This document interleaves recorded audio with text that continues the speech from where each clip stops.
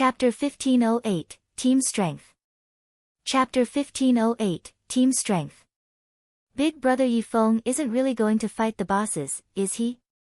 Blue Phoenix muttered in disbelief as she watched the live stream a subordinate had sent.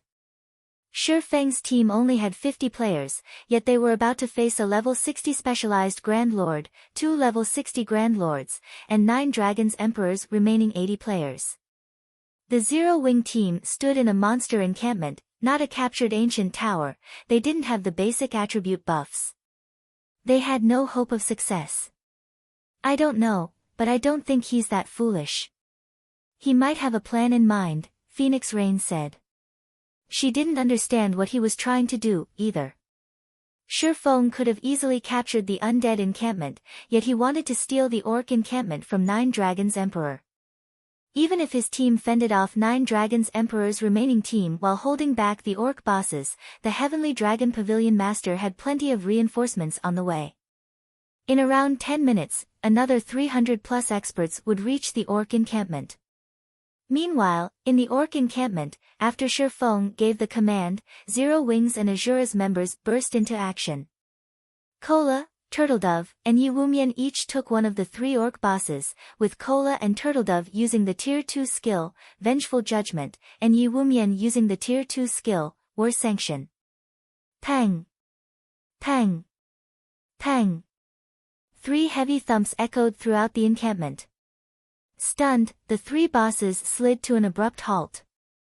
At the same time, a damage of over -18,000 appeared above each of their heads. Among the 3 MTs, Kola dealt the most damage, inflicting over -20,000 damage as he stopped the specialized Grand Lord's pursuit of Shi Feng. Amazing! Solitary 9 and Dark Madness could not help but gasp when they saw this. If it were up to them, they would likely need several moves to stop a level 60 Grand Lord, yet Kola and the others had done so with a single attack, instantly dominating the boss's aggro. Moreover, all 3 MTs had accurately struck the boss's joints, enhancing their skill's impact. The 3 orc bosses promptly turned towards the 3 MTs and brandished their weapons, the orc chief swinging its battle axe and the orc generals swinging their greatswords. Seeing this, the MT trio calmly raised their shields and received the incoming attacks. Boom! Loud clangs reverberated in the watching players' ears. Although Kola and the others were forced back by 2 or 3 steps, none of them showed any signs of stiffness. As the 3 bosses' chain attacks continued, the MTs continued to slide backward, damages of over -10,000 appearing above their heads. By the time the boss's chain attacks ended, the 3 MTs had lost around 40,000 HP each. This boss's strength is so high. Turtledove said as she released her shield for a second and shook her wrist, but contrary to her statement, she appeared relaxed. After her Tier 2 promotion, her HP had increased to over 65,000. Hence, -40,000 damage was within an acceptable range. Violet Cloud, who had been triple casting from the rear line, released her spells. Immediately, a healing light touched each of the 3 MTs, restoring over 10,000 HP. At the same time, a healing aura enveloped the players, restoring a little over 3,000 HP every 0.65 seconds for 10 seconds. Following which, a faint, golden aura descended on every team member, increasing their maximum HP by 20% for 15 minutes. Immediately, Turtledove and Yi Wumian's HPs shot past 70,000, whereas Kola's exceeded 80,000. The buff also increased healing received by 30%. This move was none other than the Tier 2 spell, Holy Light, which Violet Cloud had learned after her Tier 2 promotion. After casting Holy Light, the team's survivability skyrocketed. However, that wasn't all. Afterward, Blackie used the Tier 2 spell, Song of Darkness, increasing the team's damage by 20% and movement speed and attack speed by 30% for 10 minutes in the blink of an eye. The battle with the 3 orc bosses became much easier. 9 Dragons Emperor and his experts, who rushed towards Zero Wings members, suddenly had a bad feeling. However, before they could figure out what had changed, Shifeng activated Thunder Domain and switched the aura of fire to the aura of illusion, reducing the enemy's basic attributes by 15%. Shadow Sword and Rampant Blade then charged into the incoming crowd, knocking multiple players in their path down. They spun, swinging their greatswords in wide, horizontal slashes. Berserker's Tier 2 skill, Blade Storm. Suddenly, 2 tornadoes rose amidst 9 Dragons Emperor's team, and every player caught within 18 yards of the 2 berserkers was sent flying as they lost over -10,000 HP per second. Blade Storm was similar to an AoE spell, so once it activated, Shadow Sword and Rampant Blade could move about freely. In addition, their movement speeds increased by 20% during the skill's 5-second duration. The 2 berserkers' assault caught 9 Dragons Emperor's team off guard. Aside from a few players that had escaped the blade storms, most of the team was caught in the attack, their HPs falling so quickly that their healers couldn't keep up. Aqua Rose, Alluring Summer, Blackie, and Su Qianlu followed by bombarding 9 Dragons Emperor's team with Tier 2 spells. Although every player on 9 Dragons Emperor's team was an expert, Zero Wings casters were powerful and accurate. Plate armor classes might survive their attacks for some time, but cloth armor classes would die after 2 direct hits. In seconds, 9 Dragons Emperor's formations were decimated, and only around 50 players remained. Now, they barely had a numeric advantage over Shifeng's team. Just as 9 Dragons Emperor's team was about to retaliate, Fire Dance and Flying Shadow appeared beside their healers. Without so much as a sound, they thrust their gleaming daggers into the healers' backs, giving the experts no time to react. After killing their first targets, they promptly vanished and reappeared behind another nearby healer, repeating the process. Tier 2 skill, Phantom Walk. When activated, the skill allowed the user to execute 4 consecutive attacks, each carrying enough power to rival Absolute Strike, the strongest skill available to Tier 1 assassins. 8 of 9 Dragons Emperor's healers died on the spot. Although the 4 remaining healers tried to run, Fire Dance ran them down. After Fire Dance's promotion to Tier 2, her movement speed could rival Shifeng's. Ordinary players had no hope of keeping up with her. At most, they'd see the afterimages she'd leave behind. Don't get too cocky. Martial Dragon bellowed as he activated charge at Fire Dance. After appearing before the 4 healers, he brandished Silver Snow. Indiscriminate slash. Fire Dance simply smiled and casually brandished 1,000 transformations. She instantly cut down the dozen or so sword lights moving towards her. At the same time, Fire Dance activated 1,000 transformations phantom skill, and 5 of her doppelgangers appeared beside her.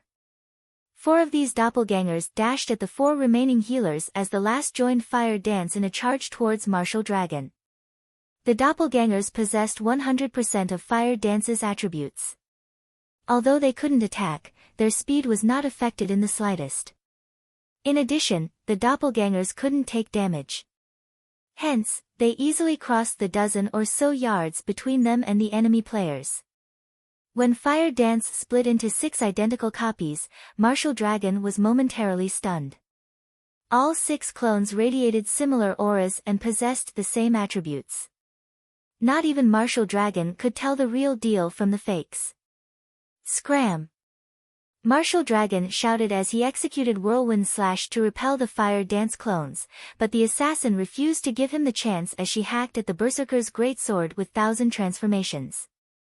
Tier 2 skill, Broken Shadow. Broken Shadow was the fastest Tier 2 skill for assassins. Before Martial Dragon's Silver Snow could build up momentum, 1,000 transformations abruptly stopped and repelled the weapon. The collision's impact forced Martial Dragon back 5 steps. He flashed his opponent a dumbfounded expression. Meanwhile, the 4 doppelgangers reached the last of the enemy healers. Although they tried to react, and their allied ranged players provided cover fire, the attacks were ineffective against the doppelgangers.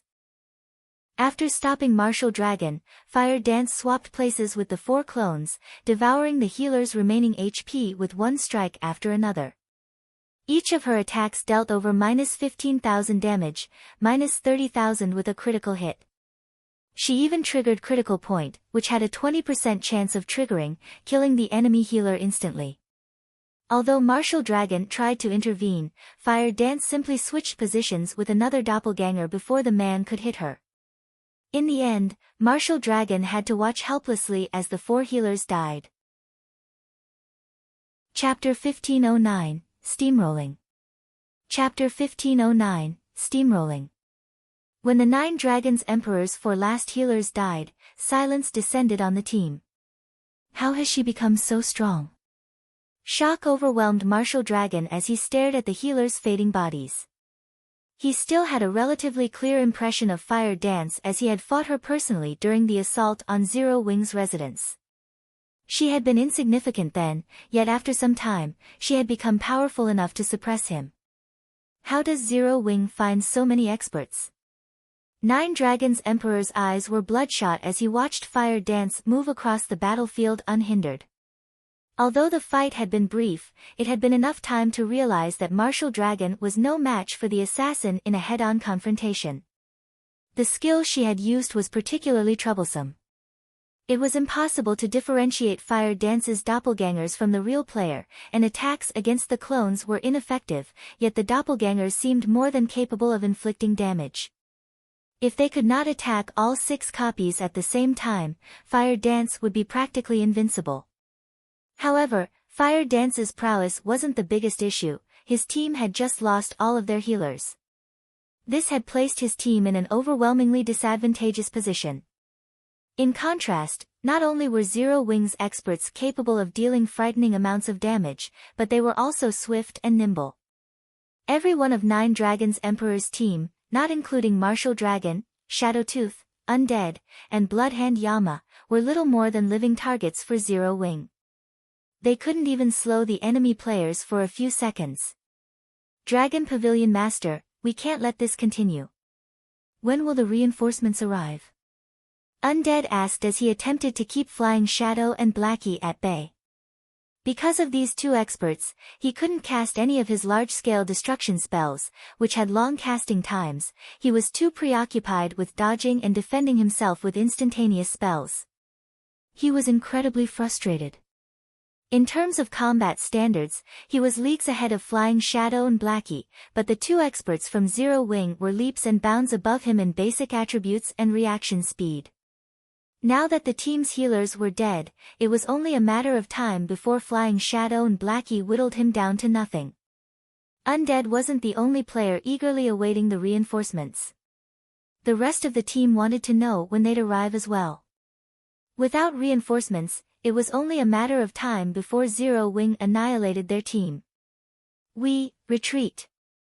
9 Dragons Emperor reluctantly shouted when he noticed that Zero Wing's team remained intact while he continued to lose members. Now, he didn't even have enough players to stop Zero Wing from stealing the orc bosses, not to mention defeating the enemy players. 9 Dragons Emperor couldn't figure out why there was such a massive difference between their teams. To make matters worse, Zero Wing had only sent around a dozen or so experts to fight his team, while the remaining 30+ players faced the 3 orc bosses. When the team heard 9 Dragons Emperor's command, its members began to retreat. Ha ha ha. Guild leader, we've scared them away. Blackie was delighted as he watched 9 Dragons Emperor's team flee. The members of 9 Dragons Emperor's team were no ordinary experts. Any one of them could easily rank among the top in a first-rate guild.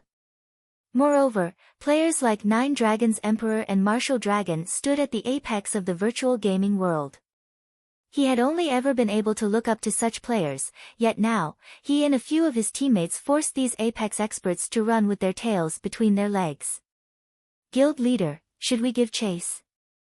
Unlike Blackie, Fire Dance was unfazed. In fact, a hint of dissatisfaction danced in her eyes. She'd prefer to eliminate these players, rather than watch them flee. No. Our goal is to take this encampment. If we take too long, their reinforcements will arrive, Shifeng said, shaking his head. He then shifted his gaze to the orc bosses and ordered, for now, prioritize the bosses. What if they come back? Fire Dance asked as she watched Nine Dragons Emperor. Based on the ranger's expression, he wasn't happy about the retreat. He wouldn't just sit still and watch them claim the encampment. If they come back, we'll wipe them out. Shi Feng said, a cold glint flashing in his eyes. Now, their team had far more Tier 2 players than in the previous battle. In addition, these players covered the three main roles, MT, DPS, and healers. Following which, everyone turned towards the three orc bosses. After a short but intense battle, Lifeless Thorn and his team barely dealt enough damage to stop the bosses from recovering HP. Although the bosses still had around 20% remaining, they still had over 100 million HP. Among them, the Orc Chief still had 130 million HP, and this was after including Thunder Domain's suppression. What? Nine Dragons Emperor was forced to retreat. Zero Wing is amazing.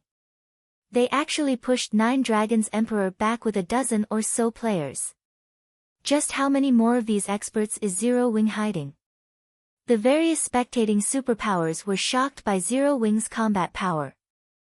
This situation also forced these superpowers, who had thus far paid little attention to the guild, to take Zero Wing seriously. Before this display, they could have afforded to ignore the fact that Zero Wing had an expert like Yi Feng. After all, no guild could rely on a single player to grow stronger. This was especially true when raiding large-scale team dungeons. One player wasn't enough to clear these dungeons. But things had changed with the appearance of Aqua Rose, Fire Dance, Gentle Snow, Cola, Yi Wumian, Shadow Sword, Flying Shadow, Alluring Summer, and others. Big Sis Rain, he did it. Big Brother Yi Feng actually did it. Blue Phoenix could not help but cry out when she saw Nine Dragons Emperor's team flee from the orc encampment. Zero Wing is a truly unfathomable guild. Phoenix Rain sighed as she watched Zero Wing's members raid the three orc bosses. She had to admit that the decision to ally with Zero Wing early on had been a wise one. Had she become the guild's enemy, she would have likely suffered the same fate as Nine Dragons Emperor. Meanwhile, outside the orc encampment, once Nine Dragons Emperor realized that Zero Wing's members had stopped their pursuit, rage and humiliation tore at his heart. If some super guild had decimated his team, he could have accepted it, but he couldn't accept losing to a guild like Zero Wing. The most infuriating part was that Zero Wing was using him as a stepping stone to build its fame. If he did not pay back this insult, how was he supposed to survive in the virtual gaming world in the future? Marshall, contact Miracle and have them send over a 100-man team, Nine Dragons Emperor commanded coldly. Tell our nearby teams to gather and block the encampment's entrances as well. I refuse to let any of Zero Wing's members escape. The orc bosses still had over 20% of their HP remaining. It would take Zero Wing's 50-man team at least 20 minutes to defeat the bosses. Meanwhile, he could gather his reinforcements within 10 minutes. He refused to believe that Zero Wing could come out victorious if he attacked alongside 400+ players while the enemy team was distracted with the three bosses. Understood. Martial Dragon sensed the dense killing intent radiating off Nine Dragons Emperor. Hurriedly, he contacted Miracle and requested the 100 players. While Nine Dragons Emperor called for more reinforcements, the battle between Shi Feng's team and the orc bosses reached full swing. The orc chief's HP is below 20%. Cola, activate your life-saving skill. Shi Feng shouted as he glanced at the orc chief and orc generals. Hearing Shi Feng's warning, Cola activated Protection Blessing. Once its HP fell below 20%, the orc chief went berserk and tore off its armor. Its body enlarged slightly as its muscles bulged. Both the orc chief's attack speed and damage increased significantly. Peng! Peng! Peng! Following which, the orc chief brandished its battle axe at Cola, every attack forcing the MT back. Damages of over -20,000 appeared above the Guardian Knight's head while the healers frantically healed Cola. Fortunately, Cola received just enough heals to keep his HP above 50%. What destructive power! Too bad you're not quite strong enough. Cola quipped as he took a look at his HP. He then smiled and launched his counterattack. Tier 2 skill, Retaliating Sanction. Instantly, Cola's defense increased by 50%. In addition, any attack he received from the front had a 20% chance to trigger an automatic counterattack, a ranged holy attack, which carried 240% of Cola's strength, for the next 20 seconds. Due to the Orc Chief's rapid assault, Cola's one-handed sword repeatedly released dazzling beams of light that struck the boss, each dealing around -40,000 damage. Shi Feng and the other DPS players weren't falling behind in their damage output either. Due to Thunder Domain suppression, their normal attacks dealt over -10,000 damage, whereas their skills dealt around 30 or 40,000 each. The Orc Chief's HP fell visibly. It was obvious at a glance that Zero Wing's damage output was far higher than Nine Dragons Emperor's team. 20%. 10%. When the Orc Chief fell to 1%, Shi Feng activated Divine Providence and arrived before the boss. He followed up with Flame Burst and Dragon Breath. When the earth-shattering explosions ended, the Orc Chief roared in anguish as it collapsed and dropped a bunch of items. Chapter 1510, First Kill Reward. Chapter 1510, First Kill Reward. After the Orc Chief collapsed, Zero Wing's members watched as their experience bars increased by a large margin before they had the sound of a system notification. System, congratulations. You have defeated the Orc Chief with less than 100 players. Rewarding 10 Thunder Island reputation and 500 Thunder Island contribution points. What an abundant reward. It's no wonder how the various superpowers secured such a massive advantage in the past. There were two important things on Thunder Island, both of which the various large guilds and players hungered after. The first was Thunder Island reputation, while the second was Thunder Island contribution points. A player's reputation determined their authority and status on Thunder Island. Like the Sea God's Temple, players could use contribution points to purchase unique items on Thunder Island such as the Thunder Potion. For players on the main continent, the Thunder Potion was utterly useless. To players exploring the Sea of Death, however, it was a godly potion.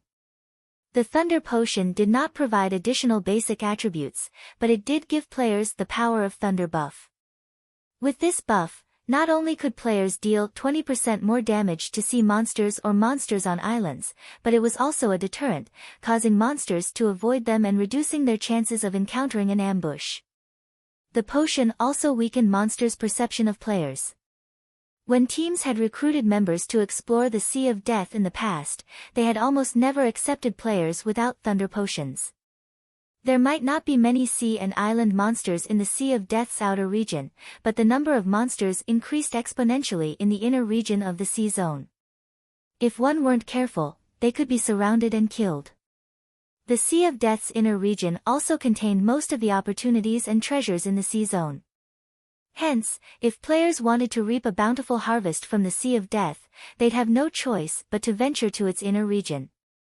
Meanwhile, not only could the Thunder Potion allow safer passage in the inner region, but it also increased players' combat power, which was why the potion was a must-have item at sea.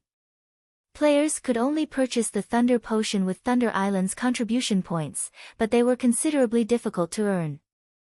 Generally, players could only obtain a small number of CPs from completing the island's local quests. Unfortunately, as fate would have it, there weren't many of these quests. Not everyone could get their hands on one. Players would only receive high-ranking quests once they reached a certain status on Thunder Island. These high-ranking quests awarded more CPs than the daily quests, each granting around 10 to 20 CPs. Meanwhile, each Thunder Potion cost 10 CPs, and each potion had a 10-hour duration. It also lacked a cooldown. Players could even consume 2 Thunder Potions at once, gaining 2 stacks of Power of Thunder and increasing their damage by 30% while lowering their chances of being detected for 15 hours. Now, Zero Wing's team members had obtained 500 CPs after killing an encampment's guardian boss. The 10 Thunder Island reputation points they had earned were also precious.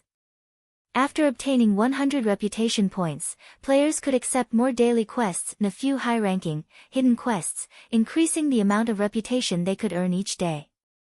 Unfortunately, aside from Shifeng, the team members were likely more interested in the Orc Chief's loot than the system's rewards.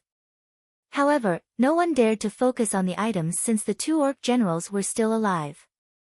Though, after the Orc Chief died, Phoenix Rain's team officially took control of the Orc encampment. As proof of the team's successful occupation, a magic barrier enveloped the encampment after the main boss's death. The surrounding mana gathered inside the barrier, increasing the encampment's mana density. As a result, the two Orc generals' basic attributes plummeted. It was clear that the barrier was suppressing the Orcs. At the same time, a teleportation channel also opened inside the encampment. Level 60 NPCs began to emerge from the channel. In total, 100 NPC guards had teleported to the encampment, 10 of them at Tier 2, and the rest were Tier 1. The first thing these NPCs did after their arrival was turn to attack the two Orc generals. NPCs dealt far more damage than players. Needless to say, they finished off the Orc generals in a brief moment. Meanwhile, every watching superpower on Thunder Island was dumbfounded by the battle's outcome. None of them had thought that Zero Wing would actually take down an encampment with only 50 players. In fact, Zero Wing's members had defeated the Orc Chief so quickly that the battle had ended before Nine Dragons Emperor's reinforcements had arrived. Big Sis Rain, Big Brother Yifeng really succeeded. We now have an encampment. Blue Phoenix cheered as she watched the Orc encampment on the screen before her. Phoenix Rain couldn't help her building excitement either. A miracle. She had to admit that Shifeng was a miracle worker. With a small team of 50 players, he had defeated Nine Dragons Emperor's 120-man team and occupied the Orc encampment before the enemy reinforcements arrived. This spectacular feat would go down in Thunder Island's history. Now that Shifeng occupied the Orc encampment, other players would have a very difficult time trying to steal it from him. Not only would the encampment's magic array suppress enemy players, but the defending players would also have the aid of the NPCs in battle. A few hundred players simply weren't enough to steal an encampment. They were almost guaranteed to hold an encampment throughout the contest.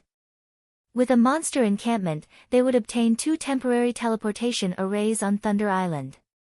They would also qualify to compete with the other superpowers during the next contest. In addition, they now qualified to negotiate with super guilds like the Sacred Temple and Battle Wolves. Meanwhile, Nine Dragons Emperor's team and the players from Miracle stared at the magic barrier around the Orc encampment in silence. Pavilion Master, what should we do now? Martial Dragon asked. We retreat, Nine Dragons Emperor stated, clearly livid. For a moment, he even looked as if he would faint from anger. Shifeng had taken the Orc encampment he had spent hours clearing in 10 short minutes. He'd like nothing more than to eat Shifeng's heart raw. However, he knew that he couldn't take the encampment back even if he had 400+ players on his side. Aside from the fact that Shifeng could transport reinforcements to the encampment, the current 50 players in the barrier were a massive threat. Furthermore, if his team members entered the encampment, their basic attributes would plummet. After considering the Tier 1 and Tier 2 NPC guards, his team had no hope of taking back the encampment. Watching Nine Dragons Emperor silently turn and walk away, Martial Dragon gave the encampment one last glance. This was the first time he had met someone who could push Nine Dragons Emperor this far. Not even the various super guilds had ever done so, yet Shifeng had. Moreover, Shifeng had rendered Nine Dragons Emperor powerless to retaliate. Back inside the Orc encampment, everyone's experience bars rose by a significant chunk as the Orc generals died. However, unlike the Orc chief, the 2 Orc generals hadn't dropped a single item. Blackie and the others were confused, but Shifeng remained unfazed. On Thunder Island, only the Guardian bosses dropped any loot. After finishing off the 2 Orc generals, Shifeng made his way towards the pile of items the Orc chief had dropped. He then began to appraise the items, and the watching Zero Wing members grew nervous. Suddenly, Shi Feng received a call from Quiet Melody. Confused, Shi Feng accepted the call. Congratulations. With this victory, Zero Wing will have an easy time traveling to and from Thunder Island, Quiet Melody congratulated. Vice Temple Master Melody, have you contacted me just to offer congratulations? Please get to the point, Shi Feng said calmly. Elder Yi Feng is quite straightforward. Since that is the case, I won't mince words. My guild leader wishes to speak with you in private. May I know if you are interested? Quiet Melody said. Chapter 15:11, Thunder God's Charm, Speak with me privately. Shi Feng's confusion grew. He had never expected Eternal Dead to seek a private conversation. The Sacred Temple was a bona fide super guild. It was in a completely different league than the Dragon Phoenix Pavilion. Not even the super first-rate guild, Miracle, could stand up against the Sacred Temple. This was why Phoenix Rain had wanted to work with the Sacred Temple and battle wolves. Had she gained the two super guilds' cooperation, she could have easily suppressed 9 Dragons Emperor and Miracle. That's right. My guild leader is very interested in Zero Wing. Quiet Melody nodded. In truth, Quiet Melody was also confused as to why Eternal Dead wanted to speak with Shi Feng.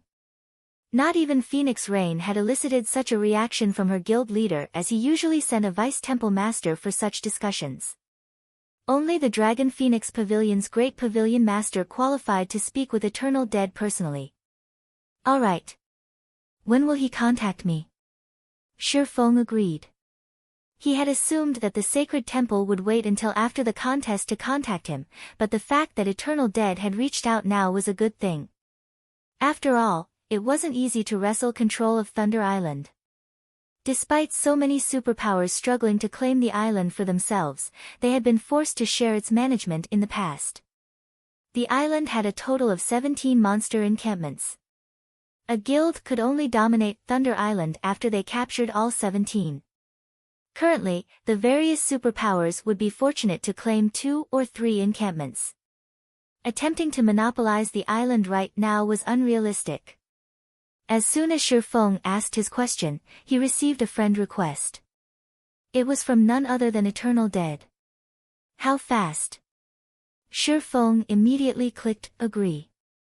In God's domain, players couldn't call each other directly until after they added each other as friends. At most, players could send messages. However, the majority of the game's players generally blocked incoming messages from outsides, only accepting missives from friends. Guild Leader Eternal, to what do I owe this unexpected call? Shi Feng asked, smiling at the somewhat stern, middle-aged man in the screen. During Shi Feng's previous life, Eternal Dead had achieved many feats throughout his 10 years in God's domain. One of his crowning achievements had been his decision to focus on developing the Sacred Temple's navy early in the game. It had given the Sacred Temple a massive advantage over the other superpowers, becoming one of God's domain's top-ranked navies. Take the present Thunder Island contest, for example. During this contest, the Sacred Temple had dispatched 710 players, forming the largest team in the contest. From the very onset, the Sacred Temple had split its forces to fight on 2 fronts. No one dared to provoke the guild. While the other superpowers were just beginning to raid their second monster encampment, the Sacred Temple was almost ready to move on to their third. Elder Yi Feng, I've watched Zero Wing's battle, and I'm impressed by the guild. Including the fact that Zero Wing possesses a sailboat, the Battle Wolves Guild leader and I have agreed that you qualify to negotiate a partnership with us. We've also decided to give Zero Wing 20% of Thunder Island's profits should you agree. As Eternal Dead spoke, his face had remained expressionless. He didn't reveal a hint of joy or sadness. Even the man's voice was neutral as he praised Zero Wing, yet his words ingrained themselves into any listener's mind. Even Shi Feng could not help but admire Eternal Dead's regal aura as the man spoke. It was no wonder why the Sacred Temple's management was so unified, with none of the guild's upper echelons dissatisfied with Eternal Dead's leadership. May I assume that guild leader Eternal Dead has agreed to Zero Wing and Phoenix Rain occupying 40% of Thunder Island's profits? Shi Feng said, still smiling. Thunder Island will play an important role in naval development in the future. I'm sure you are aware of this. Although Phoenix Rain has potential, she hasn't shown enough to stand as a partner. Meanwhile, if Zero Wing has 20% of the profits, I doubt it will be long before your guilds becomes an overlord in God's domain seas, Eternal Dead responded softly as he shook his head. So, Guild Leader Eternal, are you suggesting that only our 3 guilds will cooperate? Shi Feng asked, frowning. If Zero Wing wishes to split its 20% with Phoenix Rain, the Sacred Temple and Battle Wolves will not refuse her participation in the alliance, Eternal Dead said, chuckling. I see. Realization dawned on Shi Feng.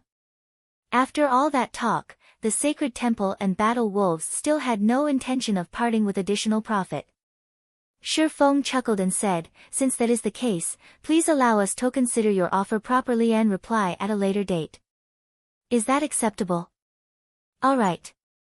In any case, there is still a month before the next contest. It would be wise to take your time in considering our offer.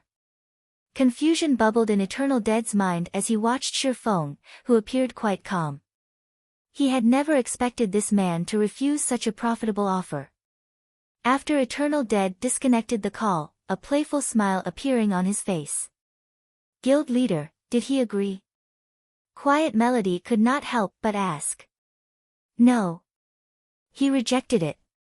It seems Phoenix Rain has a good eye for allies, Eternal Dead said, smiling. However, he is foolish to pass up an opportunity to cooperate with our guilds for the sake of a partner. The struggle for Thunder Island was more complex than he had anticipated. With the various superpowers in one's place, the Dragon Phoenix Pavilion was insignificant, much less the Phoenix Pavilion. If it had been that simple, he wouldn't have allied with Battle Wolves. Now that Zero Wing had rejected his offer, it might not even secure 5% of the island's total profits. Quiet Melody was stunned. She was surprised to learn that Shi Feng was so daring and straightforward. If it were up to her, she might have agreed without hesitation, yet Shi Feng had calmly rejected it. Although she was happy for and envied Phoenix Rain as the woman's good friend, neither Phoenix Rain nor Zero Wing would obtain any profits on their own. Following which, Quiet Melody related this news to Phoenix Rain. Big Sis Rain, Eternal Dead is really despicable. He actually tried to poach our ally midway through the contest. Fortunately, Big Brother Yifeng refused the offer. Blue Phoenix couldn't help but curse Eternal Dead when she heard about the deal.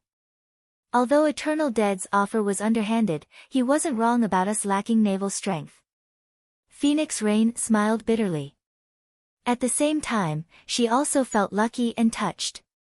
If not for Zero Wing, she would have been eliminated from this contest. Meanwhile, in the Orc encampment, Shi Feng didn't react to the previous conversation with Eternal Dead, continuing to appraise the Orc chief's loot. It's no wonder why the various superpowers had been so eager to obtain the Guardian boss's loot in the past. They drop quite an abundance of good items. Shi Feng excitedly gazed at the items in his bag. The Orc chief had dropped 32 items, 20 of which were various rare materials. 7 of the remaining 12 were level 55 and 60 weapons and pieces of equipment, and the weakest of which was fine gold rank. The Orc chief had also dropped the Tier 2 skill book, Holy Prayer, a skill for healers. Holy Prayer was one of the rare Tier 2 AoE healing spells. It could easily go for several thousand gold on the market. The loot also included a bronze speedboat and 2 dark gold ranked tools, the Magic Rain Gun and Thunder Beast skin. The Magic Rain Gun could replace a speedboat's weapon and would display the power of a peak Tier 2 attack. The gun's attack speed was very high, and its attacks would inflict the poison debuff, causing targets to lose HP over time and reducing movement speed. As for the Thunder Beast skin, it was similar to the Magic Whale skin. When used on a ship, the Thunder Beast skin increased the ship's magic resistance by 10%, movement speed by 4%, and durability by 10 points. These items were all worth a fortune. However, even added together, they weren't worth as much as the simple necklace the guardian boss had dropped. The Thunder God's Charm. Chapter 15:12, Strategic Tool, Guild Leader. What did the boss drop? When Aqua Rose and the others saw Shifeng's joy, they knew that something amazing had dropped. The loot consists mainly of materials and equipment, but we also got lucky enough to obtain a bronze speedboat and a skill book for the Tier 2 healing spell, Holy Prayer, Shifeng said, smiling. On top of that, the boss dropped something that will help us take another monster encampment. Everyone gasped when they heard Shifeng's reply. They could not believe that the loot would be so frightening. Even the various superpowers had only obtained a limited number of bronze speedboats thus far. If this matter went public, the other guilds would die with envy. As for the Tier 2 Holy Prayer, it could rival a dozen or so healing spells when used in a team. It could easily sell for several thousand gold on the market. But none of these items were worth the attention compared to an item that could help them secure another encampment. Although they were confident of claiming another encampment with their 50-man team, that was assuming they had enough time. With less than half of the contest's duration remaining, it would be very difficult for them to finish another raid in time. This was because their opponents wouldn't be limited to monsters, but players as well. The various superpowers had already begun to raid their second encampments. Meanwhile, Thunder Island only had 17 monster encampments available. This limited how many they could raid. Moreover, as time passed, the superpowers that successfully secured a second monster encampment would try for a third. If their team could not clear out an encampment fast enough, the other teams on the island would target them. They'd face far more powerful opponents than Nine Dragons Emperor. Yet, despite knowing this, Shifeng had determined that they could secure another encampment with the help of a particular item. One could just imagine how valuable this item was. Alright, we've had enough rest. Aqua, contact Phoenix Rain and tell her to send 50 players to defend the Orc encampment. We'll prepare to secure another encampment in the meantime, Shifeng hurriedly instructed. He had no intentions of explaining the Thunder God's Charm in detail. The Thunder God's Charm was an extraordinary item. Shifeng didn't expect them to be lucky enough to obtain it from their first guardian boss kill. Even after raiding the encampments numerous times, only a few superpowers had secured a Thunder God's Charm in the past. Meanwhile, the superpowers that had Thunder God's Charms had banded together and monopolized Thunder Island. After which, only superpowers with Thunder God's Charms qualified to join the island's co-managers.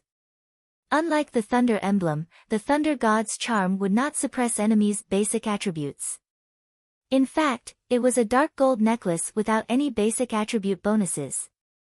The necklace only had one skill, Thunder God's Blessing. When activated, Thunder God's Blessing would give all allies within a 30-yard radius the Thunder God's power buff, allowing everyone's attacks to deal 100% lightning damage to the island's monsters.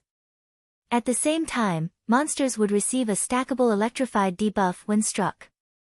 Each debuff stack would reduce monsters' reaction speed, attack speed, and defense by 3% for 6 seconds, stacking a maximum of 10 times. The Thunder God's Blessing had a 2-hour duration and 4-hour cooldown. With the Thunder God's Charm, a team's overall combat power would rise to a whole new level when raiding monster encampments. This was also why the superpowers with Thunder God's Charms had an absolute advantage over those who did not. Now, Shifeng had both the Thunder Emblem and the Thunder God's Charm. Even if he had a small team and had wasted a lot of time earlier, he could secure another encampment with these two items. You still want to raid another monster encampment? Phoenix Rain was stunned when Aqua Rose contacted her. For a moment, she did not even know how to react. There are only 2 monster encampments left, but they're pretty far away from your location. Those monsters are also the most difficult of any of the island's encampments. Are you really intending to raid one of them? In her opinion, Shifeng's successful procurement of one encampment was already a miracle. She was satisfied with the result. As for securing another encampment, she didn't even dare to consider the option. Phoenix Pavilion Master, please tell your players to hurry. If we wait any longer, other guilds might try to raid those 2 encampments, Aqua Rose said, nodding. She then disconnected the call. Big Sis Rain, isn't this a little too risky? Ignoring the fact that they'll disrupt the other guilds, those 2 encampments' guardian bosses are level 60 Grand Lord ranked archaic species, they're impossible to raid. In addition, each of the guardian bosses has the protection of 2 specialized Grand Lords. With a 50-man team, Blue Phoenix said worriedly. The difficulty of dealing with those 2 encampments' guardian bosses was precisely the reason that the other superpowers, even those who had spawned close to the encampments, had decided to save them for last. It was one thing if Shi Feng's team wasted a lot of their time trying to raid the encampments, but there would be consequences if they gave the other superpowers an advantage. I don't know. But there isn't much we can do since Zero Wing had made its decision. Let's just send some people over for now. The more time we waste, the more difficult their raid will be, Phoenix Rain said, shaking her head. She simply could not understand why Shi Feng tried so desperately. Immediately, Phoenix Rain led 50 of the Phoenix Pavilion's core combatants to the Orc encampment. After the 10 minutes or so it took Phoenix Rain's group to arrive, Shi Feng opened a spatial gate and transported his team to the Rock Giant encampment. Among the various monster races on Thunder Island, the Rock Giants had the highest defense. The various guild scouts outside of Thunder Island quickly detected the movement and related the news to their superiors. Zero Wing's members are wildly arrogant. Just because they defeated 9 Dragons Emperor, they think they can raid an encampment that the superpowers have hesitated to challenge. They want to take on the Rock Giant encampment with only 50 players? Do they really expect the raid to be so easy? Once we secure our second encampment, we'll teach Zero Wing a lesson. The various superpowers merely laughed at Zero Wing's attempt to raid the Rock Giant encampment. A level 60 Grand Lord ranked archaic species was no laughing matter. Even with the 5 ancient tower buffs, it was impossible to raid the Guardian boss without a 200-man team.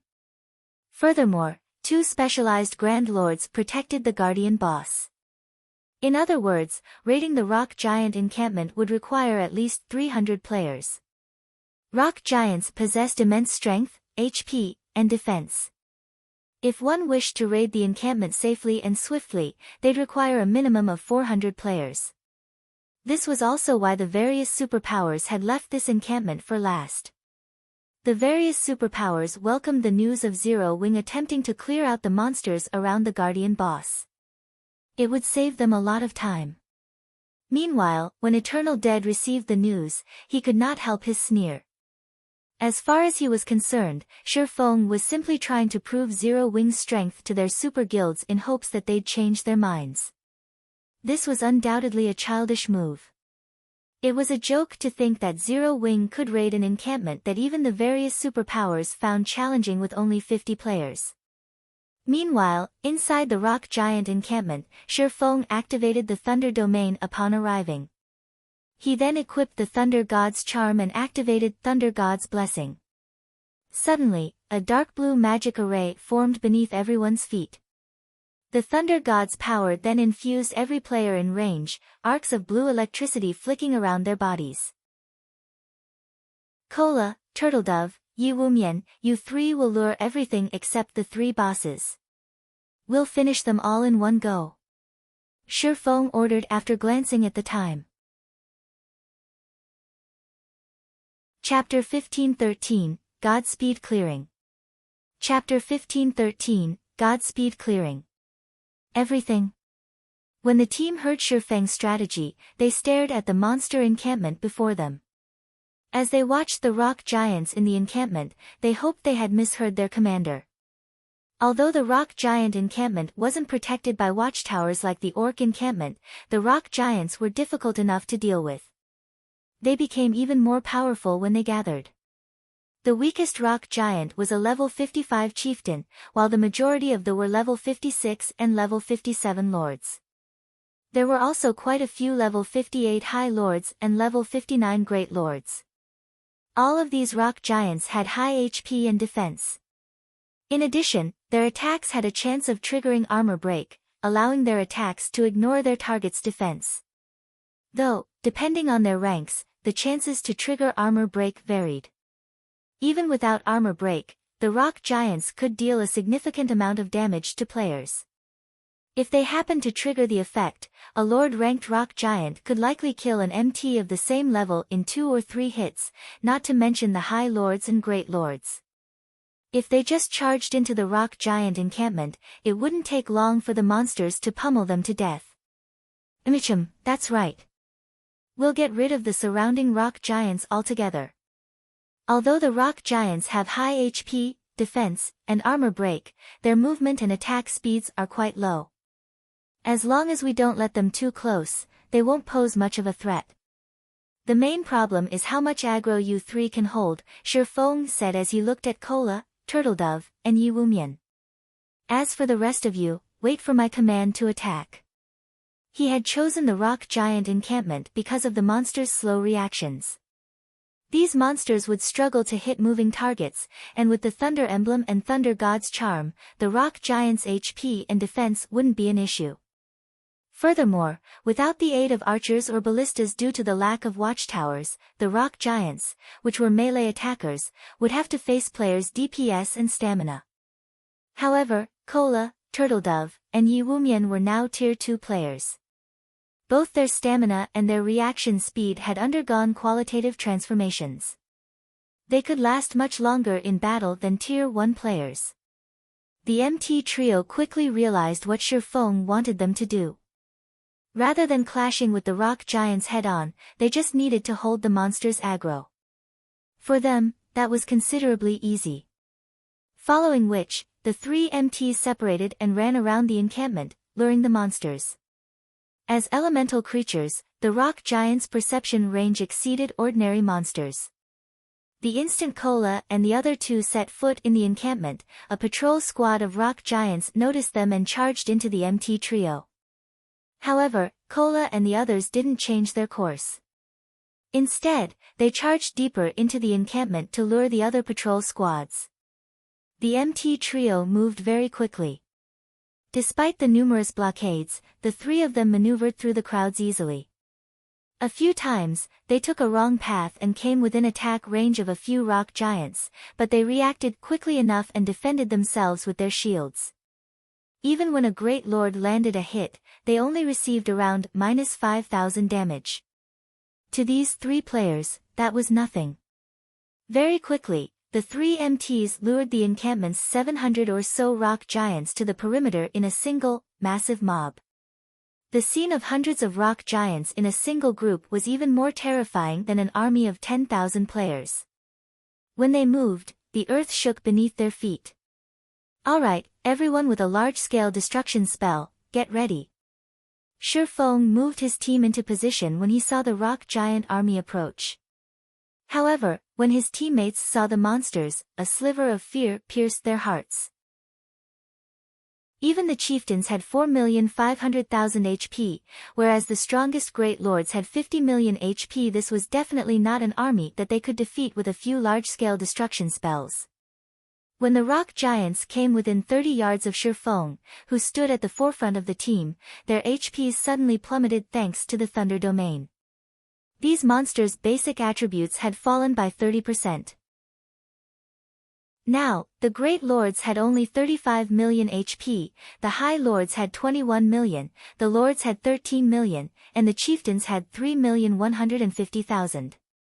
Kola, Turtledove, Yi Wumian, hold their aggro.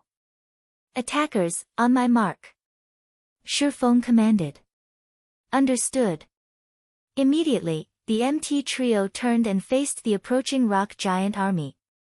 They then used the Guardian Knight's Tier 2 skill, Punishing Light, and the Shield Warrior's Tier 2 skill, War Rage. Both skills were AoE taunts and would temporarily force monsters to ignore everything but the skill's user. At the same time, the skills increased the user's defense.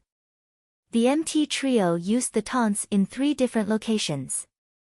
Although they could not pull every rock giant's aggro, they held the majority of the monsters. Seeing the MTs stabilize their hold, Shifeng followed up with Flame Domain. Towering pillars of fire rose from the ground, devouring every monster in the rock giant army. Arcs of electricity also danced around the flaming pillars. Not only did the first attack deal over -400,000 damage to each of the rock giants, but it had also inflicted the monsters with 4 stacks of the electrified debuff, decreasing their defense and reaction speed. By the time Flame Domain's 7-second duration ended, quite a few chieftain-ranked rock giants were dead. Shifeng then followed up with Lightning Edge, dealing over -300,000 damage to the remaining rock giants every second for 5 seconds. None of the chieftain-ranked rock giants had survived the 2 AoEs, reducing the monster army's numbers by half. As a result, Kola and the others had an easier time gathering the remaining rock giants in a single location. Good. DPS, attack. Shifeng commanded. Zhao Yueru, Blackie, Aqua Rose, Alluring Summer, and Violet Cloud immediately released their large-scale destruction spells. Although none of their attacks did as much damage as Shifeng's, when combined, the damage was astounding. Moreover, the rock giants now had 10 stacks of the electrified debuff, which eased the burden on Kola and his fellow MTs. After the wave of large-scale destruction spells, the battlefield was void of Lord-ranked rock giants. Now, only 40+ half HP High Lords and 6 Great Lords with 2/3 of their HPs remained. With this, the impossible task of clearing the encampment became a reachable goal. Everyone, prioritize the High Lords. All MTs, separate them. Kite them, and don't let them near you. Shifeng commanded. With 10 stacks of the electrified debuff, even Tier 1 MTs could easily evade the Great Lord's attacks. As long as they maintained the 10 stacks, they could kite the monsters without issue. Solitary 9 and Dark Madness dashed forward and pulled some of the rock giants' aggro, which was currently chaotic due to the previous bombardment. They then kite their monsters around the team, allowing the ranged players to attack. Zero Wing and Azura's members were treating the rock giants, which other teams had deemed impossible to defeat, like target practice. After suppressing the rock giants' defense, they were no more difficult than orcs of the same level. In addition, with Aqua Rose and the others' Tier 2 skills, the team took less than 30 seconds to finish off a half HP High Lord. Time passed quickly. Every 5 minutes, Shifeng would cast Flame Domain. Every 10 minutes, Shifeng executed Lightning Edge and the others used large-scale destruction spells like Frost Flame Hell. In less than 30 minutes after the battle had begun, the rock giants in the encampment's perimeter had been annihilated, feeding the team members EXP bars. Tier 1 players like Gentle Snow and Zhao Yueru had even gained a full level from the abundant EXP. Meanwhile, the various superpowers who were raiding their second encampment finally eliminated the monsters in their encampment's perimeters. Chapter 1514, Powerful Combination. After Zero Wing's team swiftly cleared out the rock giant encampment's outer area, news of its success soon reached the various superpowers. They took out the outer area's rock giants in less than half an hour. How is that possible? They kite everything in the perimeter at once? Aren't they just a 50-man team? How is their DPS so high? I've really underestimated Zero Wing's members. They might actually capture the rock giant encampment. The various superpowers were shocked. These superpowers had unanimously agreed that the rock giant encampment would be the most difficult to deal with. The rock giant's armor break ability, in particular, posed a huge threat. If MTs tried to tank the monsters, they'd likely die. Hence, when fighting these monsters, the players would need to dodge as many attacks as possible. However, the rock giants were massive, which gave them a larger attack range than ordinary monsters. This made it very difficult for MTs to dodge the rock giants' attacks. Even if a player were a refinement realm expert, constant evasive maneuvers would tax their bodies, yet if one relied on small evasive maneuvers, they'd fail to escape the monster's attack range. Relying on large evasive maneuvers for a short period wouldn't be a problem for heavily armored MTs, but as fate would have it, the rock giants had both high HP and defense. It would take a considerable amount of time to kill them. On the off chance that the MTs ran out of stamina midway through the fight, the team would have to flee and start all over again. The amount of time a team would waste in dealing with the rock giants was only a small part of the problem. The bigger issue was the levels players would lose when they died.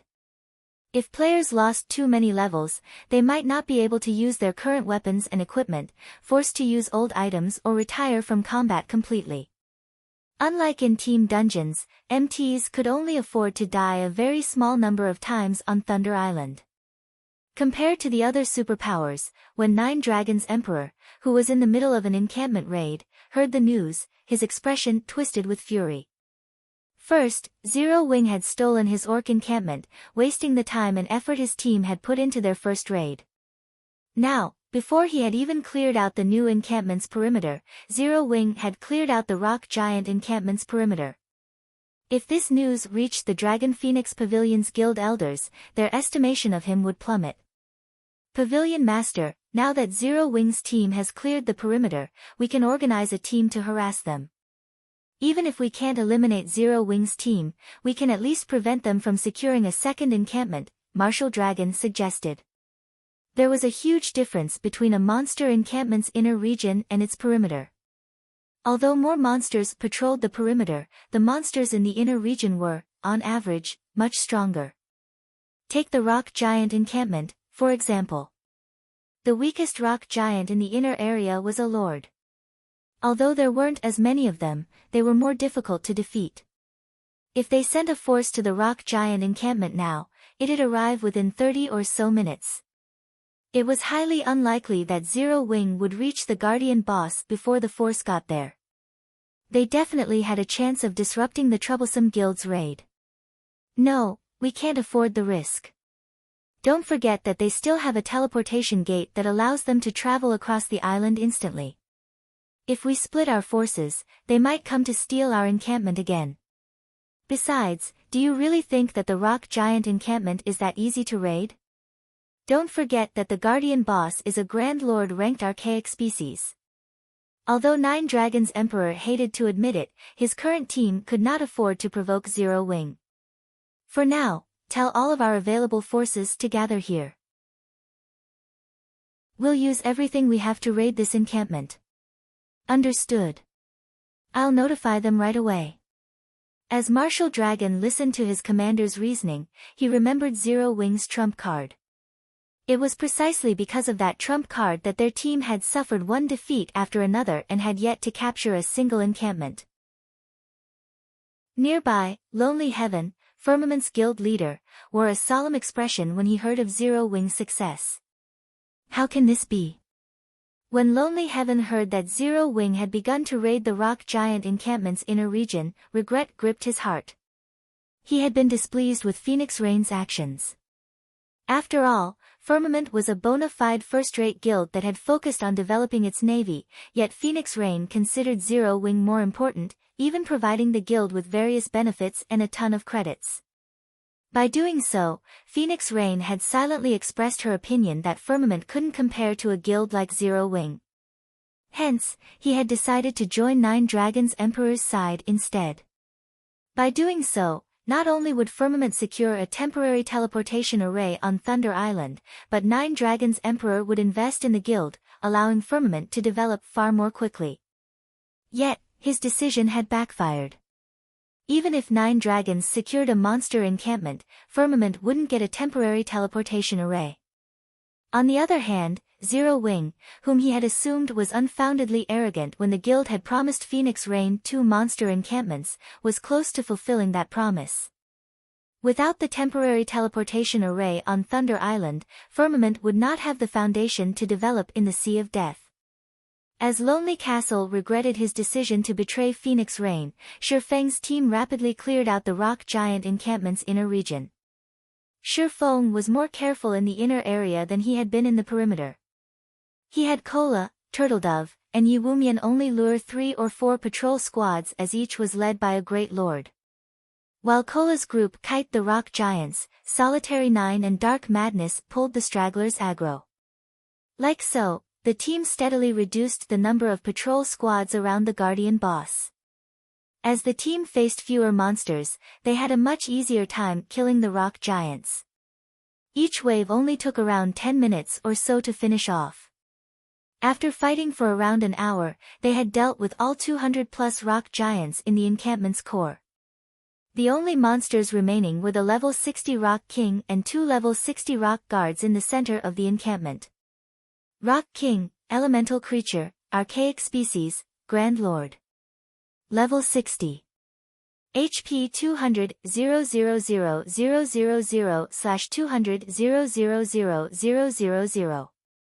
Rock Guard, elemental creature, specialized, Grand Lord. Level 60. HP 150 00000/150 000. Zero Wing and Azura's members shuddered when they saw the three bosses' HPs. Each Rock Guard had 3 HP bars. Meanwhile, the Rock King had 5. Players' HP bars were an indicator of how much HP they had at any time. HP bars had a different meaning for monsters. Each HP bar a monster possessed signified their combat standards. A monster with more than one had higher combat standards than a monster of the same rank and level with a single bar. A monster with 3 HP bars could exhibit combat standards on par with players who could reach the Trial Tower's 3rd floor, while a monster with 5 HP bars could reach the Trial Tower's 5th floor. Although this evaluation method was not necessarily accurate, it was not that far off the actual numbers. Reaching the Trial Tower's 5th floor meant that one had the standards of an expert. No matter how they looked at it, fighting an expert with 200 million HP was suicidal. Besides which, their team only had 50 players. Guild leader, how should we fight it? Aqua Rose asked as she watched the Rock King. She had no idea how they should raid this guardian boss. Cola, Yi Wumian, and Solitary switch shields with each other. Cola will use Solitary's, Yi Wumian will use Cola's, and Solitary will use Yi Wumian's. Cola will tank the Rock King, and I'll support you from the sides. Turtledove and Yi Wumian will tank the 2 specialized bosses with Solitary and Dark support. When the fight begins, lure the 2 specialized bosses away. Everyone else, focus your attacks on the Rock King. If no one has an issue with that plan, let's begin. Although Shifeng had never raided any of the monster encampments on Thunder Island during his previous life, he had watched plenty of raid videos. Hence, he, more or less, knew how to raid the Rock King. However, at the end of the day, the Rock King was an archaic species. For safety's sake, it would be best if Cola used the Titan Guard. Switch shields. Cola was confused.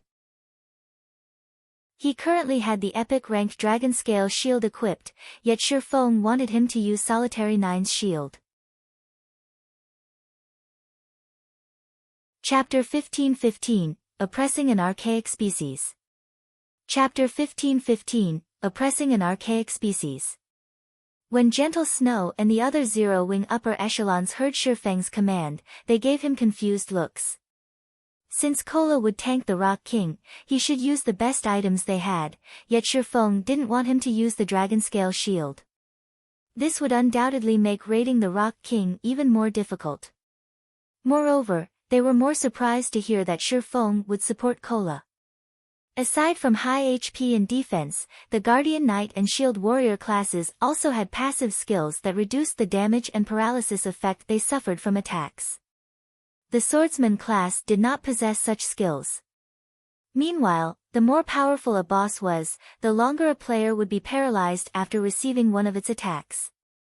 If the paralysis remained for too long, the MT could fail to keep up their defensive cycle and die. Hence, teams rarely relied on non-MT plate armor classes to support lead MTs, generally relying on Shield Warriors and Guardian Knights. However, after Cola received the Titan Guard and checked the shield's attributes, his jaw dropped. For a moment, he even wondered if his eyes were playing a trick. What amazing attributes! Kola stared at the Titan guard with wide eyes.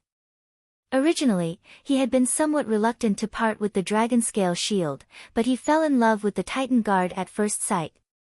Fragmented legendary items were practically myths in God's domain. Although the Titan guard was an epic item right now, he could upgrade it to fragmented legendary rank once he gathered 100,000 magic crystals. He'd even dare to provoke a mythic monster with the shield equipped, not to mention a Grand Lord ranked archaic species. Furthermore, even at epic rank, Titan Guard's attributes and skills were far more impressive than the dragon scale shields. A moment later, everyone moved into position and prepared to deal with the Rock King and its rock guards. Even from over 100 yards away, the team members could feel the Rock King's terrifying aura. Their breath quickened. This was especially true for the melee players.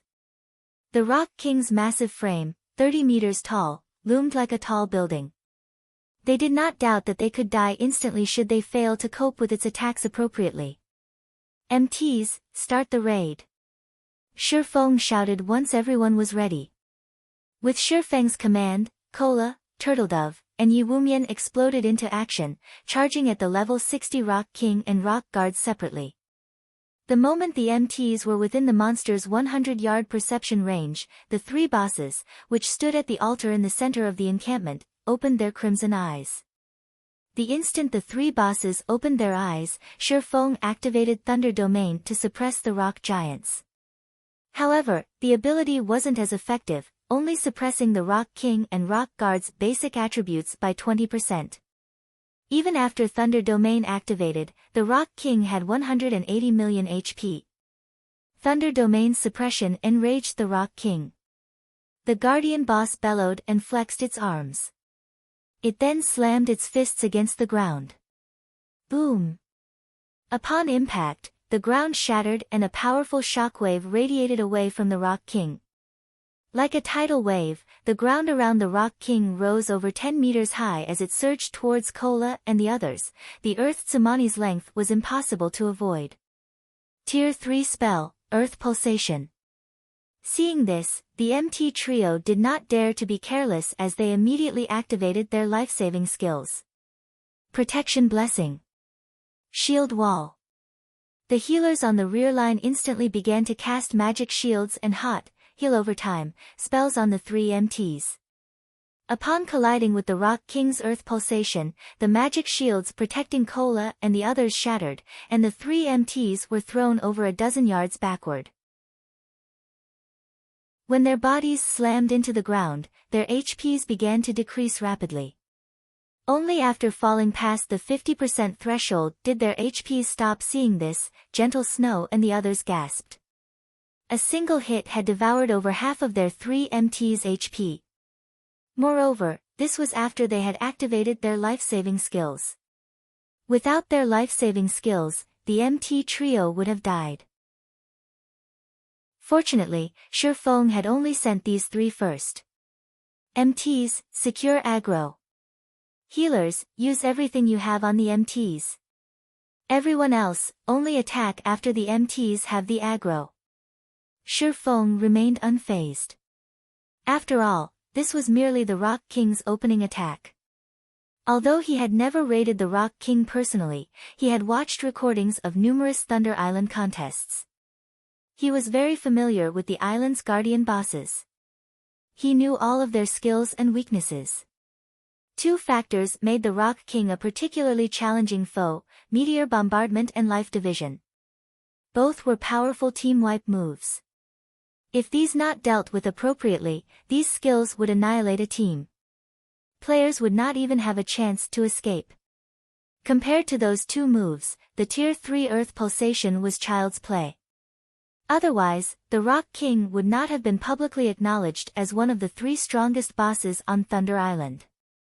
Hearing Shifeng's command, everyone went into action. Kola secured his aggro on the Rock King and started to kite the Guardian boss in circles, while Turtledove and Yiwumian lured the two rock guards far away from the Guardian boss. Meanwhile, Solitary 9 and Dark Madness assisted Turtledove and Yiwumian in kiting the rock guards. However, a Grand Lord was still a Grand Lord at the end of the day. Even if Thunder Domain weakened the Rock King and Rock Guards, their movement speeds and attack speeds were still superior to the Great Lord-ranked Rock Giants. When the three bosses attacked the MTs with their palms, it looked as if they were swatting flies. Each of their palms was easily 8 yards across. Despite Cola and the others' promotions to Tier 2, they struggled to dodge the boss's attacks and were hit from time to time. Turtledove and Yi Wumian were somewhat lucky. Due to their life-saving skills still being active, they only received around -8,000 damage when they blocked the Rock Guard's normal attacks. Cola, however, was not as fortunate. When the Rock King slapped him, Cola angled his shield, forcing the Rock King's palm to slide off as he deflected the attack, but he still received over -12,000 damage. Fortunately, Cola's HP had risen to 73,000 after switching to the Titan Guard, which allowed him to nullify an attack every 20 seconds. Thank goodness I switched to the Titan Guard. Otherwise, I wouldn't be able to tank this thing. The more Cola employed the Titan Guard, the more he fell in love with it. In his opinion, the extra HP and damage nullification were secondary. The paralysis reduction effect was the shield's true power. The 30% paralysis reduction allowed him to dodge and block the Rock King's attacks more easily. Without that effect, he wouldn't be able to react in time to block the second attack even if he blocked the first and reduced its damage. He'd have to receive the full brunt of the Rock King's attacks, and if that happened, he wouldn't be surprised to suffer -30,000 damage with a successful block. The Rock King was no pushover either. The archaic species bloodline gave the Rock King higher attack speed and reaction speed than the other rock giants. As a result, it could strike Cola twice, worsening the paralysis effect the Guardian Knight suffered. When the Rock King's third attack descended, Cola couldn't move into position to deflect the attack in time, having no choice but to block the attack with the full breadth of Titan Guard. Suddenly, a blue flash struck the Rock King's descending palm. Boom! The impact deviated the Rock King's attack trajectory, its palm strike landing half a yard away from Cola. Guild leader Aqua Rose and the others were shocked. Shifeng had dealt the blow that deviated the Rock King's attack, yet despite taking a hit, he had only lost a little over 10,000 HP. He had received less damage than Cola when the MT deflected an attack. The most impressive aspect of the counterattack was that Shifeng didn't show any signs of suffering paralysis. The sacred sword he wielded only trembled slightly. Players had to rely on their own attributes on Thunder Island, prohibited from using any berserk skills, yet Shifeng had still accomplished such an astounding feat. Chapter 15-16, Slaying the King. What tremendous strength! Shifeng glanced at the vibrating, humming sacred sword in his hand. His teammates were amazed that Shifeng had only received a little over -10,000 damage from deflecting the Rock King's attack. However, only Shifeng understood how high the damage truly was. Currently, he was a level 60, Tier 2 Blade Saint. In addition, he had multiple epic weapons and pieces of equipment on top of 3 fragmented legendary items. Although rings and capes provided a much lower boost than weapons, they were still precious fragmented legendary items. Epic items simply couldn't compare. He also had the Aura of Earth, which increased his defense and decreased incoming damage, activated, yet despite these factors, he still took over -10,000 damage from just redirecting the Rock King's attack. Had he received the Guardian boss's attack head-on, the consequences would have been dire. After Shifeng deflected the Rock King's attack, the latter swung its other arm, attacking Cola again. However, since Shifeng had bought Cola a moment's peace, he had recovered from the paralysis effect. He immediately turned and leaped backward, his shield angled to deflect the Guardian boss's attack while using the resulting impact to propel himself towards the Rock King. When Cola returned to the ground, he stood next to the Rock King's feet. He then brandished his sword, a streak of golden light smashing into the boss's massive foot. Tier 2 skill, Divine Strike. Suddenly, a high amount of damage appeared above the Rock King's head. -52,497. But Kola wasn't satisfied. The Tier 2 Divine Strike was his strongest skill, and Thunder God's power added lightning damage to his attack, yet he only dealt a little over -50,000 damage.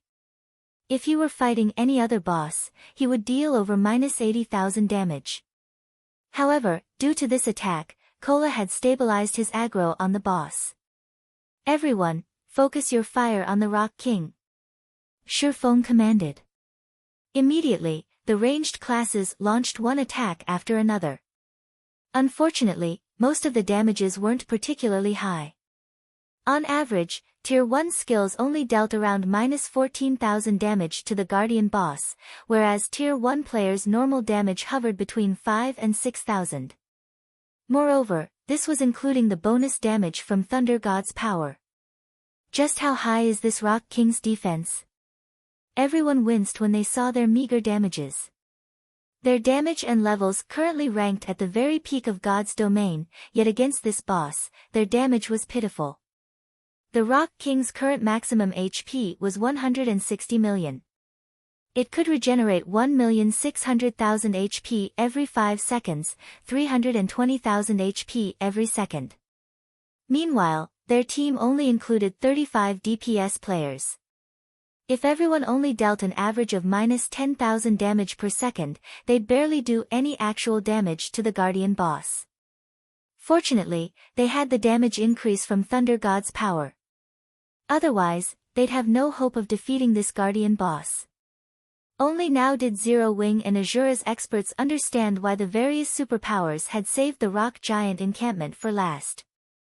It wasn't just because of how challenging the ordinary rock giants were to clear out, but because of the difficulty of raiding the Rock King. However, when Aqua Rose and the other Tier 2 ranged players made their move, damages over -20,000 began to appear above the monster's head. Some attacks even dealt over -40,000 damage.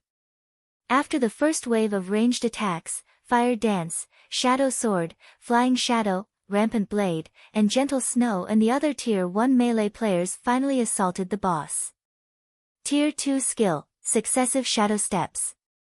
Tier 2 Skill, Blade Storm. Tier 1 Taboo Skill, Frozen River. When the Tier 2 players' numerous skills struck the Rock King, the rest of the team was astonished. -56,487. -124,678. -58,037. -42,054. -31,675. Massive amounts of damage appeared above the Rock King's head, one after another, swiftly reducing the Guardian boss's HP. Fire Dance's attacks, in particular, were absurdly strong. Her normal attacks alone dealt over -13,000 damage each, nearly -30,000 damage with a critical hit. When she used her skills, she could easily deal over -50,000 damage, over -100,000 damage if she achieved a critical hit. Fire Dance alone dealt more damage than 5 Tier 1 melee players combined. Big Sis Fire really is too fierce. Even though I'm going all out, I can't deal half as much damage as she can. Blackie's eyes nearly fell from their sockets when he saw the team's damage ranks. Despite both of them being Tier 2 players, there was such a massive gap between them. So, she is one of Zero Wing's upper echelons? Lifeless Thorn was at a loss for words as he looked at Fire Dance's consistent damage. Cleansing Whistle and the other Azura members were similarly stunned. Back in Cold Wind City, Lifeless Thorn's DPS had ranked at the very top. Now, however, they encountered so many players that far surpassed his DPS. They had even met a player like Fire Dance, whose DPS was simply monstrous. However, the most impressive player among them was still Shifeng. Despite helping Kola fend off the Rock King from time to time, he ranked first on the team in total damage dealt. Moreover, there was a massive gap between him and the second-ranked Fire Dance. With a casual swing of his sword, Shifeng dealt over -20,000 damage to the Rock King, over -50,000 with a critical hit. When he used the Tier 2 skill, Shadow Blade, each of the 9 shadows dealt over -60,000 damage. When he used Flame Burst, each of the 15 attacks dealt over -200,000 damage. In addition, Shifeng had the doppelganger he summoned with Phantom Kill. Although the doppelganger only wielded 90% of Shifeng's attributes, it still dealt about the same amount of damage as Fire Dance. The team continued to chip away at the Rock King's HP. Even after Kola's protection blessing ran out and the Guardian Knight began to take around -26,000 damage when deflecting the Rock King's attacks, he was able to keep his HP above a safe threshold with Shifeng's timely help in deflecting attacks. Time passed quickly. When the Rock King's HP fell to 50%, its body abruptly curled. A magic array with a 500-yard radius appeared beneath its feet, and the surge of mana moving towards the array gave everyone a moment of discomfort. A second later, crimson meteors began to rain from the sky. This move was none other than the Rock King's team wipe move, Meteor Bombardment. "Everyone, gather to me!" Shifeng shouted when he saw the descending meteors. Although none of them knew what Shifeng intended to do, they did as they were told. Just before the meteors struck the team, Shifeng activated the aura of Earth's only activatable skill, Absolute Domain. When activated, the skill gave Shifeng immunity to all damage for 10 seconds and his allies within 50 yards immunity for 5 seconds. Suddenly, a golden glow enveloped the team. Even when the two rock guards bombarded Turtledove and Yi Wumian with attacks, the MTs took no damage. As the first wave of flaming meteors crashed into the ground, towering mushroom clouds rose up around the Rock King. The ground shook as if Armageddon had come. Not even the rock guards were spared as a meteor struck each of them, shattering their bodies into countless fragments. Unfortunately, the rock guards were elemental creatures. Even after they had shattered, they quickly gathered the broken pieces and reconstructed themselves. Only, as soon as they reformed, another wave of meteors crashed into them, shattering them once again. Each meteor wave dealt millions of damage to the two Grand Lords. In the end, the rock guards' bodies had been destroyed 9 times throughout Meteor Bombardment's 4-second duration. When the smoke and dust settled, it revealed the utter disaster the rock giant encampment had become. Massive craters littered the encampment. Meanwhile, the Rock King had lost over 10 million HP in its own attack. Seeing this, the players nearly lost their footing. Fortunately, they had been protected by Shifeng's absolute domain. Otherwise, they would have all died. Good. The meteors have forced the boss into a weakened state. Attack with everything you've got. Shifeng commanded when he saw the Rock King, who remained immobile after its spell had ended. Hearing Shifeng's command, everyone quickly resumed with their assault, bombarding the Rock King with every skill and spell they had. The weakened Rock King's defense was at an all-time low, doubling everyone's damage. Since the Rock King was immobile, they didn't need to worry about it blocking their attacks either. A series of damages appeared above the Rock King's head, draining its HP like flowing water. In less than a minute, the Rock King's HP fell to 20%, at which point the Guardian boss stood and bellowed in rage. Cracks formed across its body before numerous fragments began to fall off. These fragments then formed Lord-ranked rock giants, the exact same number as the team's players, 50. This sudden change also decreased the Rock King's HP to 10%, but it had entered a defensive state, significantly increasing its defense. Now, the team members' attacks dealt less than 20% of what they did originally. This was the Rock King's other team wipe move, Life Division. If players couldn't defeat the Lord-ranked rock giants in time, these rock giants would be reabsorbed and restore the Rock King's HP, each rock giant healing the Guardian boss for 1% of its HP. Meanwhile, if the Rock King's HP recovered to 50%, it would use Meteor Bombardment again. The team nearly succumbed to despair at this turn of events. The only thing preventing them from thoroughly falling into despair was the fact that the 50 Lord-ranked rock giants only had 9 million HP each. After including the 30% suppression from Thunder Domain, each rock giant only had 7,200,000 HP. Shifeng, however, had long since prepared for this moment. Relaxed, he commanded, Cola, aggro the mobs. Blackie, give Cola a Guardian of Light. Everyone with large-scale destruction spells, use them.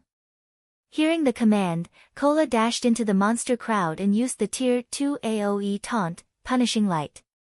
Immediately, all 50 rock giants set their sights on Cola. At the same time, Blackie cast Guardian of Light, rendering the Guardian Knight immune to all magic damage and reducing incoming physical damage by 80%. At the same time, the skill healed Cola for 5% of his HP every second for 20 seconds.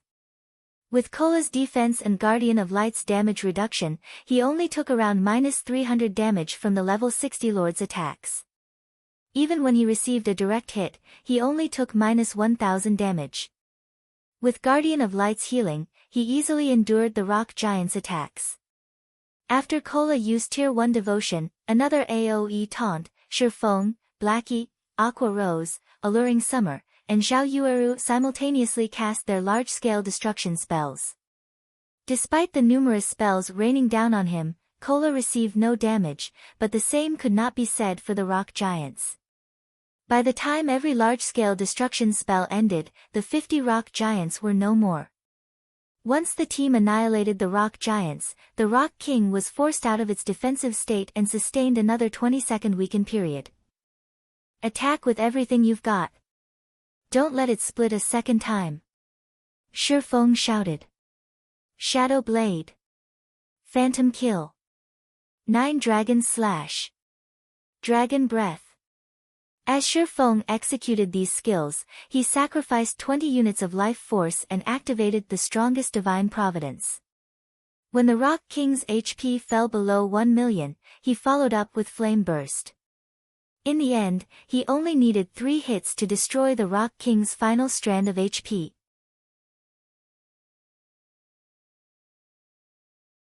Chapter 15-17, King's Reward.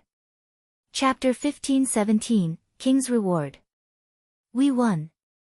The boss is finally dead. Zero Wing cried out in excitement as they watched the Rock King crumbling into a pile of rubble. The Rock King's death, it meant that they now owned the rock giant encampment. Now that they had secured 2 of Thunder Island's monster encampment, they would secure nearly 1/8 of the authority over Thunder Island, becoming one of the island's main rulers. When the Rock King's corpse began to fade out of existence, a pillar of light rose from it and shot into the sky. Even players outside Thunder Island could see the pillar of golden light. What's going on over there? What's up with that light pillar? The light pillar seems to be coming from the rock giant encampment's direction. Quick, have our scouts investigate the area. Players both outside of and on Thunder Island turned towards the golden light pillar almost simultaneously. When the various superpowers observers adjusted their magic mirrors to scout the situation over at the rock giant encampment, what they saw dumbfounded them. Only 2 rock guards were left alive in the encampment the various superpowers abandoned. The archaic species Rock King was nowhere to be seen. Why is the Rock King gone? Could they have? Impossible. How can they possibly defeat it with just 50 people? Although no one could bring themselves to believe that Zero Wing had managed to defeat the Rock King with only 50 players, they couldn't find any signs of the Guardian boss's massive figure regardless of how hard they searched the encampment. The only noteworthy thing in the encampment was the golden pillar extending from a pile of rubble. With this, they had no choice but to accept the fact that Zero Wing's 50-man team had secured the rock giant encampment. The various observers reported what they saw to their superiors on the island. What? How is that possible? Zero Wing managed to secure a second encampment before we did. Just what did they do? Although Zero Wing's clearing speed surprised them, they were still confident that they could claim their second encampment before Zero Wing was anywhere close to defeating the Rock King. Then they would be able to secure their third encampment with little effort. After all, the Guardian boss there couldn't be defeated easily, especially not with a 50-player team. Not only did Zero Wing manage to clear the monsters in the inner and outer areas, but it defeated the Rock King quickly. This outcome exceeded their expectations. When Phoenix Rain received this shocking news, she, too, was astonished. They actually succeeded.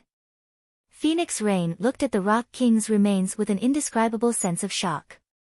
At this point in the contest, the various superpowers had almost finished claiming their second encampment, and they had far more players than she and Zero Wing. However, these superpowers had many more players that she and Zero Wing did. If not for their lack of manpower and Nine Dragons Emperor's interference early on, they could have secured more than just 2 encampments. In contrast to the reactions of Phoenix Rain's team, Nine Dragons Emperor's players wore grim expressions when they heard the news. How did they defeat the boss so quickly? Was the Rock King actually an easy raid? Right. That must be it. How else would Zero Wing's 50-man team have cleared out an encampment faster than us? When Nine Dragons Emperor's team members looked at the distant light pillar, they were envious. Despite fighting desperately, they had yet to clear out the monsters in the encampment's inner area. On the other hand, despite starting the raid on the encampment's inner area much later than they did, Zero Wing's team already defeated the Rock King, a Grand Lord ranked archaic species. Damn it. How did things end up like this? Lonely Castle's eyes were bloodshot from rage and envy. Had he known something like this would happen, he would never have agreed to cooperate with Nine Dragons Emperor. Although he wouldn't receive any financial support from Phoenix Rain, he would have obtained a temporary teleportation array on Thunder Island at the very least. With the teleportation array, Firmament would be able to further the development of its naval forces and gain the opportunity to surpass the other first-rate naval guilds. Now that opportunity was gone. Pavilion Master, this will be troublesome. Now that Phoenix Rain has secured 2 monster encampments, the Great Pavilion Master will side with her, Martial Dragon said as he gave the light pillar a grim look. Had Phoenix Rain only secured 1 monster encampment, they could still, more or less, compete with her, but they'd lose their advantage if she secured 2 encampments. Not only could she convince more large guilds to ally with her, but she would also gain the guild elders' support during the next contest. Phoenix Rain also had a powerful ally like Zero Wing. Not only would Phoenix Rain be able to get more players to take part in the next Thunder Island contest, but she would also have many more powerful experts supporting her. Zero Wing. Killing intent welled up within Nine Dragons Emperor. Immediately, he commanded, after the battle, notify Beast Emperor that I'll support him fully. But I have one condition. I want Zero Wing eliminated from God's domain. This. The guild elders will likely voice their opinions about this matter. After all, Zero Wing is in the same boat as Phoenix Rain. If we use the Dragon Phoenix Pavilion's strength to deal with Zero Wing publicly, Martial Dragon said worriedly when he heard Nine Dragons Emperor's chilling tone. Let them. As long as Phoenix Rain loses Zero Wing's support, we'll have a chance to struggle onward. Nine Dragons Emperor stated, determined. His voice radiated killing intent. He had always treated Zero Wing as one of Phoenix Rain's chess pieces and had never placed any importance on the guild. Now he fully understood that Zero Wing was no mere chess piece. Instead, it was Phoenix Rain's lifesaver. He would be eliminated from the competition for the Great Pavilion Master's position sooner or later if he didn't disregard his reputation and destroy Zero Wing while it was still developing. Even if he had to earn the Great Pavilion Master's displeasure, he was determined to destroy Zero Wing thoroughly. Understood. Martial Dragon looked at Nine Dragons Emperor's determination in shock. Nine Dragons Emperor would normally only place such great importance on super guilds and super first-rate guilds, yet he was doing the same for Zero Wing now. In fact, this was the first time he had ever seen Nine Dragons Emperor willing to go to such lengths to defeat a foe. Zero Wing's members received a system notification while the various superpowers were shocked by their successful capture of the rock giant encampment. System, congratulations. You have defeated the Rock King with less than 100 people. Rewarding 15 Thunder Island reputation and 800 Thunder Island contribution points. System, congratulations. You have defeated the Rock King during the first struggle for Thunder Island. rewarding 20 free mastery points, 5 legacy skill points, and 1000 Thunder Island contribution points. 2 system notifications appeared consecutively, stunning the team. While they might not know the value of Thunder Island's contribution points, they knew the importance of mastery points and legacy skill points. When one had enough mastery points, their base damage would increase. As for legacy skill points, players typically received some when they leveled up. With the 5 points they just received, they could easily learn an additional Tier 1 legacy skill. They could even learn a Tier 2 legacy skill if they obtained some more points, greatly enhancing their combat power. It was true that Shifeng's leadership had allowed them to defeat the Rock King so easily this time, but another reason that quite a few players in the team possessed Tier 2 skills, which allowed their team's overall damage to exceed the Rock King's battle recovery. After the system notifications ended, the light pillar rising from the center of the encampment began dissipating gradually. Dazzling items of various shapes and color then rained down from the sky, forming a small mountain where the Rock King's corpse had previously lain. The brilliant glow and powerful aura the mountain of items radiated moved the team members' hearts. The reward for the first kill of Thunder Island's 3 great bosses is tremendous. Shifeng was also quite surprised. Although he had expected the Rock King's loot to be extraordinary, he hadn't expected this much. The amount of loot here could already rival the loot from killing 3 or 4 Grand Lord ranked archaic species of the same level. Chapter 1518, Magic Workshop. Chapter 1518, Magic Workshop. The Rock King's loot did not shock only Shifeng and his team. Even the players watching the encampment from outside of the island drooled when they saw the small mountain of items. Isn't the Rock King only an archaic species? Why did it drop so many items? By the looks of it, there should be more than 150 items. If I had that loot, I could make a fortune overnight by selling them. Everyone felt a deep jealousy of Zero Wing as they looked at the Rock Giant's loot. The Rock King was a level 60, Grand Lord ranked archaic species. The most common item would drop would be at least level 50 plus fine gold equipment. If one were lucky, it might even drop level 50 plus dark gold equipment. Even super guilds and super first-rate guilds experts would drool over level 50 plus fine gold equipment, not to mention dark gold equipment. Epic items were simply too rare. Not even superpowers peak experts necessarily had one.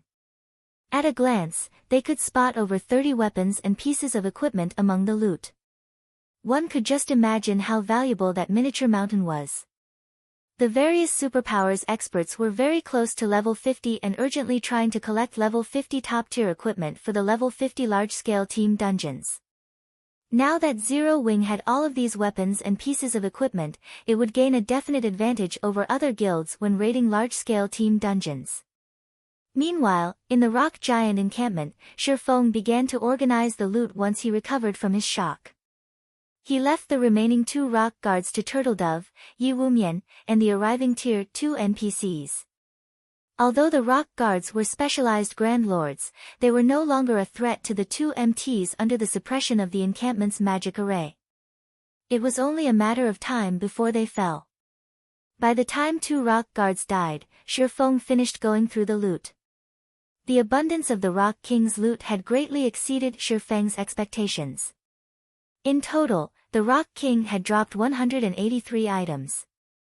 Among them, 55 were super rare materials, 71 were gemstones of various kinds, 24 were magic scrolls, and 32 were weapons and pieces of equipment. The most inferior of the weapons and equipment was level 50 fine gold rank, while the best items were 3 level 55 dark gold weapons. Each of these weapons could easily fetch over 1,000 gold on the market. However, what surprised Shifeng most were the 3 pieces of the Breaker set, a level 55 dark gold set equipment. The Breaker set was an 8-piece set equipment for the Berserker class. Normally, it only dropped in super large-scale team dungeons. Shifeng had never expected the Rock King to drop level 55 dark gold set equipment. Moreover, the Breaker set was a unique dark gold set equipment. If players collected 2 or more pieces of the set's level requirement would decrease by 5 levels. This meant that level 50 players could equip the items. In terms of basic attributes, the individual pieces of the Breakers set were only slightly weaker than level 50 epic equipment. The Guardian boss had also dropped a piece of epic growth type equipment called the Soul Robe. The Soul Robe wasn't restricted to a specific class, although its skills and attributes were suited for healers. When equipped, the robe increased the potency of the wearer's healing spells by 5%. The robe also offered the passive skill, Soul Fluctuation. This passive skill would recover the wearer's mana even when in combat. This skill was akin to an everlasting mana recovery potion during battle. With this skill, a healer could support their allies without worrying about mana. When Shifeng shared the Soul Robe's attribute panel with the team, it earned a round of gasps. During the game's early stages, players didn't place much importance on their mana, but as they reached higher levels, their skills and spells increased in both quantity and quality. As a result, their mana consumption increased as well. The higher tiered a skill or spell was, the more mana it consumed. Hence, if players wanted to raid bosses, the Soul Robe was a must-have item, following which, Shifeng handed the Soul Robe to Violet Cloud. Whether players were up against other players or monsters, a powerful healer on a team was of the utmost importance. Giving the robe to Violet Cloud was undoubtedly the wisest decision. Not only would it improve her healing, but she'd also have an easier time managing her mana. She'd have more leeway when choosing spells and could maximize the team's survivability. However, the last item the Rock King had dropped was the only one that truly attacked Shifeng's attention. The Magic Workshop design. For a moment, Shifeng even wondered if he were hallucinating as he gazed at the thick, dusty tome in his hands. The Magic Workshop was one of the 3 major buildings players could construct in a guild residence, but only a small number of guilds had ever constructed one for themselves in the past. The first reason was the Magic Workshop design's low drop rate. Normally, only level 60+ mythic field bosses had a sliver of a chance of dropping the design. Unfortunately, mythic monsters were exceedingly rare in the fields. The second reason was the construction materials. The main materials to construct the Magic Workshop were incredibly rare and precious. The list even included 7 luminaries crystals, the design requiring 200 units. That was the equivalent of 4 to 607 luminaries crystals. This was why, even after obtaining the design, most guilds had been unwilling to construct the building. With that many 7 luminaries crystals, one could set up a relatively large mine space. However, the guilds that had built the Magic Workshops had proven that the sooner they did so, the more beneficial it would be to the guild's development. The Magic Workshop had a wide range of use. Chief among them was magic scroll production. The magic scrolls on the market were generally attack, defense, or summoning scrolls. Meanwhile, the Magic Workshop could produce support scrolls. These scrolls were tierless and similar to players' buff spells and skills. Only, the buffs didn't increase players' basic attributes, magic resistance, or defense. Instead, the buffs improved aspects of a more intrinsic in nature. For example, players could see farther, hear clearer, and react faster. These buffs allowed players to exhibit more of their own strength, covertly helping them become stronger. It was similar to the difference between a refinement realm expert and an ordinary expert. Even if both players had the same basic attributes, their combat power was vastly different. The support scrolls fell into 2 main categories, individual support and team support. They were extremely useful when exploring the maps and raiding dungeons. Unfortunately, players needed to gather the required materials before paying the Magic Workshop's NPCs to produce the scrolls for them. But after obtaining the support scrolls, players' leveling speed and survivability would improve significantly. These scrolls' effectiveness depended on the Magic Workshop's rank. The higher a Magic Workshop's rank, it would produce a wider variety of and stronger support scrolls. However, it was not easy to upgrade a Magic Workshop. This was another reason that guilds were recommended to construct the building as soon as possible. In the past, a rumor had floated around stating that the support scrolls from a 7-star magic workshop would grant an ordinary expert the temporary ability to contend with a refinement realm expert on equal footing. However, Shi Feng had never seen or heard of any guilds successfully upgrading their magic workshop to 7 stars. The highest rank he had seen was a 5-star magic workshop. Even so, a 5-star magic workshop could improve guild members' strength by leaps and bounds.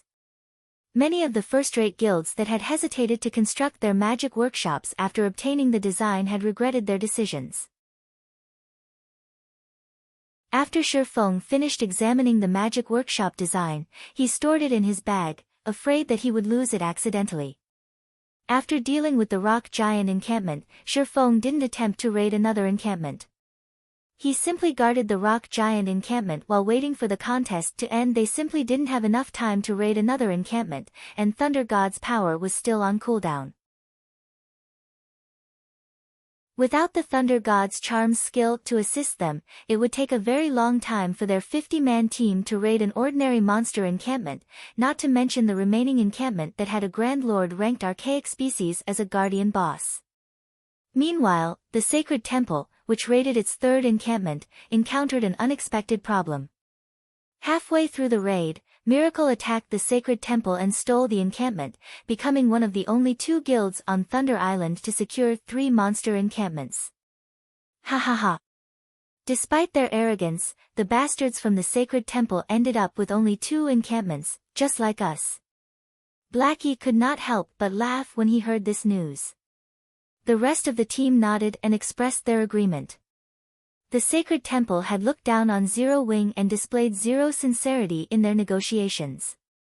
It would be a lie to say that they hadn't been insulted. Although the Sacred Temple wasn't an enemy, they were still delighted over the Super Guild's setback. While Zero Wing's members chatted, the system eventually notified players that the contest on Thunder Island had come to an end. At the same time, the magic barrier around Thunder Island disappeared. Everyone on the island was then teleported out of the contest area to Thunder Town. Yet, even after arriving in Thunder Town, no one showed any signs of relaxing. Instead, they shifted their gazes towards the large, stone monument erected in the center of the town plaza. After the Thunder Island contest ended, the system would rank the various participants by their performances. The ranks would then determine each power's status and authority on the island. Hence, all of the involved upper echelons were incredibly nervous. Quick, look! The system is releasing the ranks. Slowly, words began to appear on the stone monument. Chapter 1519, Thunder Island Rankings. I wonder who will get first place. I've heard that first place gets to control the only large shipyard on Thunder Island. Whoever gets that shipyard will definitely have an easier time developing in the Sea of Death. That's right. I've heard that the large shipyard on Thunder Island can produce unique speedboats and cargo ships. Anyone that gets the shipyard will easily be able to expand their naval forces. All of the rewards for the top 5 ranks are pretty good. The top 5 guilds will share authority over a large repair yard, giving them easy access to ship repairs. As words began to appear on the stone monument, players in the plaza and waiting outside of Thunder Island watched with building excitement. Even players who didn't belong to the various superpowers were paying close attention to the ranking because the powers on the list would be in control of Thunder Island for some time. If one had a rocky relationship with the ruling superpowers, they'd likely have to avoid Thunder Island and the Sea of Death until the next contest. It was incredibly difficult to avoid damage to a ship in naval combat, and as ships' durability decreased, players would need to repair them. If one were an enemy of the powers controlling Thunder Island's shipyards or repair yards, this contest's results could deal a devastating blow to their naval development. Thunder Island was the only location that offered repairs in the Sea of Death, and traveling to and from this zone was troublesome and time-consuming. As for obtaining a temporary teleportation array, that was impossible. There weren't even enough teleportation arrays for all of the participating superpowers. All minor characters like themselves could do was stand by and watch from the sidelines. As players quietly chatted, the first-place guild's name appeared on the monument. Miracle. How is it miracle? Didn't the Battle Wolves secure 3 encampments as well? It should be because of the impromptu merge between Nine Dragons Emperor and Miracle's teams. Don't forget, Nine Dragons Emperor's side also secured an encampment. With this, Miracle technically has 4 encampments under its control. Naturally, it secured first place. Wow, Nine Dragons Emperor really did that. Won't he lose all authority over Thunder Island by merging with another team? It can't be helped. Nine Dragons Emperor dug his own grave by starting a fight with Phoenix Rain. Had he not done so, he could have easily gained a share of authority over Thunder Island. While the watching teams were slightly surprised by Miracle's success, they also sympathized with Nine Dragons Emperor. There was a massive difference between those who had authority over the island and those who did not. With this authority, even controlling a fraction of the island, allowed these powers to decide Thunder Island's development model. At the same time, they would have control of a repair yard. Had Nine Dragons Emperor secured a monster encampment under his own name, although he wouldn't have obtained a large repair yard, he could have obtained a smaller repair yard. He wouldn't have to borrow one from another power. With the advent of the first place, the name of the second place guild soon followed. Unsurprisingly, the Battle Wolves secured second place. It was the only other guild that had occupied more than 2 monster encampments.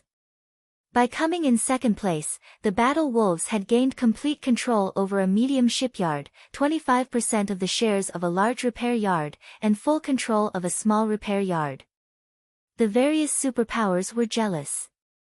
Like the large shipyard, Thunder Island only had 1 large repair yard. In addition to the large shipyard, first place only received 30% of the large repair yard's shares in a small repair yard. I wonder which guild will come in third. It should be either the Sacred Temple or Nine Heavens Pavilion.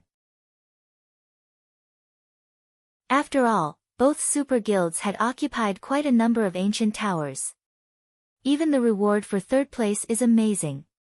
Not only will they obtain a small shipyard, but they will also enjoy 20% of the large repair yard's shares and a small repair yard.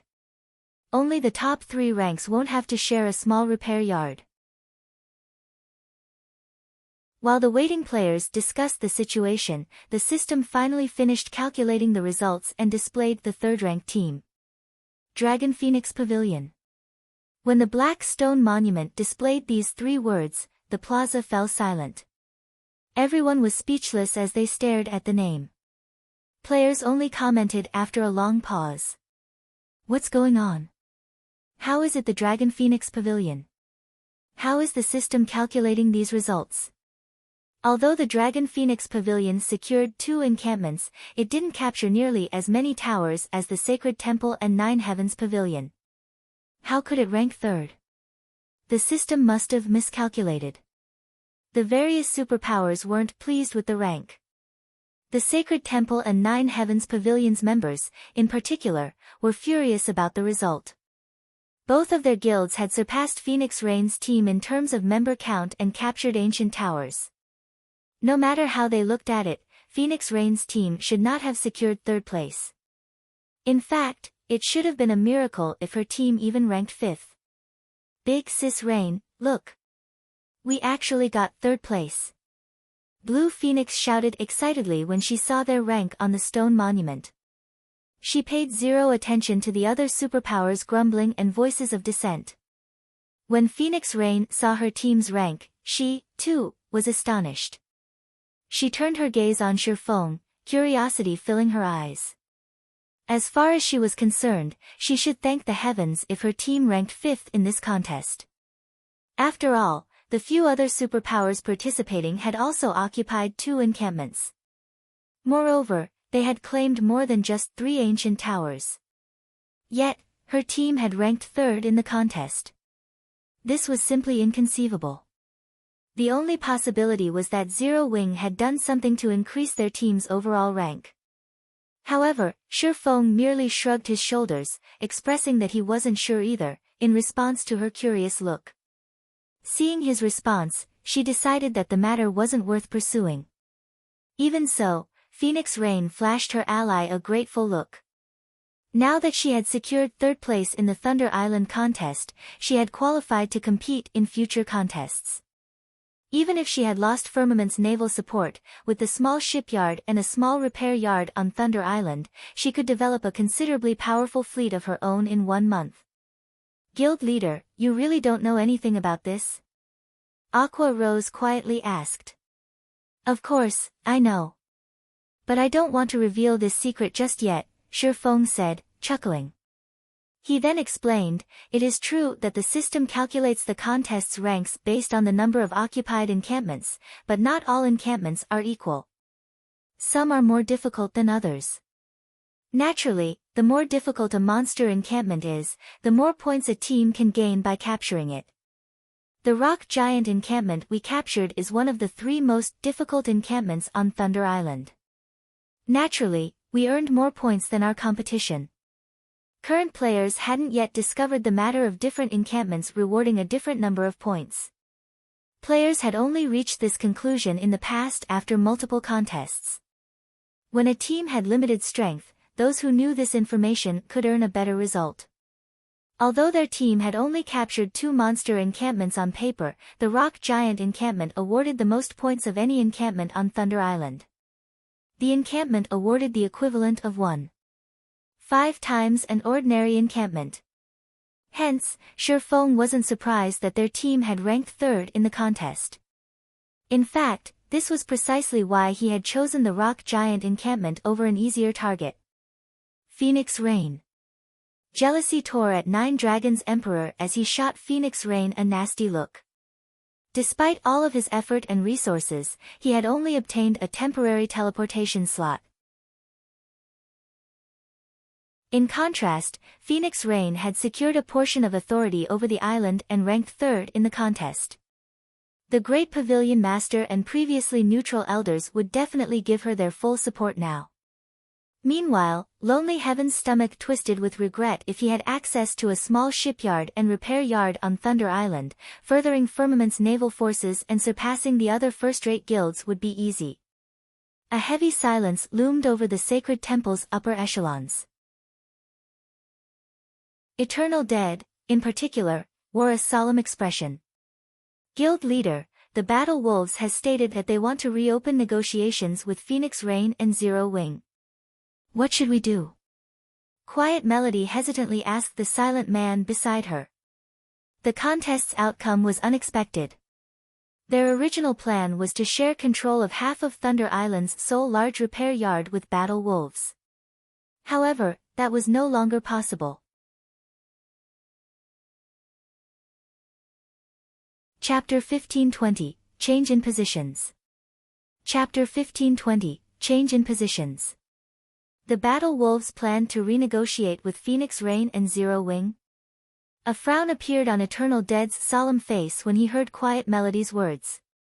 I understand. Tell the Battle Wolves that we'll leave negotiations to them. If the Battle Wolves decide to accept Phoenix Rain and Zero Wing's conditions, we won't argue. He had hoped to teach Zero Wing the difference between their guilds, but he never expected this kind of outcome. Together, Phoenix Rain and Zero Wing had actually outperformed the Sacred Temple. Now, he had no choice but to lower himself and reopen negotiations with Shi Feng. Understood. Quiet Melody nodded. Eternal Dead's reply didn't particularly surprise her. After all, he had climbed to the guild leader's position with the unanimous support of the previous guild leader and various elders because he always kept the guild's best interest in mind. Rather, Quiet Melody was curious about Zero Wing. Very few existences in the virtual gaming world were capable of forcing Eternal Dead to admit defeat.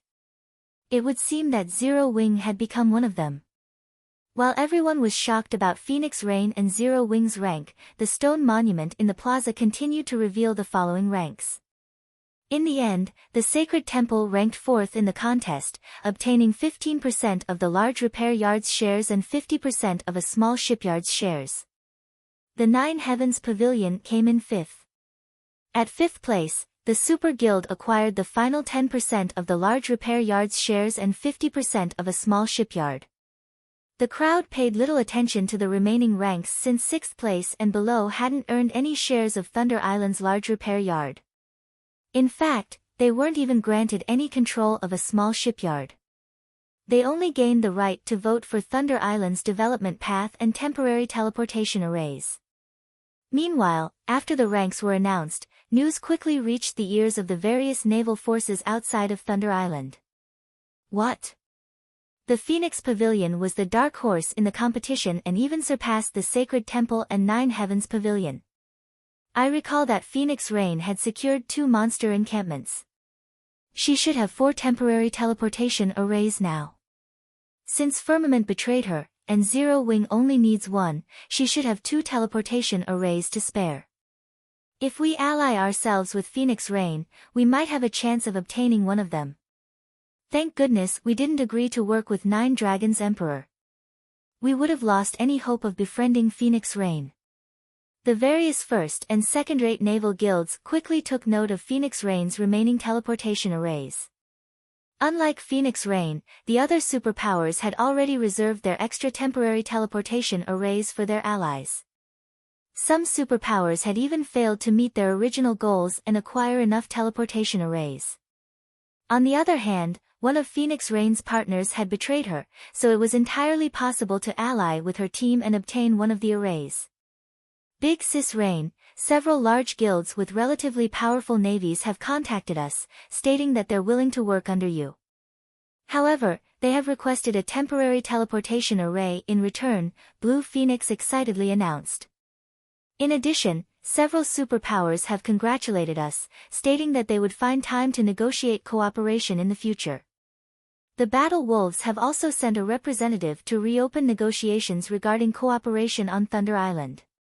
Although the Dragon Phoenix Pavilion was a super first-rate guild, Phoenix Rain could only mobilize a small portion of the guild's power. Hence, before today, very few naval forces had been willing to ally with her. The various superpowers were of a similar opinion. Now, however, first- and second-rate naval guilds and superpowers began to pay attention to Phoenix Rain. Even the Battle Wolves wanted to reopen negotiations. Blue Phoenix had never imagined this outcome. Yi Feng, the Battle Wolves have sent an invitation.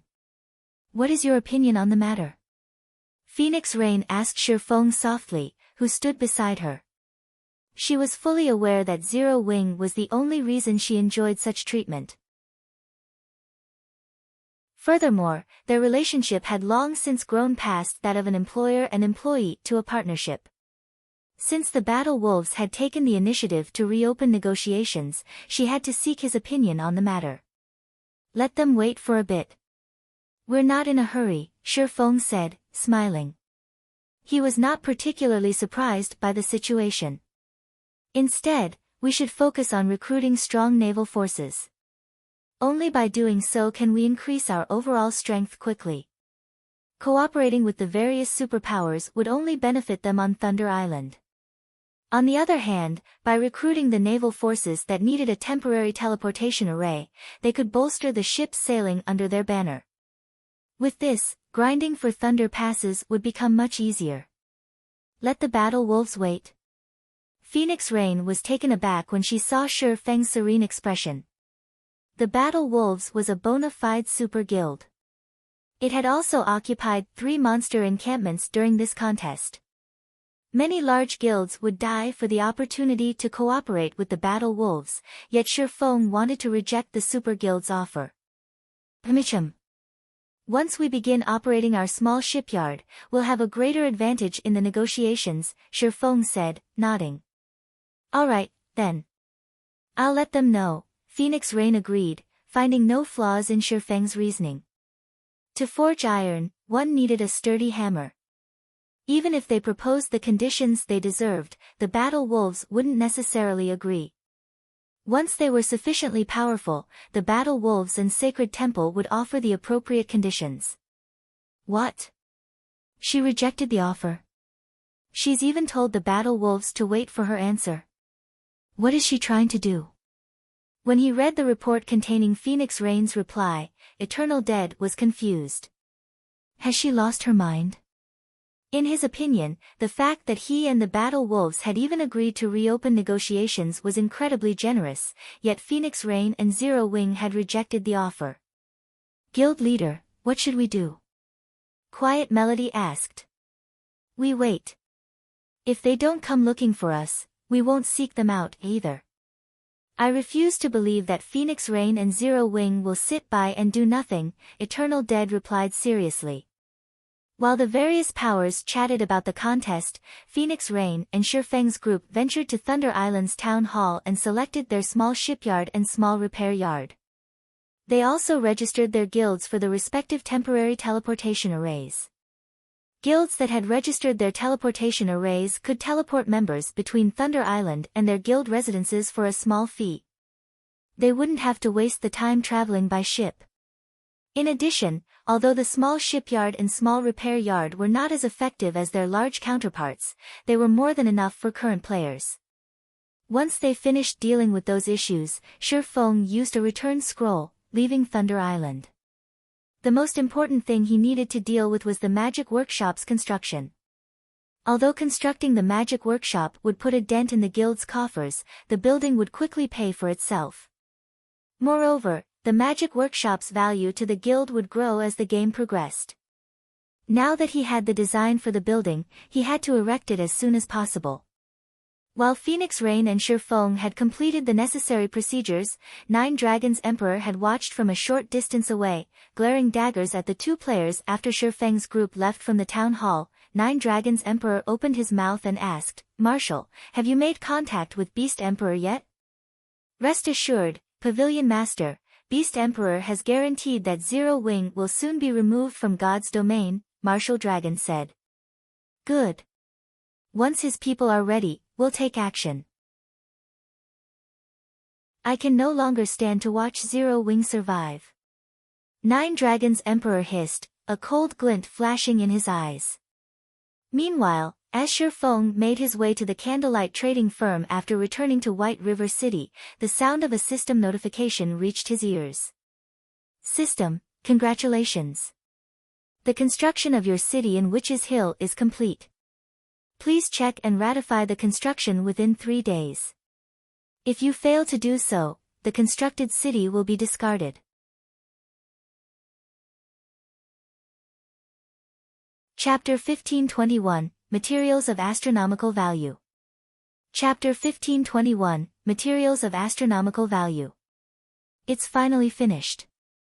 Shifeng could not help his elation when he saw the system notification.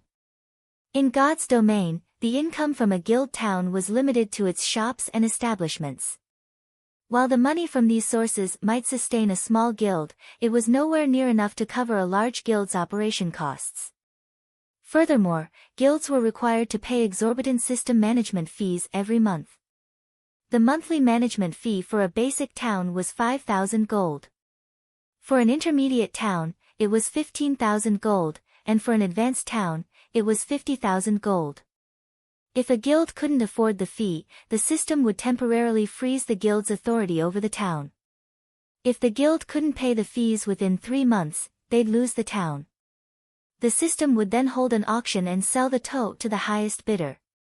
Aside from the monthly management fees, the guild was responsible for hiring the various NPCs that operated the town. Hence, when the various large guilds considered constructing a town, they had to consider whether or not they could afford to run it. A guild city's expenditures were even higher. The monthly management fee alone could bankrupt an ordinary large guild several times over. A basic city already cost 200,000 gold per month. No ordinary large guild could gather that much in 2 or 3 months, not to mention one, unless it abandoned the guild's development and pooled all of its money for the city's development. Naturally, a guild city also had more income sources. Aside from the shops and establishments, a guild was allowed to collect tolls from players entering the city. Guild towns didn't offer this function. As long as a guild city attracted a sufficient number of players, the income from the tolls could easily surpass the shops and establishments by several folds. Hence, site selection was extremely important when building a city. If the guild chose poorly, the city would lose the guild more money than it could earn. Following which, Shifeng contacted Melancholic Smile and had her collect the materials to construct the magic workshop while he intended to visit Witch's Hill. Guild leader, the various large guilds are currently fighting over the materials you've asked for. They're selling for very high prices. Some of the materials only drop from special 100-man Hell Mode team dungeons. It will likely take some time to collect all of these items, Melancholic Smile said. She was astonished when she read the list of materials Shifeng had sent. I'm afraid mana ore is going to be particularly difficult to acquire. Shifeng had only asked for 500 crimson fire rocks, 500 frost stones, 500 logs of purple lightning wood, 5,000 ingots of mana ore, and 100 advanced magic cores, all of which were extremely rare and valuable. Mana ore was particularly rare since it dropped randomly when mining with an incredibly low drop rate. It was also useful in many aspects, such as construction, furnishing, forging, alchemy, and engineering. Although Zero Wing frequently purchased mana ore, it only had a stock of a little over 1,300 ingots. As for the advanced magic core, it only dropped from the final bosses in 100-man Hell Mode team dungeons. Although the guild had consistently raided Hell Mode team dungeons, it had only collected a little over a dozen cores. With the amount of money it would cost to purchase the materials Shifeng had requested, they could buy golden lands in multiple NPC cities. Are a lot of guilds collecting mana ore right now? Shifeng asked curiously. If it's too difficult to acquire in Star Moon Kingdom, try Black Dragon Empire or other kingdoms. Although mana ore was very rare, guilds weren't the only ones capable of acquiring the ingots. Many independent players spent their time mining ores in the fields, and a few were bound to get lucky, obtaining a few ingots. With how many independent players there were in the kingdom, it should not be very difficult to collect 1,000 pieces. Among the materials he listed, the mana ore should be the easiest to obtain. The list he had given Melancholic Smile hadn't even included the 7 luminaries crystals. Had he added that to the list, Melancholic Smile would have fainted from shock. Rather than a building, it seemed like he intended to construct a display of pure gold. Guild leader, the ore is very difficult to acquire. Searching other kingdoms and empires won't change that. The various large guilds have already purchased every ingot on the market, and any new mana ore will be highly contested over, Melancholic Smile said, smiling bitterly. Why? Shifeng asked curiously. As far as Shifeng could remember, while mana ore had been rare and in high demand, guilds hadn't necessarily fought over it. Even in the past, mana ore hadn't been cheap, each ingot selling for 30 to 40 silver. It's due to the Orc Empire's sudden rise. The Orcs have affected several kingdoms and 2 empires already, and these countries have dispatched their armies to hold the Orcs back. As a result, an exchange system activated on the front lines. So far, many items are available for purchase, including the common mounts, which most guilds have been searching desperately for. There are even bronze mounts available. To purchase these mounts, players have to complete all sorts of large-scale quests and earn contribution points. However, these large-scale quests are extremely difficult. They either required players to reinforce or capture towns. Meanwhile, not only are there a lot of orcs, but their combat standards are also quite high. In addition, when the orcs show up, a strange mist covers the area, driving players' mana into chaos and decreasing their combat power. Players are only able to stabilize their mana with mana charms, a consumable tool that's crafted with mana oregon. Aside from that, a lot of ancient ruins have appeared because of the fog. The monsters in these ancient ruins have very high drop rates. There have been rumors that claim that these ruins contain siege tools from ancient times. Hence, the kingdoms and empires' major powers are frantically collecting mana ore in hopes of raiding these ruins and acquiring guild mounts as quickly as possible. This, in turn, has resulted in the mana ore shortage on the market. The ore's price has also increased by several times. Melancholic Smile's explanation surprised Shifeng. Although he had known that the Orc Empire's rise would change the game, he hadn't expected the situation to develop like this. I understand. In any case, try to collect as many of these materials as possible. I'll figure out a way to deal with the mana ore problem, Shifeng said after giving the matter some thought. The magic workshop was of the utmost importance to Zero Wing. The sooner he constructed it, the sooner he could improve the guild's overall strength by a large margin. Moreover, it would help guild members' survivability. Currently, Zero Wing's combat power relied on its peak experts and siege weapons. Without these factors, Zero Wing wasn't even on par with a first-rate guild, much less super first-rate guilds or super guilds. If he could construct the magic workshop, however, he could shorten this gap and attract more powerful players to join Zero Wing. He had to collect these materials. Following which, Shifeng disconnected the call and made his way to Witch's Hill. He intended to deal with the guild city before worrying about the mana ore issue. After all, once Zero Wing had its own city, the guild would transform yet again.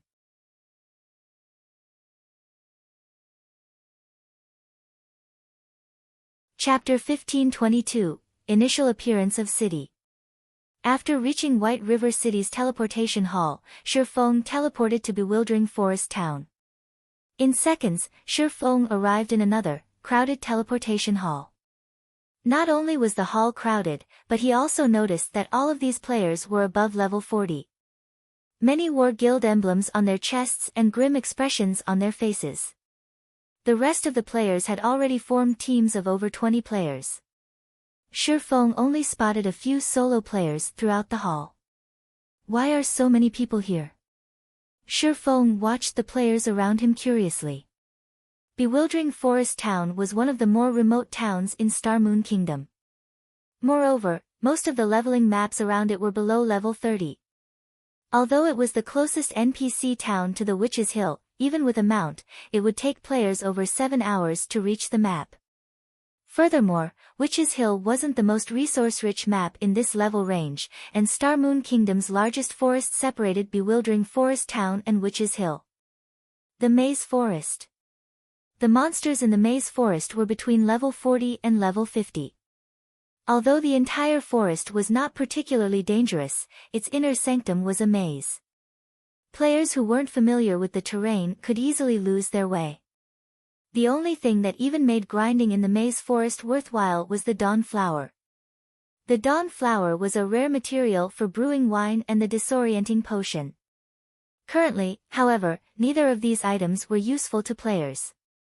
Logically, there should not be that many high-leveled players in Bewildering Forest Town. Starting a 1,000-man expedition to an orc fortress. Players who are interested in the raid can register with me. Selling cheap mana charms. Interested players can come find me. As soon as Shifeng left the teleportation hall, he was greeted by the sight of quite a few expedition teams recruiting members. In addition, merchant players stood by the busy street, hawking their wares. Of the numerous times Shifeng had visited the town during his previous life, he had never once seen the town this lively. The orcs have already reached this area. Shifeng was surprised as he watched the various players recruiting for 1,000-man team expeditions. The Orc Empire was southwest of Star Moon Kingdom, but although Bewildering Forest Town was the closest town in the kingdom to the Orc Empire, it didn't border the empire. Moreover, these players weren't mobilizing 100-man teams, but 1,000-man teams. It was rare in God's domain, much less Star Moon Kingdom. Normally, players would only form such large teams when venturing into dangerous regional dungeons. As Shifeng turned away from the crowd, intending to head to a bar to collect some intel, he heard the sound of a regional announcement. Bewildering Forest Town Region System Announcement: an army of orcs has broken through the defensive line of Star Moon Kingdom's Third Army and is currently making its way to Bewildering Forest Town. Bewildering Forest Town will enter a defensive state and garrison quests will activate in Bewildering Forest Town. The Orc Army's estimated time of arrival is 10 hours. Please make prepare. Crap. Aren't the orcs moving too quickly? They're already heading our way. Ha ha ha. This is wonderful. I'll be able to earn even more CPs.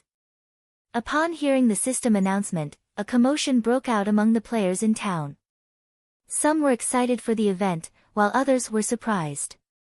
However, the one thing these players had in common was their anticipation of the orc army's arrival. They were clearly interested in participating in the town's defense. It wasn't long before the teams that had been recruiting for an expedition changed their goal to the town's defense. Members of the various large guilds and adventurer teams immediately contacted their superiors, notifying them of the sudden development. Boss, orcs are going to attack Bewildering Forest Town. Guild leader, the Orc Empire you asked me to keep an eye on has broken through the defensive lines and will attack Bewildering Forest Town in 10 hours. For a time, players from the various large guilds and well-known adventurer teams in Star Moon Kingdom hurried towards Bewildering Forest Town. It was clear that these guilds and adventurer teams had long since prepared for this as their members flooded the town. Meanwhile, Shi Feng found a seat on the second floor of an open-air bar, and just as he was about to browse Star Moon Kingdom's forums for information, Aqua Rose contacted him. Guild leader, the Orc army has started its invasion of Star Moon Kingdom's Bewildering Forest Town. I just received the news, but it seems that many guilds have already dispatched their armies to the town. Should we do so as well? I've heard that if the town is successfully defended, participating players will receive an abundance of CPs, and participating guilds can increase their influence in Star Moon Kingdom. Increase a guild's influence in Star Moon Kingdom? When Shi Feng heard Aqua Rose's report, he realized why the various large guilds seemed so prepared and passionate about defending this town. In God's domain, kingdoms and empires wouldn't remain the same forever. As time passed, some would disappear, while others would rise to prominence.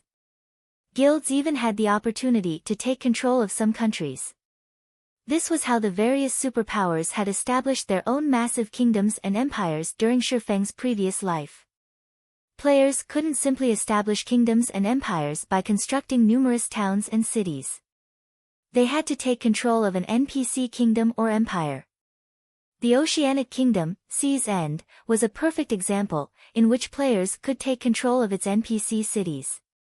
Although players wouldn't have as much control of the cities as they would of a guild town, it was enough. On God's Domain's continent, guilds that wanted to take control of NPC cities, kingdoms, or empires needed guild influence. Of course, influence wasn't the only thing guilds needed to take control of NPC cities and countries. There were other requirements as well. At this stage of the game, it wasn't possible, players were simply too weak, unable to take on God's Domain's NPCs. However, it was important for a guild to accumulate guild influence as early as possible. Aqua, see to the necessary arrangements immediately. Since the Star Moon Kingdom's large guilds are participating in the event, Zero Wing can't be absent, Shi Feng instructed after giving the matter some thought. Although he had several methods to increase Zero Wing's guild influence in Star Moon Kingdom, it was not a bad idea to take advantage of this opportunity. It could save him a lot of time in the future. Guild leader, should we call in Gentle Snow's team as well? Aqua Rose asked. No need. Let them finish their promotions first. Shi Feng had high hopes for Gentle Snow's and Zhao Yueru's Tier 2 promotions. After all, both wielded fragmented legendary items and hidden classes. Once the two completed their Tier 2 promotion, their combat power would be extraordinary. Following which, Shi Feng disconnected the call and departed from Bewildering Forest Town. After finding a secluded location, he summoned the demonic flame tiger and made his way to Witch's Hill. With he still had 10 hours before the orc army arrived, it was more than enough time to deal with the guild's city and return to command the guild's army in battle. With the demonic flame tiger, Shi Feng completed his journey to Witch's Hill, which normally required over 7 hours of travel time on a common mount, in less than 4 hours. As Shi Feng reached the massive waterfall near Witch's Hill, the sight of a towering city rose before him. Unlike Stone Forest Town, soaring, magically strengthened stone walls surrounded the city. Although it wasn't visible to the naked eye, a magic barrier also enveloped the city. Although players could enter a town from any side, players could only enter the city through its main entrance. The construction looks quite nice. Even from afar, Shi Feng was satisfied with how his city turned out. His new city was much larger than the basic cities, which were upgraded from advanced towns, that he had seen in the past. After the brief pause, Shi Feng made his way towards the city.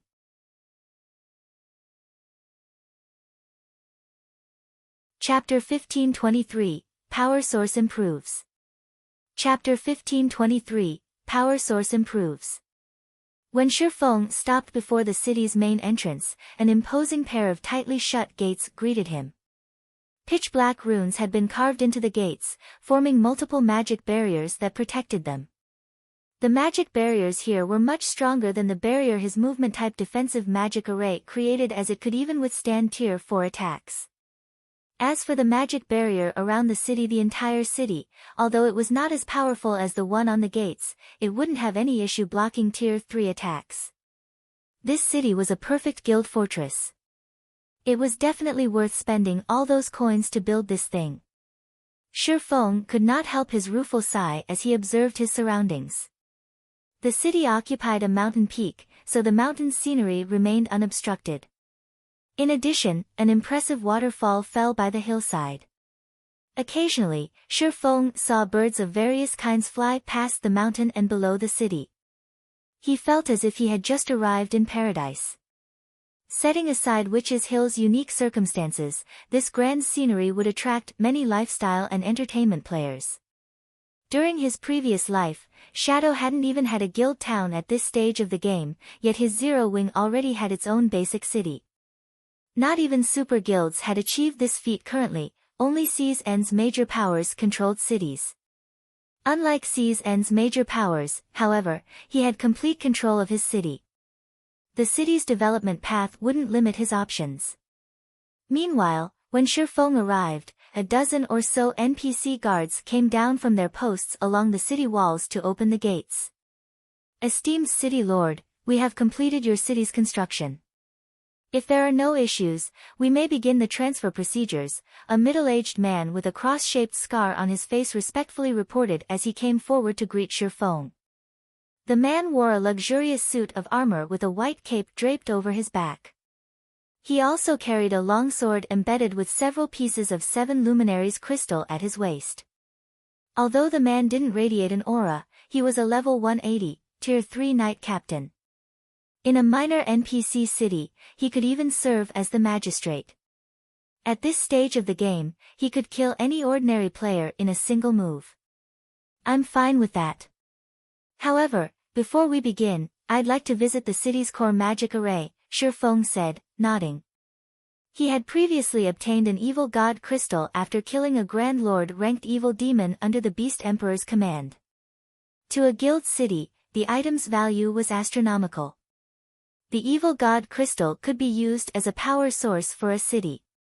Although it couldn't compare to a Titan core, the power source was very difficult to come by. It was definitely much stronger than the freebie power source that was included in a city's construction.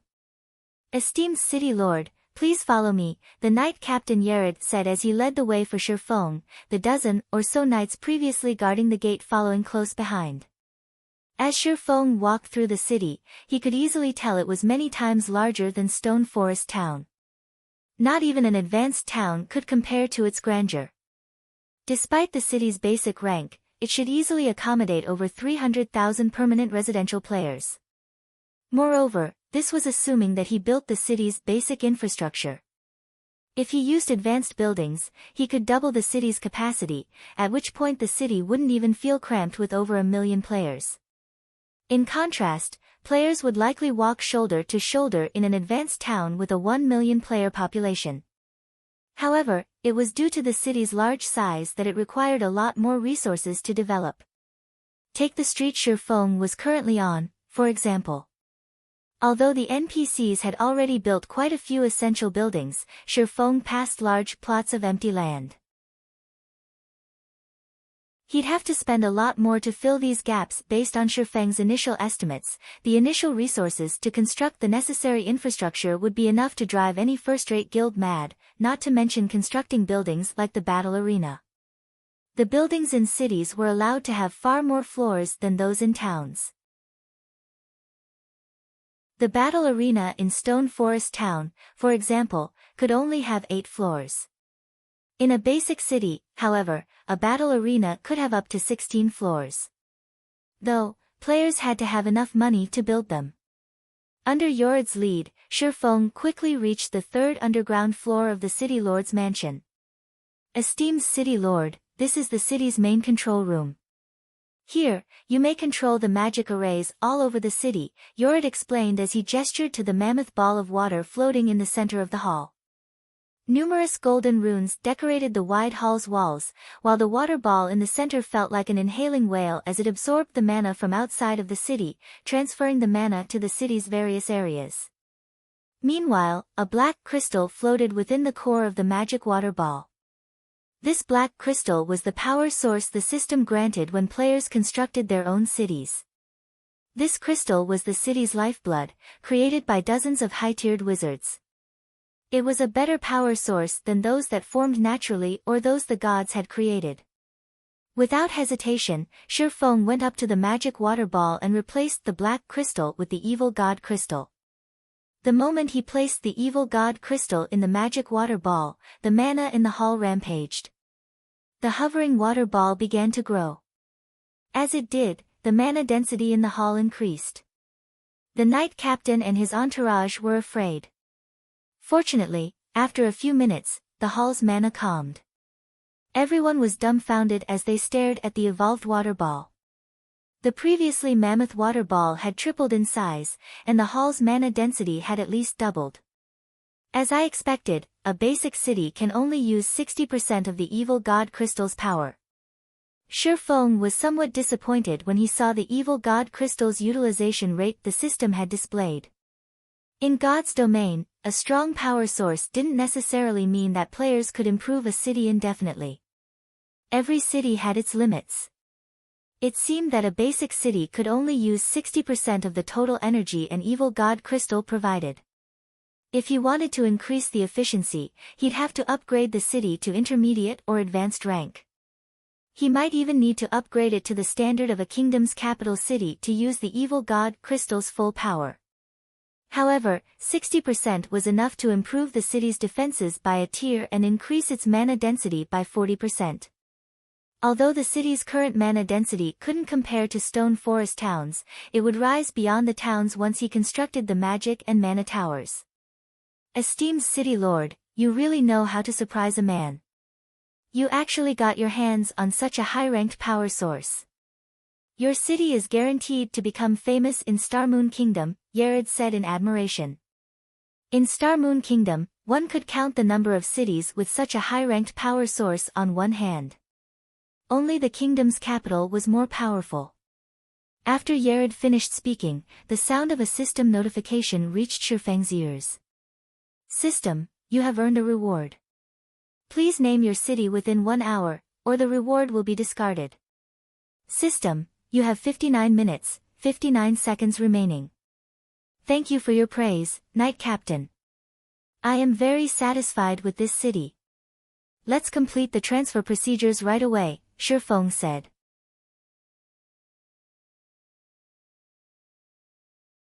Chapter 1524, Zero Wing City. Once Shifeng agreed to start the transfer procedures, the Knight Captain revealed a dazzling, silver token and passed it to Shifeng.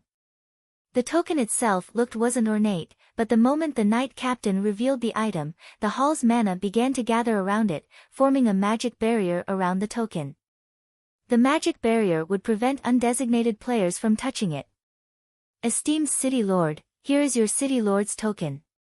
Once you carve the city's name on the token and we finish the registration, the city can officially open to the public, Knight Captain Yared explained as he admired the item in Shifeng's hand. The token's owner would have absolute control over the city. Not even city magistrates has so much authority. City magistrates were merely representatives the kingdom tasked to manage its cities. Throughout Star Moon Kingdom, only a handful of people controlled their cities and were acknowledged as lords in the kingdom. These NPCs' statuses were so high that even the king had to treat them respectfully. This wasn't the first time Shifeng had obtained a city lord's token. As it rested in his palm, he taped on the magic array around the token. Immediately, a system window appeared before him, asking him for the city's name. Since this is Zero Wing's first city, let's call it Zero Wing City. Shifeng thought as he filled in the name box. By using the guild's name for the city, not only would the public know who the city belonged to, but it would also advertise the guild. This was another benefit of constructing a city from scratch. If a guild obtained their city by upgrading a town, the new city would retain its old name. Hence, first-rate guilds and stronger had usually tried to construct their cities from scratch as proof of their prowess. After Shifeng finished naming Zero Wing City, Yared began the registration process. Congratulations, esteemed city lord. You have now become the first heavens blessed to own your own city in Star Moon Kingdom. The city will now enter a 21-day protection period. During this time, you may hire city guards to protect the city from harassment. You will also be responsible for a 200,000 gold tax each month, Yared explained. Do you wish to hire guards now? Do you have a list for me to choose from? Shifeng asked. A city's defense wasn't like that of a town. The system would only allow players to hire up to Tier 2 NPCs in a town. After all, Tier 3 NPCs could serve as small cities' magistrates. Although he could hire Tier 3 NPC guards in a basic city, he could only hire 5. Moreover, Tier 3 NPCs had different strengths and specialties. To ease the burden of the city's defense, it was necessary to choose the Tier 3 NPC guards carefully. Alright. Here is a list of the Tier 3 guards we can currently provide. Unfortunately, since there are so many Tier 1 and Tier 2 guards to choose from, I am unable to provide a precise list. If you would like a more detailed list of your options, you may hire these guards from the Adventurers Association, Yared explained as he handed Shifeng a list. The list showed the general prices for the Tier 1 and Tier 2 NPC guards as well as a brief introduction of the various Tier 3 NPC guards available for hire. Hiring 10 level 150 elite guards for 21 days would cost 100 gold, 300 gold for 10 level 150, Tier 1 guards, and 700 gold for 10 level 150, Tier 2 guards. Each of the Tier 3 guards had different prices. There were a total of 37 Tier 3 guards available, and they cost anywhere between 800 and 1,400 gold for 21 days. The cost of hiring one of these NPCs could already rival that of 2 squads of Tier 2 guards. Even for Zero Wing, the expenditure wasn't easy to shrug off, yet Shifeng had no choice. He hadn't constructed Zero Wing City near any NPC towns or cities, so it could easily come under monster attack. This was especially true at night. For Zero Wing City, which didn't have its defensive constructs yet, powerful guards were a must. Furthermore, Shifeng hadn't expected the rise of the Orc Empire, which had already turned its sights to bewildering Forest Town. The Maze Forest was the only thing standing between the town and Witch's Hill. On the off chance that the Orc army decided to attack Zero Wing City, Tier 1 and Tier 2 NPC guards wouldn't be able to fend off the attack.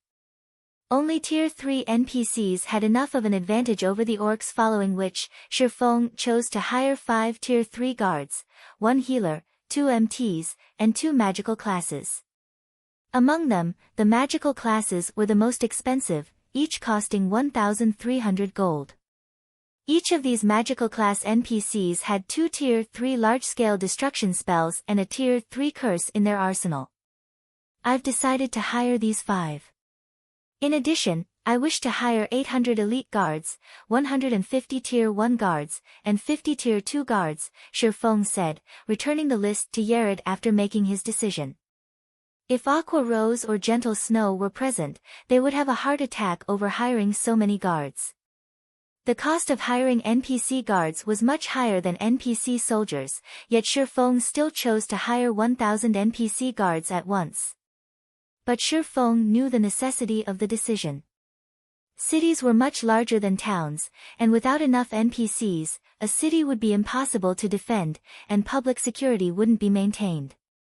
Moreover, as the city's environment was more beneficial than a town's, it didn't cost as much to hire NPC guards. If he hired this many guards in a town, it would drop Zero Wing's finances into the red. This was an advantage that the system provided when players constructed their own city from scratch. Alright. The total cost for the guards you've chosen is 21,000 gold. Once you've made the payment, the Adventurers Association will send them to the city, Yared said. Without hesitation, Shifeng handed 21,000 gold to the knight captain. Fortunately, he had recently posted plenty of rare materials he had obtained from Cold Wind City in Zero Wing's auction house. While he had been on Thunder Island, most of the materials had sold, and after deducting his base cost, he had made a profit of 33,527 gold. This was why he dared to hire so many Tier 1 and Tier 2 guards despite Zero Wing's current financial situation. Moreover, that was only the profit from the first shipment. After time passed, Cold Wind City's players would stockpile a ton of materials again. If he purchased and resold those materials, he would earn another 30,000 gold. This money-making speed even surpassed that of Stone Forest Town and the Candlelight Trading Firm. When Cold Wind City opened a path to the other NPC cities in the Ice Crystal world in the future, he'd make even more profit. It wasn't unlike owning his own gold mine. After Yared confirmed the payment, he bowed respectfully to Shifeng before leaving with the other knights. Following which, a series of system notifications and system announcements reached Shifeng's ears. System, congratulations! You are the first player in Star Moon Kingdom to own a city. Rewarding 300 Star Moon Kingdom reputation and Lord of Star Moon Kingdom title. System, congratulations! Zero Wing City has become the first player city in Star Moon Kingdom. Rewarding 10,000 city popularity and 1 advanced restaurant design. System, congratulations! Zero Wing City has become the first city to upgrade its power source. Rewarding 10,000 city popularity and 1 city conscription order. Star Moon Kingdom Region System Announcement, congratulations to Zero Wing for becoming Star Moon Kingdom's first guild to construct a city. Rewarding 10,000 guild popularity and 50 guild influence.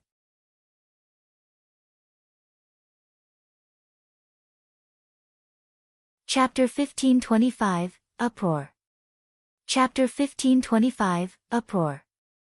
The regional announcement repeated for several times, the mechanical voice of the system echoing in the minds of Star Moon Kingdom's players continuously. For a moment, whether they were players currently resting in towns and cities or players out grinding in the fields, they all fell into a daze when they heard this announcement. What's going on? Constructed a city? How is this possible? The various large guilds are still working on getting their towns upgraded to the intermediate rank. Even super guilds have just begun trying to upgrade their towns to the advanced rank. How could there be a guild city already? Did Zero Wing manage to upgrade Stone Forest Town into a city? All hail Zero Wing. That might really be possible. After all, the player population in Stone Forest Town right now is really insane. The population there is not one bit lower than an NPC city's. This is impossible. I'm standing inside Stone Forest Town right now, and nothing about the town has changed whatsoever. Practically everyone on Star Moon Kingdom's official forums was discussing Zero Wing and the city it built right now. Although the players of God's Domain currently did not have any concrete information about guild cities, they could generally guess how amazing a guild city would be just by looking at the various guild towns currently in the game. Setting aside the various other functions a guild city would possess, just the amount of land it occupied would definitely exceed that of a town by a large margin, which would, in turn, allow it to accommodate more players.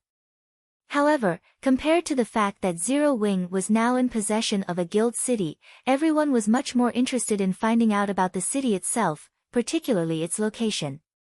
Currently, mainstream players were starting to outgrow Stone Forest Town.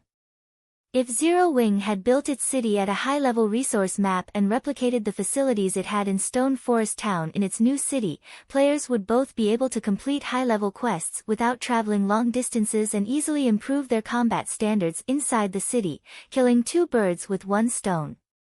Zero Wing has a guild city now. This is a good opportunity for our adventurer team. A new city. I wonder where it's located. If its location is good, it might not be a bad idea to buy a shop there and settle down. In the eyes of most independent players, Zero Wing's new city was merely a potential rest area. To the various adventurer teams and merchant players, however, the city was a huge opportunity for them. Currently, both the private houses and shops of Stone Forest Town were becoming increasingly valuable. Many wealthy adventurer teams and merchant players were already regretting their decision not to purchase one for themselves before. At the same time, the various large guilds of Star Moon Kingdom also became busy, holding internal meetings to restructure their future development plans in the kingdom. Zero Wing's acquisition of a guild city might be good news for ordinary players, but there was nothing good about it for large guilds like theirs. In God's domain, maintaining and protecting a guild town entailed a lot of manpower. Hence, whenever a guild was thinking of conquering a new guild town, said guild would have to expand and recruit new members. Naturally, a guild city would need even more players to maintain and protect a city. Meanwhile, once Zero Wing began increasing its member count, it would also require more resource maps for these new members to develop in. Yet, as players reached higher levels, the resource maps available in Star Moon Kingdom also grew increasingly scarcer. As a result, competition between guilds also intensified. In the future, there would definitely come a time when their guilds would have to compete against Zero Wing. Hence, they naturally had to plan for such situations in advance for a time. Due to this system announcement, Zero Wing once again became the focus of the entire Star Moon Kingdom. Players within the kingdom were practically talking about Zero Wing non-stop. Meanwhile, just as Shifeng was about to make arrangements for Zero Wing City's further development, he suddenly started receiving mails and calls one after another. Guild leader, what did you do? How did we get a new city? Gentle Snow was filled with both curiosity and excitement when she found out about the new guild city, and she could not help but send multiple messages asking Shifeng about the matter. Before this, she was just about to start challenging her Tier 2 promotion. However, she put it off temporarily when she received a report on this sudden development. She knew very clearly that Zero Wing currently had only 2 towns under its control. One of them was Stone Forest Town in Star Moon Kingdom, while the other was Hidden Mist Town in the Black Dragon Empire. Aside from these two, Zero Wing did not own any other towns. Yet, now, the guild had suddenly gained a brand new guild city. Old pal, your guild really knows how to hide its strength. Well? When are you free to sit down for a chat? Yuan Tiexin had also sent Shifeng a message. Judging by his tone, he seemed to be very interested in Zero Wing's guild city. In fact, the secret pavilion wasn't the only guild that sent Shifeng a message. Even Phoenix Rain had sent a congratulatory message as well as expressed her surprise at finding out about this news. Guild leader, you've finally picked up. Right now, our residence at Stone Forest Town is being swarmed by adventurer teams and merchant players. They all wish to partner with Zero Wing. In addition, several companies also want to meet with you to discuss investment opportunities, Aqua Rose said with a bitter smile on her face. Although Aqua Rose had known about the new city, Melancholic Smile was the one tasked with managing all matters relating to the city. Hence, Aqua Rose had not tried prying too deeply into those matters.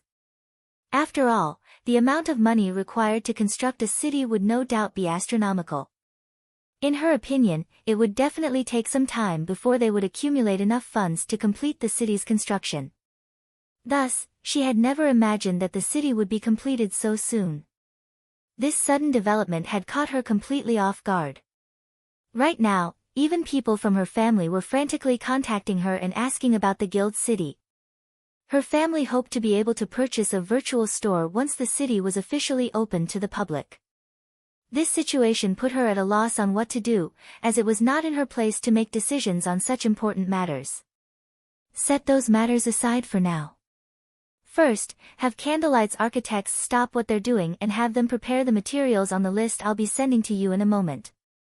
Once they have everything ready, bring them to Zero Wing City. While you're at it, bring some elite members with you as well, to deal with the management work of the city. Shifeng could guess the situation on Aqua Rose's side right now. After all, he was mostly facing the same. However, he had just completed the handover procedures for Zero Wing City.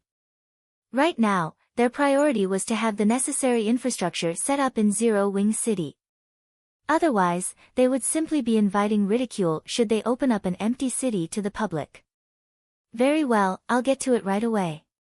Aqua Rose nodded. She could not help looking forward to seeing the newly constructed Zero Wing City. After Shifeng finished assigning tasks to Aqua Rose, he quickly made his way to the guild residence in Zero Wing City. Compared to the guild residence in Stone Forest Town, the residence here was much more luxurious. Located in the central district of the city, it took up 1/5 of the available land there, something possible only in a guild city. In NPC cities, a guild residence could occupy only a small area. Normally, one would be fortunate to be able to fit 10 or 20,000 players inside the residence. As for the residents in Zero Wing City, even if 50,000 players were present inside the residence at the same time, there would still be plenty of space to spare, following which, Shifeng took out the guild residence teleportation magic array he had prepared beforehand and set it up inside the guild hall. If the guild residence did not possess a teleportation array, guild members would not be able to teleport directly to the city. This was also the reason why Aqua Rose did not simply teleport to the city to meet up with Shifeng. Currently, although everyone in the guild had already found out about Zero Wing's new city, they could not visit it. They could only wait until Shifeng was done setting up the teleportation array. Once Shifeng set up the teleportation array, he made a slight adjustment to its permissions, allowing only guild members with a certain level of authority to teleport to the city, to avoid unnecessary trouble that would disrupt the city's construction speed. After he settled the matters that required immediate attention, he sat down in his office to catch his breath. While resting, he opened up his bag and took a look at the advanced restaurant design and city conscription order he received from the system. He had heard about these two items in his previous life. However, he had never personally seen either of them before. He had never thought that he would actually receive these two items just by constructing Zero Wing City. These were truly an unexpected harvest.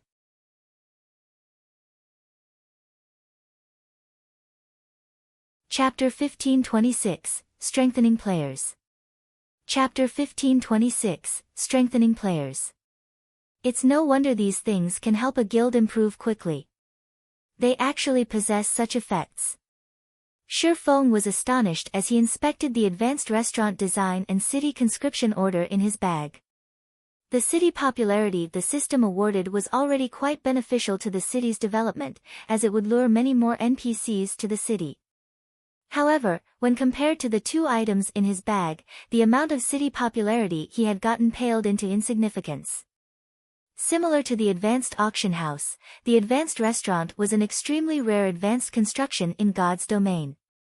The guilds that managed to obtain it in his previous life numbered extremely few. There had been one instance where a top adventurer team had put up an advanced restaurant design for auction. In the end, the design had sold at a price that could cause even first-rate guilds to despair, 2 fragmented legendary items. Even after 10 years had passed in God's domain, fragmented legendary items were still extremely hard to come by in God's domain. Back then, most first-rate guilds would have only 2 or 3 fragmented legendary items in the entire guild, and none of them were willing to exchange any. After all, everyone back then was already fully aware of just how valuable a fragmented legendary item was. Yet, in the end, a superpower had still bought the design for 2 fragmented legendary items. Back then, many people had felt that the transaction was not worthwhile, and Shifeng was no exception. After all, a restaurant would, at most, function as an attraction to lure players to a city. Meanwhile, the clientele would be spending only coins or magic crystals at the restaurant. To the wealthy superpowers, fragmented legendary items held far greater importance compared to coins and magic crystals. Nevertheless, the various superpowers back then had still gladly competed over the advanced restaurant design. Now that Shifeng saw what functions the advanced restaurant possessed, however, he immediately realized why the various superpowers had been eager to buy the design back then. Not only was the advanced restaurant much more spectacular than a basic restaurant in terms of size and appearance, but it also had various modes of transactions available. In addition, players could even hire Master and Grandmaster Chef NPCs for the restaurant. In God's domain, no matter which subclass a lifestyle player possessed, they would have great difficulty reaching even the Master rank, not to mention the Grandmaster rank. Meanwhile, any lifestyle player that managed to reach the Master or Grandmaster rank in their subclass would be capable of taking on a role that exceeded one's imaginations. This was especially true for those that managed to become Grandmaster lifestyle players. They would become existences that could single-handedly affect an entire guild's strength. Take a Grandmaster Chef for example. Aside from being able to cook up unimaginably delicious food and beverages, a Grandmaster Chef was also capable of producing special cuisines that could permanently improve a player's attributes or even physique. There was a limit to how many times a player could improve through consuming such cuisines, but, even so, the capability was already plenty amazing. After all, aside from upgrading to better weapons and equipment, players had almost no other method to improve their attributes and physique significantly. However, a Grandmaster Chef was capable of continuously strengthening players by producing various special cuisines. Although there was a limit to how much one could improve through consuming special cuisines, according to the rumors, when a player reached that limit, the additional attributes and physique they obtained could rival even that of a fragmented legendary item. Of course, the requirements to construct the advanced restaurant were also very high. At the very minimum, the advanced restaurant had to be built in a basic city. Aside from that, the architects building the advanced restaurant needed to be of sufficiently high standards, as they had to inscribe various kinds of runes. Finally, the advanced restaurant called for many different types of rare materials in its construction, including 1,000 pieces of mana Oregon. By Shifeng's estimates, the total construction cost would be around 10,000 gold. As for the city conscription order, it was also a very valuable item. When used, it allowed a city to recruit a powerful NPC soldier with high growth potential. Meanwhile, the better developed a city was, the greater the city conscription order's effects would become. In the past, there was one guild that actually managed to recruit a Tier 4 Great Wizard through a city conscription order, when it was normally extremely rare for a city to manage to get even a Tier 2 NPC soldier. As for Tier 3 NPCs and above, it was practically impossible to recruit one without external aid such as the Heroes Chapter and the City Conscription Order. Not to mention, a Tier 4 Great Wizard was much more powerful than other classes when it came to defending a city. It should be appropriate to use this thing once Zero Wing City is set up properly and the total population stays at 1.5 million long term. Shifeng grew a little excited as he looked at the city conscription order. If he really managed to recruit a Tier 4 NPC to protect the city, it would truly be perfect. Meanwhile, over at Stone Forest Town, Aqua Rose was rapidly gathering elite members and architects. When Aqua Rose announced that she would be bringing some players to garrison the guild's new city, the entire guild had gone into an uproar. Vice Guild Leader, I want to apply. Crap. It's actually true. Our guild really does possess a city. Fortunately, I joined Zero Wing early on. Had I waited to do so only after the guild obtained a city, the requirements to join the guild would definitely have been much higher. I know, right? Previously, a friend of mine was debating on whether he should join Zero Wing or King's Return. In the end, he chose to develop himself in King's Return. If he finds out that Zero Wing already has a city, something not even super guilds like King's Return possess, he will definitely die from regret. When Zero Wing's members heard Aqua Rose's announcement, they immediately started applying to join the new city's daily maintenance workforce in a frenzy. In reality, though, they were trying to use this opportunity to take a look at the new city as well as find out where it was located. In less than 10 minutes, Aqua Rose managed to gather 3,000 elite members and 200 architects. I've already provided you all with the permission to transfer to the new city. After you arrive there, start the daily maintenance work and manage the NPCs that are coming into the city. If you can't manage some of the incoming NPCs, notify the nearest NPC guard. If none of you have any problems, you may transfer over right away, Aqua Rose said after talking about the tasks everyone would be doing once they arrived at the new city. Whether one constructed a new town or city, the first thing they needed to do was deal with the influx of NPCs.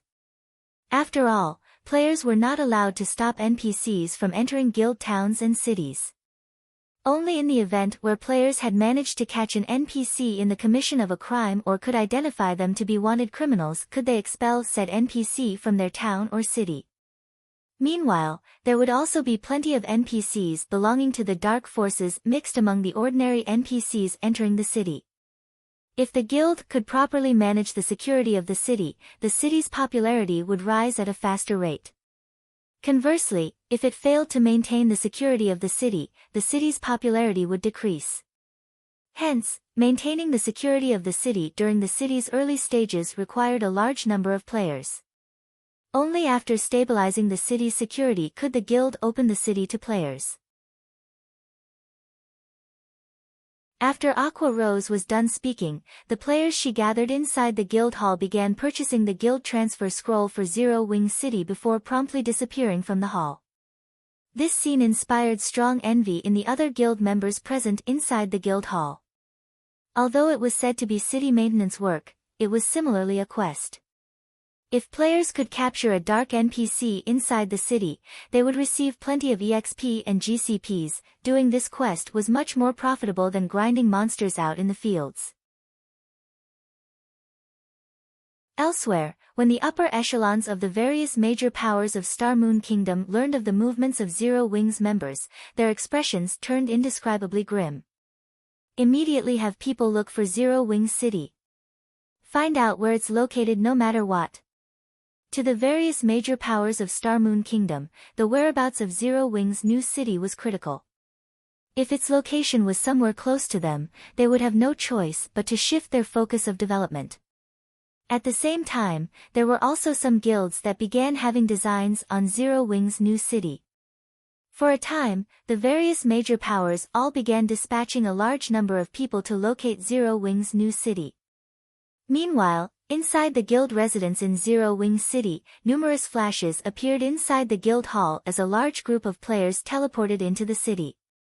Zero Wing City. This place is our guild's city. When everyone exited the guild hall, they were momentarily dumbfounded by what they saw. Although they knew that the new city would definitely be much better than Stone Forest Town, they never thought the city would be such a spectacular sight. The difference between Zero Wing City and Stone Forest Town was like the difference between heaven and earth.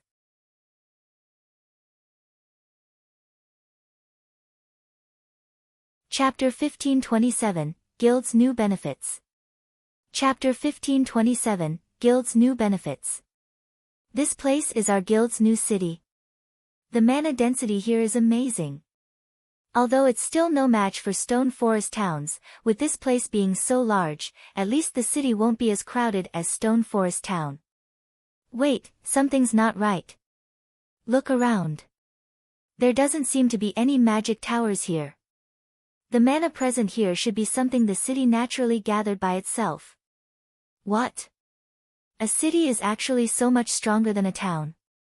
If magic towers are constructed inside the city, won't the mana density here become much higher than even Stone Forest Towns? After Zero Wing's members exited the guild hall and observed their surroundings, they quickly noticed a marked difference between a guild town and a guild city. This was especially true in the case of mana density.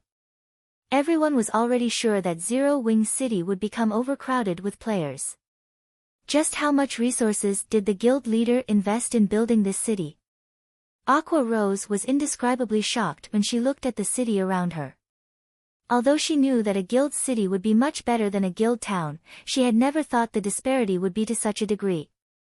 With the high mana density in the city would attract not only a large number of expert players to visit but also lifestyle players.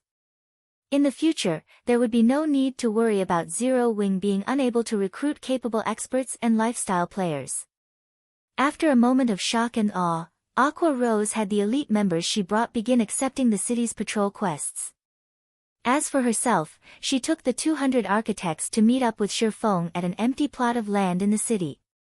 Guild leader, I've brought all the available architects in the candlelight trading firm over already, Aqua Rose reported quietly as she looked at Shifeng, who was currently surveying the terrain of the city. They're all here. Shifeng muttered to himself as he sent a glance at the architects standing some distance behind Aqua Rose. Nodding in approval, he continued, advanced architects, come forward. Immediately, 40-odd players stepped forward nervously. Among them, nearly 30 were male and over a dozen were female. Although the levels of these players ranged between 24 to 35 only, if placed in a first-rate guild, any one of these players would definitely receive VIP treatment. In the candlelight trading firm, however, they were merely normal members. After all, the candlelight trading firm already had master lifestyle players at the helm. Compared to them, advanced lifestyle players were insignificant existences. Meanwhile, when these advanced architects looked at Shifeng, who had disguised himself using the demon mask, their eyes were filled with reverence and excitement. After all, the man before them was none other than Black Flame, the guild leader of Zero Wing. At the same time, he was also the #1 expert of Star Moon Kingdom. They might have the qualifications to act proudly in front of the guild leaders of any other guild. After all, those guild leaders were definitely no match for themselves in terms of subclass development. However, it was a different story for their own guild leader. Even in terms of subclass development, their guild leader was an existence they had no choice but to look up to. The reason for this was their knowing that their guild leader had already become a master forger some time ago. Now, one could say that he was the bona fide #1 forger in Star Moon Kingdom. Excellent. From now on, you all will be tasked with constructing Zero Wing City's advanced constructions. If any among you isn't an inner member, you can come to me to sign the contract to become one. If any of you does not wish to become an inner member, you may return to the group behind. Shifeng was considerably surprised at the number of advanced architects present. He had not expected that after not seeing Melancholic smile for some time, the woman had actually recruited many more advanced architects. Moreover, among the advanced architects present, he managed to spot 3 familiar figures. One of them was a middle-aged man named Happy Mo, who looked to be in his 40s. He wore a monocle and radiated an indescribably calm feeling. The second person was a muscular youth named Boiled Fish, who carried a scimitar on his back. As for the last one, she was a short-haired beauty named Wind Chimes. In the past, all 3 of these players were very famous architects in Star Moon Kingdom. To be precise, they were part of the top 10 architects in Star Moon Kingdom. Only, these 3 players all belonged to first-rate guilds. Shifeng had never imagined that these 3 people had actually joined Zero Wing this time. Among the 3, Happy Mo was the strongest. In the past, he had constantly pushed his limits in order to become a Grandmaster. Unfortunately, the rank of Grandmaster was not easily attained. At the very least, the amount of help a first-rate guild could provide towards reaching this rank was minimal. Happy Mo had never managed to become a Grandmaster architect. After everyone heard Shifeng's words, most of the advanced architects that had joined the candlelight trading firm recently chose to sign the contract right away. Only Happy Mo, boiled fish, and wind chimes remained hesitant, exchanging glances with each other. After a moment, as if having come to an agreement, they nervously turned to look at Shifeng. Guild leader, if we become inner members, can we use our GCPs to exchange for a private house inside the guild city? Happy Mo, who was the eldest among the three, stepped forward and asked carefully. Although Shifeng looked younger than himself, the feeling the man gave off was akin to that of a prehistoric beast. While standing in such close proximity, Happy Mo found himself growing breathless. In the past, when he heard others mentioning such a reaction, he had simply taken their words as jokes. Only after personally experiencing this feeling did he realize that those words were no joke. At this moment, he felt as if he would be doomed forever if he made even the slightest mistake. Upon hearing Happy Mo's question, everyone nearby could not help but perk up their ears. They never thought that Happy Mo would be so courageous as to propose such a demand to the guild leader. Are you all interested in the private houses of Zero Wing City? Shifeng asked as he looked at Happy Mo's group of three. The environment here is quite good. I feel that if it is here, my research would be more successful, Happy Mo stated. Boiled fish and wind chimes nodded their heads in agreement. Initially, the three of them had considered living in Stone Forest Town. However, after taking a look at Zero Wing City, they felt that this place was much better. Even if the mana density in the city was not comparable to Stone Forest Towns right now, they had a feeling that Zero Wing City would very quickly surpass Stone Forest Town as time passed. That's not a bad suggestion. Since you've already raised it, I'll use this opportunity to talk about the new benefits Zero Wing and Candlelight will be offering. From now on, members may use their GCPs to exchange for private houses in the guild's towns and cities. However, there is a restriction, which is that only elite members of Zero Wing and official members of Candlelight are qualified for this exchange. As for the pricing, you can ask Melancholic about it in a while, Shifeng said. In reality, the matter Happy Mo had raised was a problem commonly seen in the past. After all, whether it was a guild town or city, the amount of land available was limited. Generally, guilds would try to attract as many visitors to their towns or cities as possible.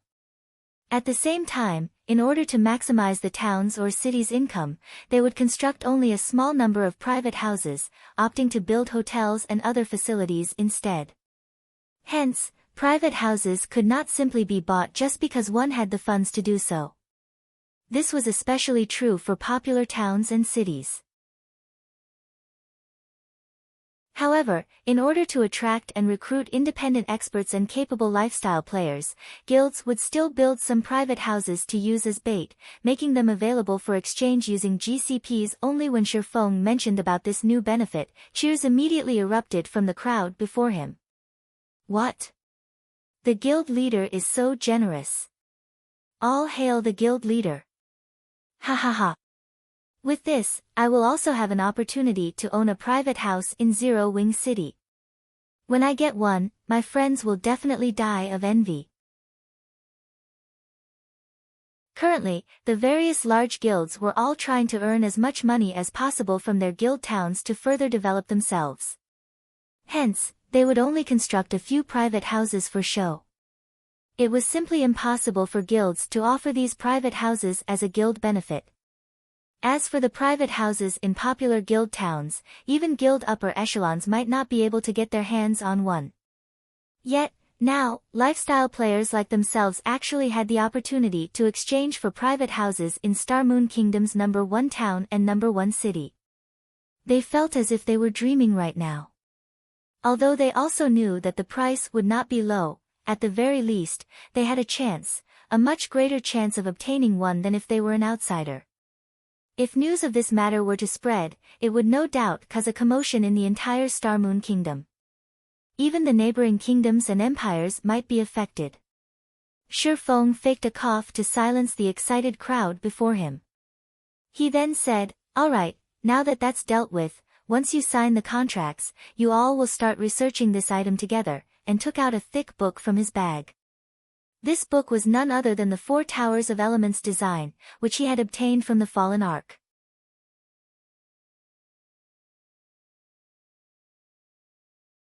Chapter 1528, Hidden Promotion Condition. Chapter 1528, Hidden Promotion Condition. When Shi Feng revealed the thick tome, the architect's eyes glowed. This is an advanced construction design. Ordinary players might not understand what kind of design Shi Feng had shown them, but these weren't ordinary players. They stood at the apex of Star Moon Kingdom's architects. An ordinary construction design only consisted of several sheets of paper. Meanwhile, designs with enough pages to become books were advanced construction designs. The thicker the book was, the more difficult the design would be to construct. Unlike the buildings in the real world, God's domain's advanced constructions required secret runes and magic arrays. If these were imperfect in the slightest way and couldn't connect, they wouldn't function and would have to be redrawn. Fortunately, the entire pattern wouldn't need to be redrawn if mistakes occurred with some runes or arrays. Players simply needed to rework the failed symbols and sacrifice a few extra materials. However, since the necessary materials were precious, the guild would feel a slight sting in its pockets if an architect failed too many times. Meanwhile, what truly excited these architects was the fact that every advanced construction design had a unique set of secret runes for players to learn. Learning these secret runes would help them when they designed their own in the future. They would then have an easier time climbing to the master rank. Guild leader, while we can complete the foundation of the 4 towers of elements, I'm afraid the magic arrays for the core part are too complex. They are at least advanced magic arrays. We aren't capable of drawing them right now. After taking a look through the elemental towers design, Happy Imo discovered the design's most challenging aspect. Although they frequently researched magic arrays, they were only capable of completing basic magic arrays at the moment. They were still some time from being able to draw intermediate magic arrays. Meanwhile, the 4 towers of elements core required advanced magic arrays, which were used to harvest energy within the 7 luminaries crystals. Architects of their rank weren't yet capable of achieving this feat.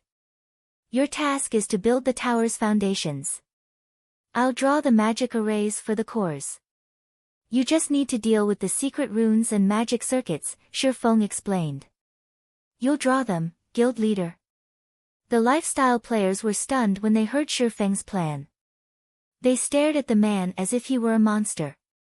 Not only was Shi Feng a master forger, but he could also draw advanced magic arrays. How were they supposed to compare to someone like this?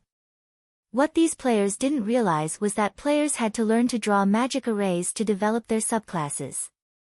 In the past, players had only discovered this fact after reaching level 100. Regardless of the subclass, players would encounter magic arrays as they increased their lifestyle ranks.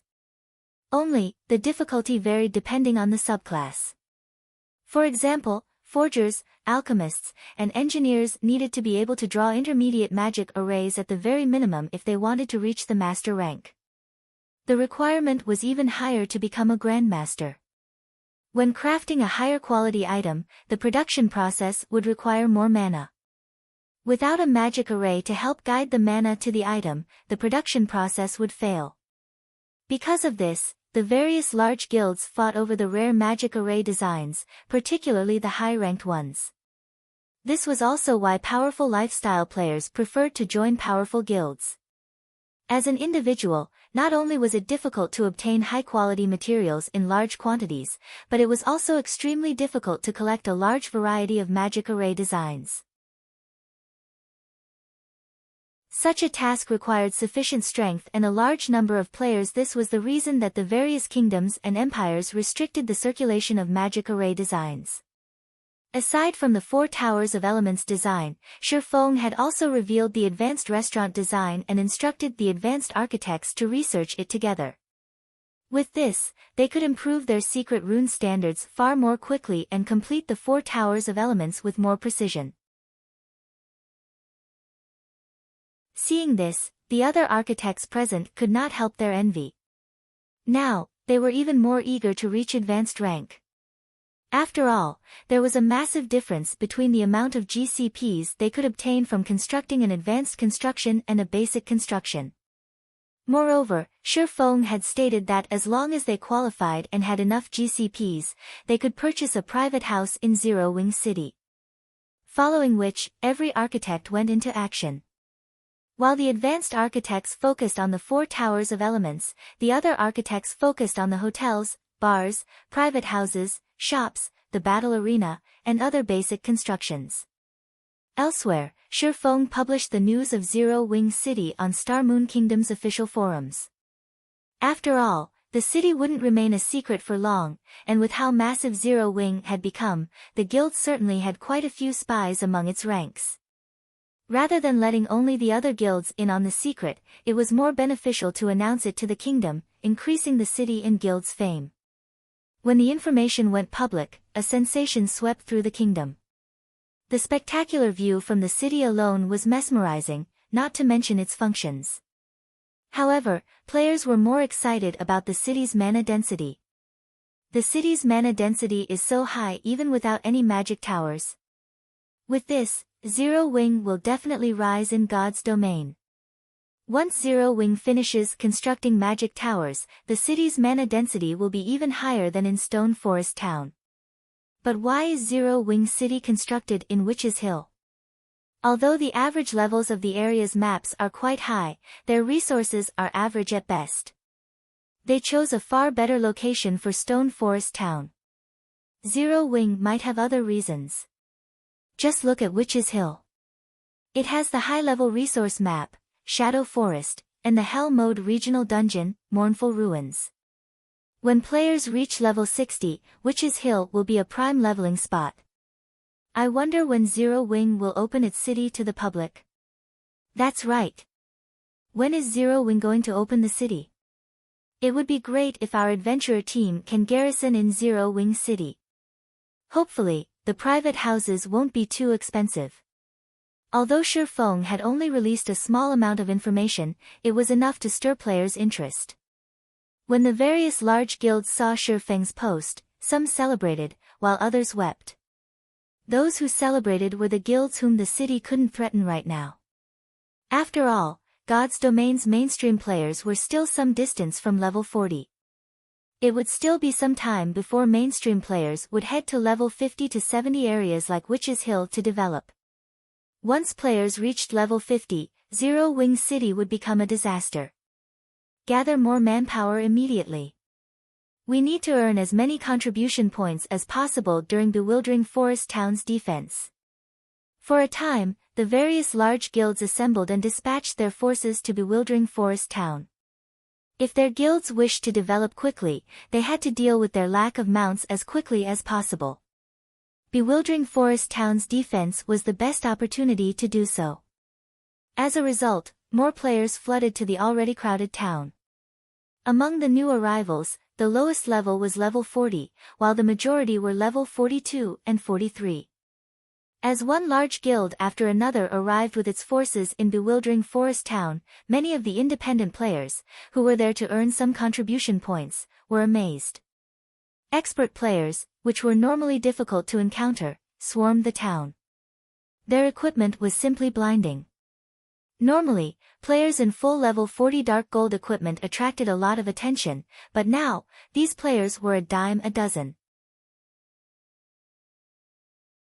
In fact, they barely attracted any attention. Many of the players who had come to Bewildering Forest Town wore full sets of level 45 dark gold equipment, but some even wielded weapons and equipment that radiated the epic rank glow effect. Among the various large guilds that had arrived, one guild stood out. Upon this guild's arrival, the other guilds in the teleportation hall opened a path for its members.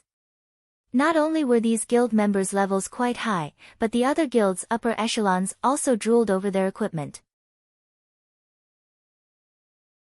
In addition, every one of these players sat comfortably atop their mounts, with the majority riding pitch-black warhorses. These players also wore a black cape draped over their shoulders. As they moved, they looked like a well-trained army. The several dozen players leading this group even rode bronze rank and above mounts. Compared to these players, the other guild's members looked like hoodlums. What guild is that? It's so amazing. Have you never been to a neutral map outside of Star Moon Kingdom? You don't know about Heaven's Burial? Heaven's Burial? How is this possible? I remember that Heaven's Burial suffered a devastating defeat when it tried to compete with Zero Wing for the position of number 1 guild. How does it have so many high-level members? They even have mounts. You must have never been to a neutral map before, then. After Zero Wing defeated the guild, Heaven's Burial shifted its focus. Now, it thrives in neutral maps. Have you heard of Bonewind Town? I've heard of it. I think it's one of the 3 Orc towns players captured after the Orc Empire's rise. Let me tell you, then. Heaven's Burial is the guild that captured Bonewind Town. Because of that, a large corporation decided to invest in the guild. Heaven's Burial used those investments to recruit a large number of experts and well-known workshops from other kingdoms and empires. Now, the guild's strength has reached a new level. If Heaven's Burial clashed with Zero Wing in the fields now, it might have a chance of victory. As the crowd discussed Heaven's Burial, another series of flashes illuminated bewildering Forest Town's teleportation hall. Unlike Heaven's Burial's members, however, none of these players rode mounts. But despite standing there quietly, the crowd couldn't help but turn towards them. Look! Zero Wing's members are here.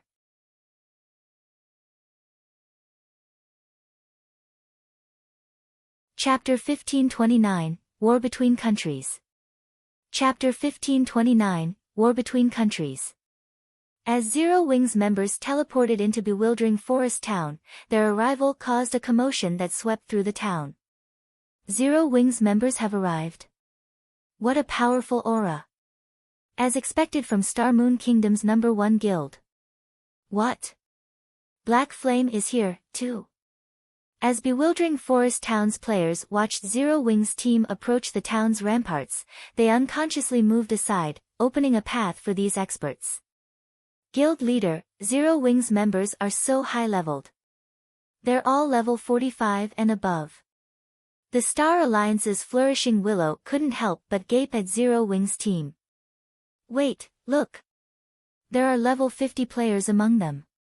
Aqua Rose and the other dozen or so core members are actually over level 50.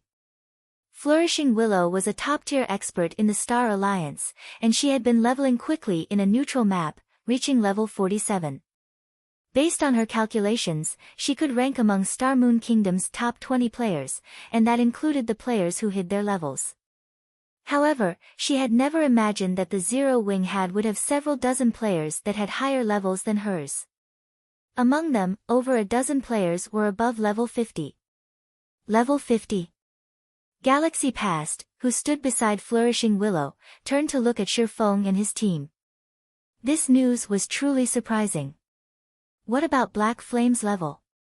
He did not doubt Flourishing Willow's words in the slightest. Although Zero Wing's members wore black cloaks and hid their levels, Flourishing Willow had learned a super-rare identification skill that could see through a black cloak's concealment. Level 50 was a significant threshold for players.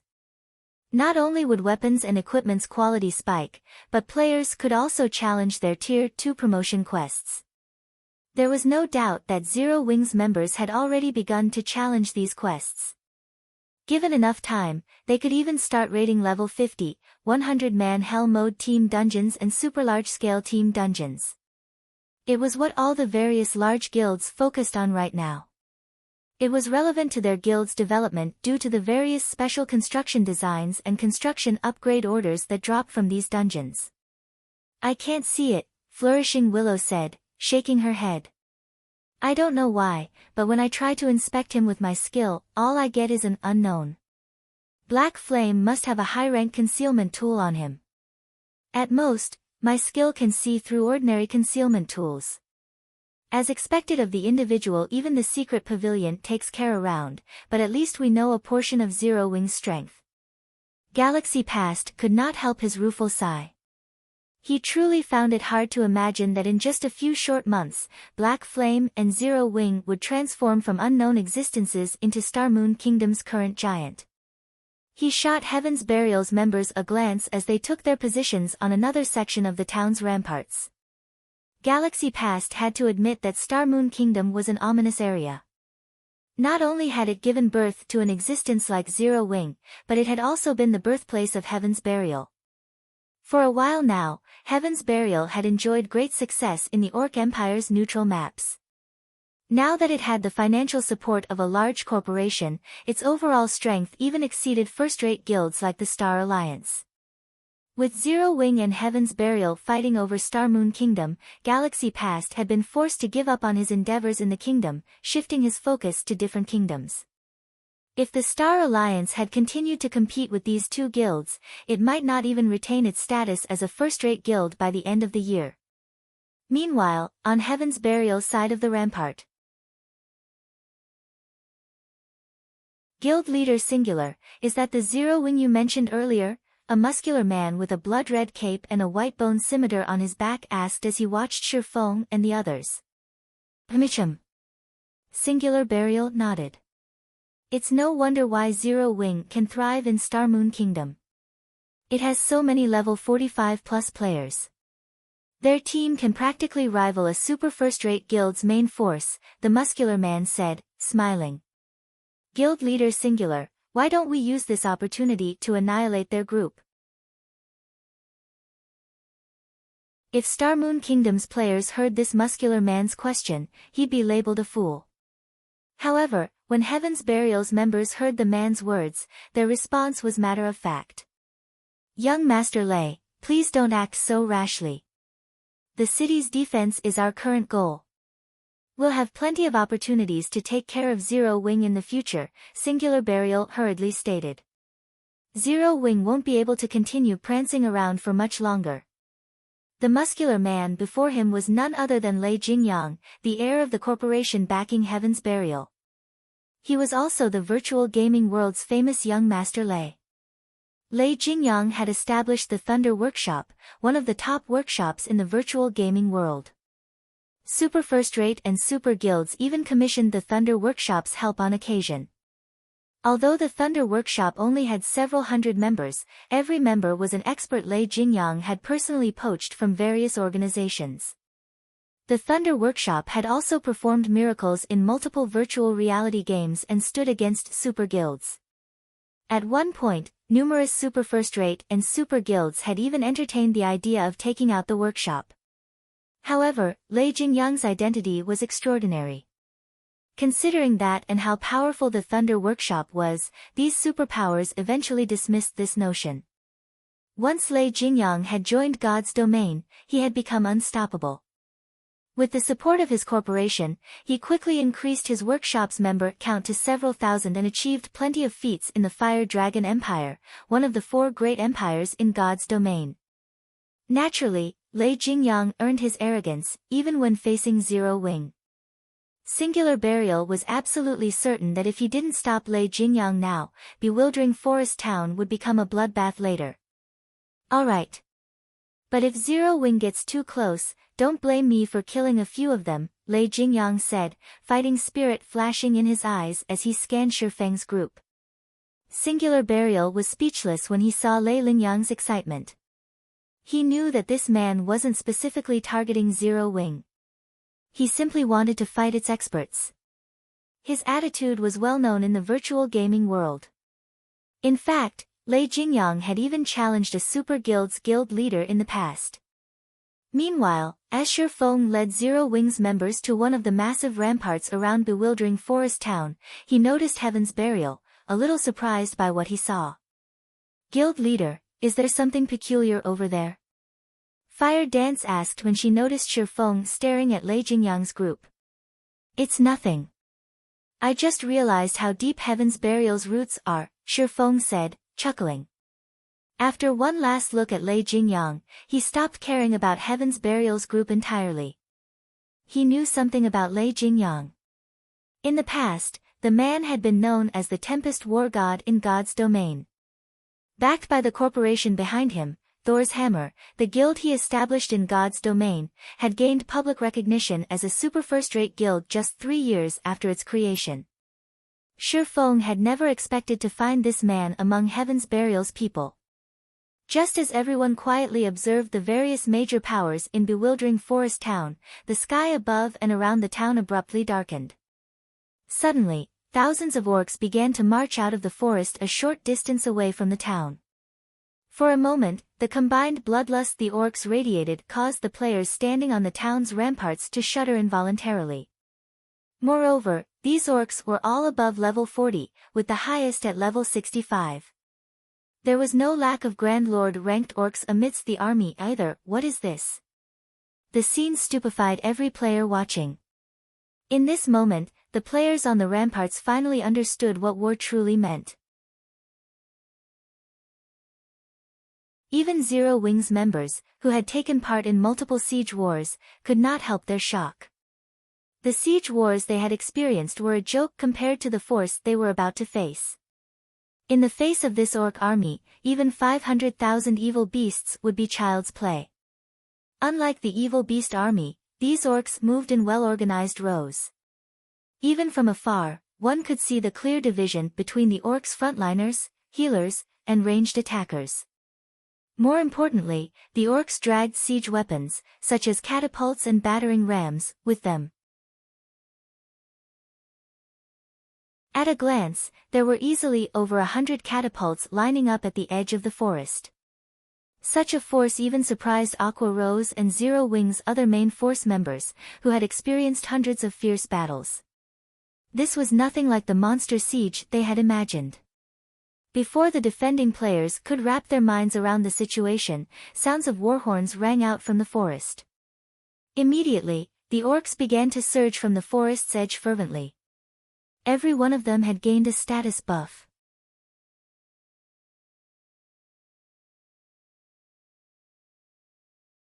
Chapter 1530, Despairing Gap. Chapter 1530, Despairing Gap. Why are there so many monsters? Is this really a monster siege? Why does it feel more like a war between NPCs? Quick, look! The NPC soldiers' levels have dropped. Everyone felt their scalps tingle as they watched the tsunami of orcs surge out of the forest. Before they realized it, the level 100 plus NPC soldiers defending bewildering forest town had fallen to level 70. Even the guard captains fell to level 75. Seeing this, everyone felt a chill grip their hearts. Level 70 plus NPCs would only have a small advantage over the level 60 plus orcs. Trying to defend the town with just a little over 2,000 NPCs would be a dream. As a result, the various large guilds' original plan to rely on the NPCs shattered. Guild leader, there are too many orcs. It's impossible to stop them with bewildering forest town's current defenses. Should we retreat? Flourishing Willow's expression darkened after she inspected the orc army with her identification skill. The weakest of these orcs was a level 40 special elite. There were also a large number of Great Lord-ranked orc warriors and Grand Lord-ranked orc captains. Most importantly, this army was marching towards the town from 3 different directions, and level 65 mythic-ranked orc generals led the siege on each side. This level of combat power simply could not be stopped by a weakened town's defenses. The only defensive structures the town had were arrow towers, which were far weaker than catapults. In such a situation, trying to stop several million orcs with 300,000 plus elite players was a joke. Let's wait and see. If victory is impossible, we'll retreat. Even Galaxy Past felt the building pressure.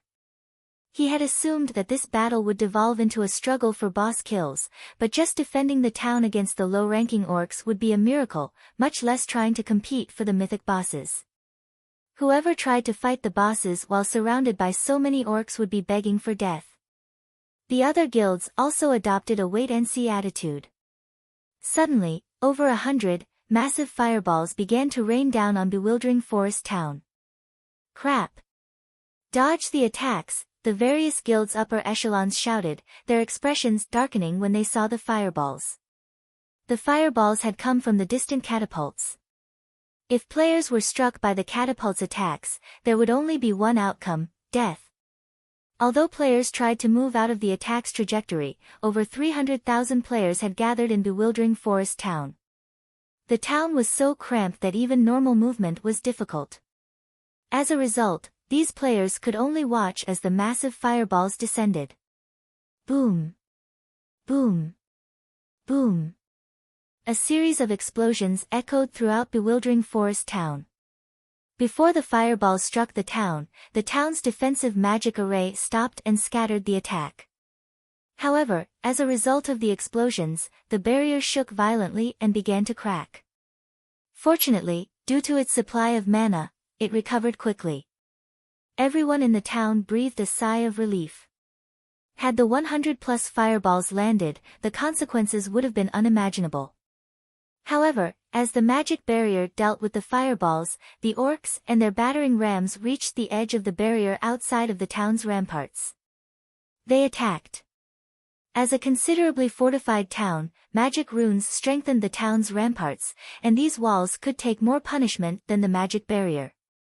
However, the orcs' battering rams specialized in breaking down walls and gates. Sure enough, the battering ram's magical pikes pierced the magic barrier and struck the wall around the town, leaving multiple marks. Everyone, focus on the orcs' battering rams. Do not let them break through the town's magic arrays and walls, the various upper echelons shouted, reacting immediately. Players launched their attacks from atop the town's walls, raining down countless arrows and spells on the orcs below. However, as if some barrier protected the battering rams and reduced incoming damage, the attacks only dealt several hundred damage. Very few players dealt over -1000 damage. This amount of damage barely affected the special elite ranked orcs, who had several 100,000 HP, much less the chieftain, lord, and great lord ranked orcs, whose HPs were in the millions. Even when the players launched large-scale destruction spells and AoEs, the effects weren't ideal. At most, these attacks removed some of the special elites. The chieftains and above were still alive and kicking even after the bombardment. As a result, the magic barrier's energy reserves steadily decreased. Although the orcs' attacks were within the range of the defensive magic array's endurance, the large number of orc attacks quickly depleted the magic barrier's energy reserves. Furthermore, the battering ram's relentless attacks had already begun to crack the town's walls. In contrast, the defending players had only eliminated a small fraction of the army despite their constant assault. The orc army still covered the plains around the town as far as the eye could see. The catapult's constant bombardment also illuminated the night sky above bewildering forest town. Young Master Lei, at this rate, it is only a matter of time before the orcs break through the town's defensive magic array and ramparts. Once the orcs enter the town's teleportation arrays will shut down. I suggest that we retreat, Singular Burial said, frowning as he watched the orcs below the ramparts. It is impossible for current players to complete this defensive quest. Just the orc warriors and captains before them were discouraging, let alone the mythic ranked orc generals who were slowing approaching. Aside from their numbers, the orcs had a buff that reduced all incoming damage. Even if several thousand players attacked a single great lord together, they would need a considerable amount of time to defeat it. Alright, let's retreat. When Lei Jingyang noticed that the various large guilds had begun to flee, he shook his head helplessly. He might be a battle maniac, but he was no fool. He could tell that the main god system had never had any intention of letting players succeed in this defensive battle. Otherwise, the system wouldn't have weakened the level 100+ NPC soldiers. Continuing this fight would be futile. Guild leader, Heaven's Burial has begun to retreat, Flourishing Willow reported. It seems that this war is lost. Let's leave as well, Galaxy Past said. As Galaxy Past gave the command to retreat, however, something caught his attention. Surprisingly, even after the various large guilds had begun to flee, Zero Wings members continued their zealous assault against the attacking orcs and battering rams. The team's clearing speed was far superior to the other large guilds as every member dealt over -1000 damage. Some of Zero Wings players even dealt several thousand damage with each attack. They're staying. Galaxy Past watched Zero Wings members in confusion. Currently, less than 100,000 players remained in Bewildering Forest Town.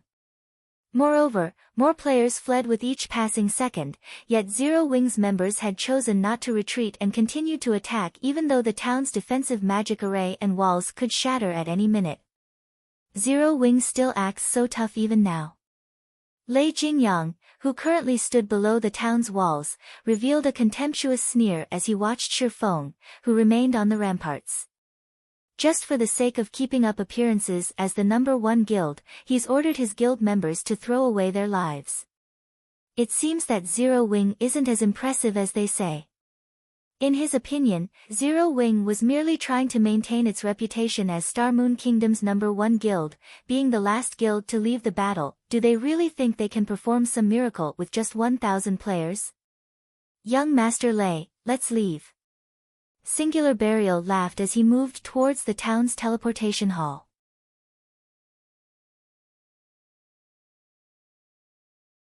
Following which, one guild after another left the town. In minutes, only Zero Wing remained. Guild leader, the other guilds have left, Aqua Rose reported as she inspected Bewildering Forest Town's situation. Only Zero Wing's members occupied the town. Good. Let's begin. Shifeng then turned to Kola beside him, and said, Kola, Turtledove, Yi Wumian, you three will be the lead MTs. We're targeting the Orc Warlord. Although he did not have any experience dealing with orc sieges, he had watched several videos of such in the past. The fact that the orcs had dispatched this massive of a force to deal with Bewildering Forest Town didn't surprise him in the least. In fact, he had expected it. After all, this was a war between countries. It wouldn't be unexpected if the battle dragged on for several days. However, there was a method to end this war swiftly: slay the enemy commander. This method might be difficult for other guilds, as even approaching the enemy commander was nearly impossible, but it wouldn't be difficult for him. Following which, Shifeng activated Spatial Gate, aiming for the Orc army's temporary base of operations at the army's rear.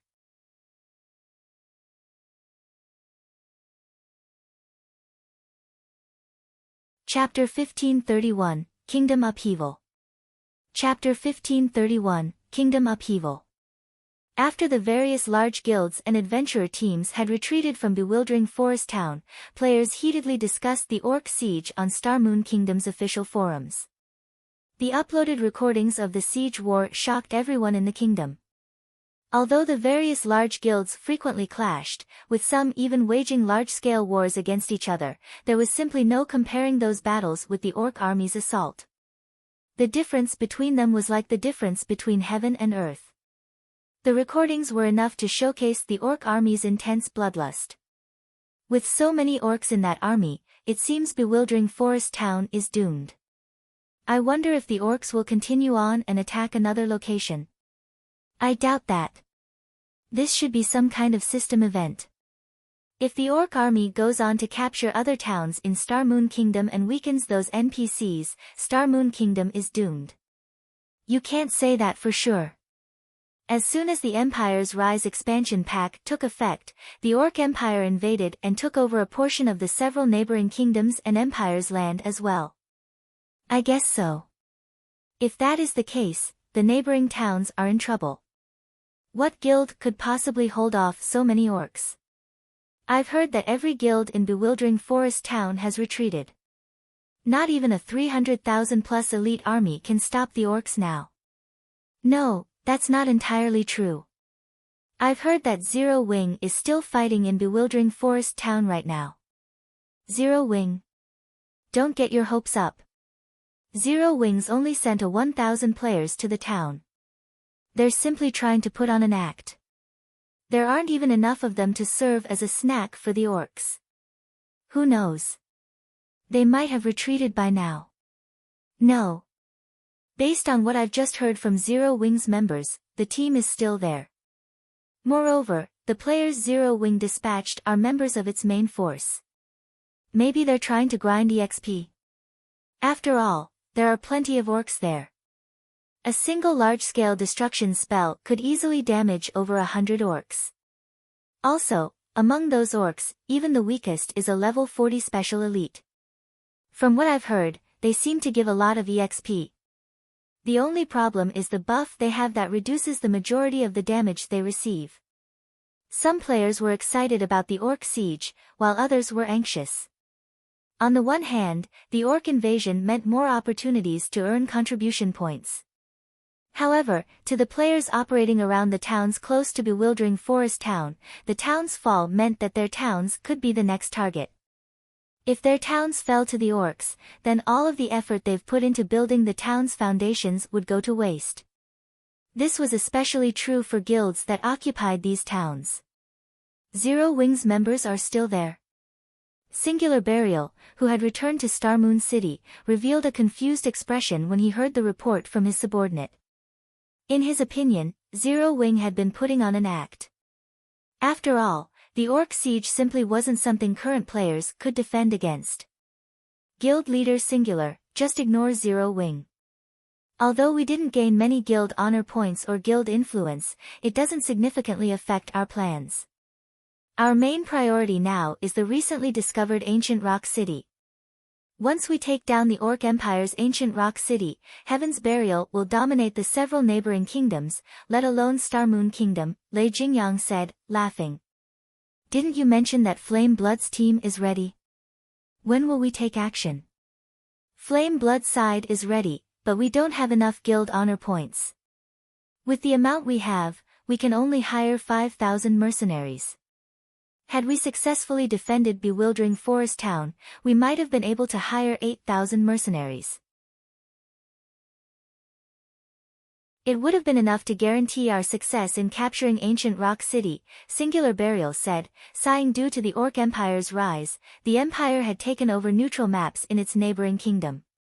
Moreover, several ancient towns and cities, which had belonged to the Orc Empire in the past, had re-emerged, including Ancient Rock City. All of the Orc Empire's towns and cities could be captured. Although players couldn't gain complete control of these towns and cities after capturing them, they could modify and develop them. Moreover, due to the Orc Empire, the various large guilds and independent players were all grinding for guild honor points and contribution points so that they could purchase mounts and other rare items. Meanwhile, Ancient Rock City's location in the Orc Empire's inner region was a good place to grind for these points. The city was also near several ancient ruins. If they could capture the city, players from the neighboring kingdoms would flock to the city and use it as a temporary base. With the potential wealth and resources Ancient Rock City could generate, Heaven's Burial could become the #1 guild in the neighboring kingdoms. In comparison, Starmoon Kingdom's Zero Wing City would be a joke. That should be enough. We can't give Beast Emperor 20% of the profits for nothing. That old fellow should put some effort into the siege as well, Lei Jingyang said. In reality, Lei Jingyang disliked Beast Emperor. The old man only knew how to move around like a sneaky rat. However, Lei Jingyang had to admit that Beast Emperor commanded incredibly formidable combat power. He had also secretly taken control of several large guilds.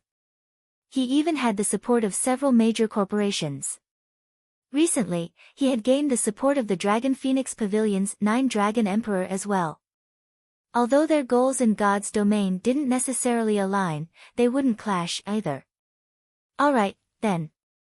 I'll notify Flame Blood. But I've heard that Beast Emperor's situation has reached a critical point. He might not necessarily come to help. Singular Burial nodded.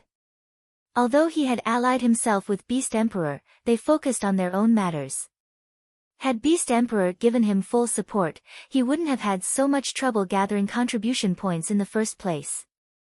Back in Bewildering Forest Town, Zero Wings members surged through the spatial terrace Feng had created by activating Spatial Gate. In seconds, they appeared before the entrance of a temporary camp in the middle of a forest. Guild Leader, this. When Aqua Rose emerged from the Spatial Gate, she noticed that the orcs inside the massive camp were level 60+. In addition, they were all chieftain rank or above. At a glance, she counted well over 1,000 orcs. 4 Grand Lord ranked orc captains guarded the camp's entrance. Meanwhile, a massive orc in pitch-black armor with a saber at his waist sat in the large tent in the center of the camp. When Zero Wings members saw the orc statistics, their minds blanked. Orc Warlord, humanoid creature, mythic. Level 66. HP 400,000,000/400,000,000. Aside from the Orc Warlord's 400 million HP, it had a total of 5 HP bars. This meant that the Orc Warlord's combat standards could rival that of a 5th-floor trial tower expert. Rather than a preemptive strike, they were throwing themselves into death's embrace. The orcs in the base camp quickly noticed the arrival of Zero Wings members. They roared and sounded their war horns, notifying the distant orc army that they had been ambushed and needed reinforcements. The 4 orc captains guarding the base camp unsheathed their weapons and attacked alongside the other orcs. Meanwhile, the orc warlord slowly made its way towards Shifeng and his companions, gazing at the players as if they were pests. "Kola, you 3 get ready to tank the monsters. Everyone, defensive formations." The welcoming party didn't particularly surprise Shifeng. This was the orc army's main headquarters. It was only natural that it was well fortified. If it were so easy to ambush and destroy, the country-level wars wouldn't have lasted several days. Fortunately, the Orc Empire's invasion wasn't the same as a war between NPC countries. The Orc Empire did not have players' help, so they could launch ambush tactics without worrying about enemy players. Hearing Shifeng's command, the MT trio gritted their teeth and pulled the approaching monsters aggro. Very quickly, Kola, Turtledove, and Yiwumian each took on an orc captain, while Solitary 9 and Dark Madness took on the last orc captain. However, since the MTs also had to dodge attacks from the lower-ranked orcs, they struggled to dodge the orc captain's attacks. Unlike the savage orcs on Thunder Island, these orcs were skilled and organized as they split into groups of frontliners, ranged attackers, and healers. The orcs also had an overwhelming advantage in terms of total damage output. Although Zero Wings members could deal over -10,000 damage with each attack, every orc here had millions of HP. The orc healers in the rear could also heal their allies for tens of thousands of HP with each healing spell. Guild Leader. The Orc Warlord is coming. Kola anxiously announced as he watched the mythic boss approach. For a moment, he wondered if they had bit off more than they could chew this time. Hearing Kola's announcement, everyone on the team promptly turned to look at the Orc Warlord. Immediately, they felt a stifling sensation as a heavy pressure weighed down on them.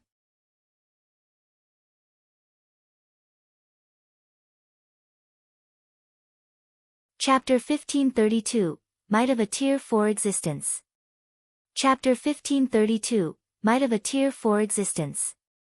As the Orc Warlord moved closer to the team, everyone felt the pressure increase. It felt as if an invisible domain had enveloped the area. Suddenly, Zero Wings players felt as if something had wrapped around them, binding them and making their movements sluggish. This Orc Warlord is capable of using a domain? The sudden development surprised Shifeng. Domain skills were Tier 4 Existence's signature moves. They were extremely effective in group battles. Normally, Tier 4 monsters rarely possessed a domain skill, but monsters that did were players' nightmares. The gap in attributes between players and monsters was already vast. If players' attributes were suppressed even further, they would be massacred. Although the Orc Warlord's domain skill was not particularly strong, and it only decreased their movement and attack speeds by around 30%, in a battle that permitted no mistakes, the slightest reduction to their combat power could result in a fatality. Sure enough, Kola and the other MTs began to lose HP far more quickly after the Orc Warlord activated its domain. The attacks that they had no issue blocking and dodging became impossible to deal with. In the end, they were only able to maintain their HP around the 50% threshold. The other melee players faced a similar situation, their HPs decreasing so quickly that the healers couldn't keep up. At this rate, it was only a matter of time before players began to die. Violet, use Holy Prayer. Everyone, gather the orcs. Ranged players, focus on the orcs that split away from the group. Don't let them fight on separate fronts. Shifeng commanded. The orcs' HPs were already significantly higher than theirs. With the monster's superior healing, the team would be overwhelmed if they tried to fight the orcs separately. Violet Cloud immediately released the Tier 2 spell, Holy Prayer, which she had prepared ahead of time. A brilliant radiance tore through the dusky sky and shone down on Zero Wings members. The spell instantly healed all allies within a 50-yard radius of Violet Cloud for over 3000 HP per second. At the same time, all allies within range received the Holy Protection buff, removing all debuffs and decreasing incoming damage by 20%. Meanwhile, Holy Prayer had a 1-minute duration and 20-minute cooldown. When this spell descended on the team, these players were immediately freed from the Orc Warlord's domain skill. Not only did it become easier to deal with the orcs' attacks, but their HPs also recovered at a visible rate. What a powerful healing spell! Aqua Rose exclaimed in surprise when she saw the team steadily gain the upper hand over the orcs. While a 20% damage reduction might not seem like much, the buff was strikingly effective for the melee players tanking on the front line.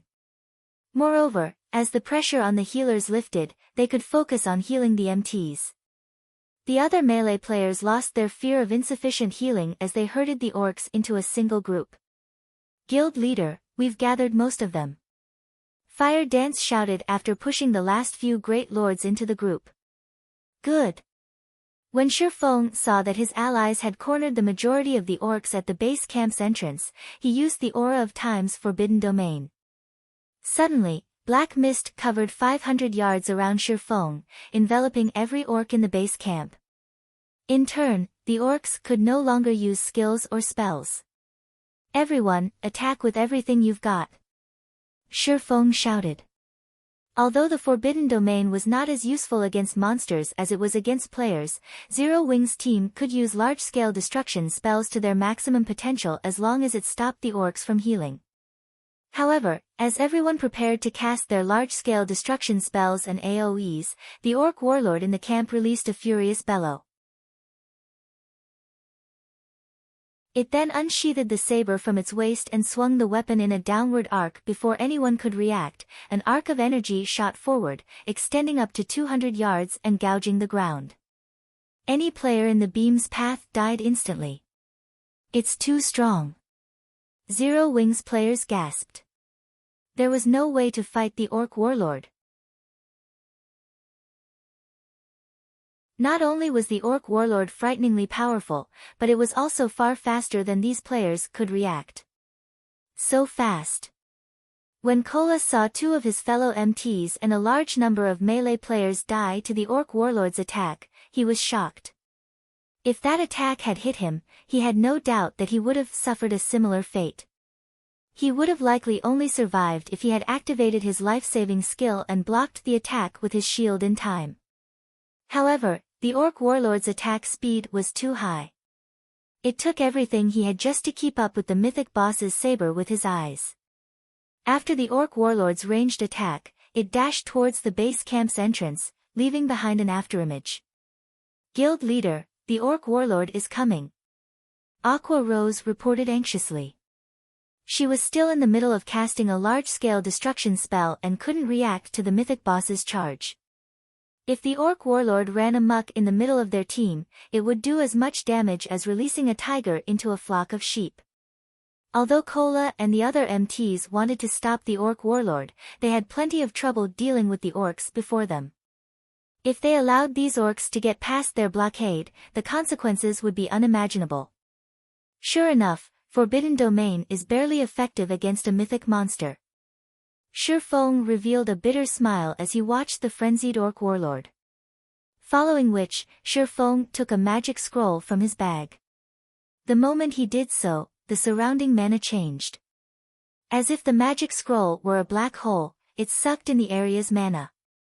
Sensing the change, the Orc Warlord, who had been charging into the group at the entrance, revealed a frightened expression as it turned and fled. You want to escape? Shifeng smiled when the orc warlord turned on its heel. I've been waiting for this moment for a long time now. Unlike the skills and spells players could learn or the skills that came with weapons and equipment, those stored in magic scrolls could be activated by unfurling the paper and reciting a few basic incantations. There was no need for lengthy activation times. Shortly after Shifeng unfurled the Tier 4 magic scroll, the ground started to tremble. Gray jets of air tore through the ground and rose up in the heart of the orc base camp. Any orc that came into contact with these jets instantly turned to stone. They could not dodge the rising attacks even if they tried. Although the orc warlord had a godlike reaction speed, one of the jets still grazed the mythic boss. Instantly, it was paralyzed as it gradually transformed into a stone statue. At the same time, its HP began to fall rapidly. Against earth and breath, the chieftain-ranked orcs were nothing more than ants. 2 seconds after their petrification, their bodies shattered into dust. The Lord-ranked orcs only managed to last 5 seconds before following their weaker companions into oblivion. By the time Earth and Breath's 10-second duration ended, all chieftain, lord, and high lord-ranked orcs in the base camp were dead. Although the great lords had survived, they had less than half of their HPs remaining. The Grand Lord-ranked orc captains had only lost 20% of their HPs, but they were heavily injured. Not only had their combat power drastically decreased, but their defense had also fallen. As for the orc warlord, like the orc captains, it had only lost around 5% of its HP, but it was in a miserable state, and its combat power had significantly weakened. Zero Wings members were dumbfounded. Shifeng's aim with Earth and Breath had been impressively accurate. The spell's AoE stopped just short of 5 yards from Kola and the other MTs, who blocked the base camp's entrance.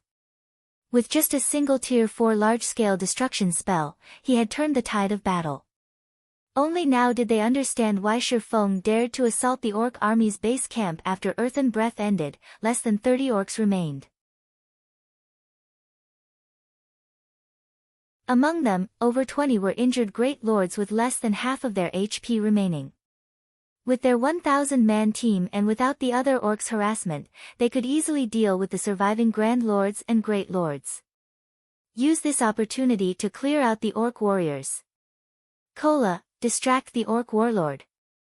Solitary, help take care of Kola's orc captain. Shifeng commanded as he spent 5,000 magic crystals to activate the Ring of Gospel's world projection. When world projection activated, it dispelled the orc warlord's domain skill, and suppressed all enemies within a 3,000-yard radius, reducing their physiques by 30% and basic attributes by 20%. This was not Thunder Island. Due to the island's restrictions, he hadn't been able to use the variety of tools in his possession. Moreover, he was afraid of the orc warlord. If he had encountered it normally, he would have put as much distance between himself and the monster as possible, but after the contest on Thunder Island, he had gained a few cards that could give him a chance against the mythic orc. You're tuning in to the Blissful Bookshelf YouTube channel. We're so grateful for your support, and don't forget to subscribe to join us on this incredible journey through captivating stories. Your generosity through donations truly makes a world of difference, as it's the primary source of revenue that allows me to expand and enhance this channel for you. Thank you from the bottom of my heart for being a part of this adventure.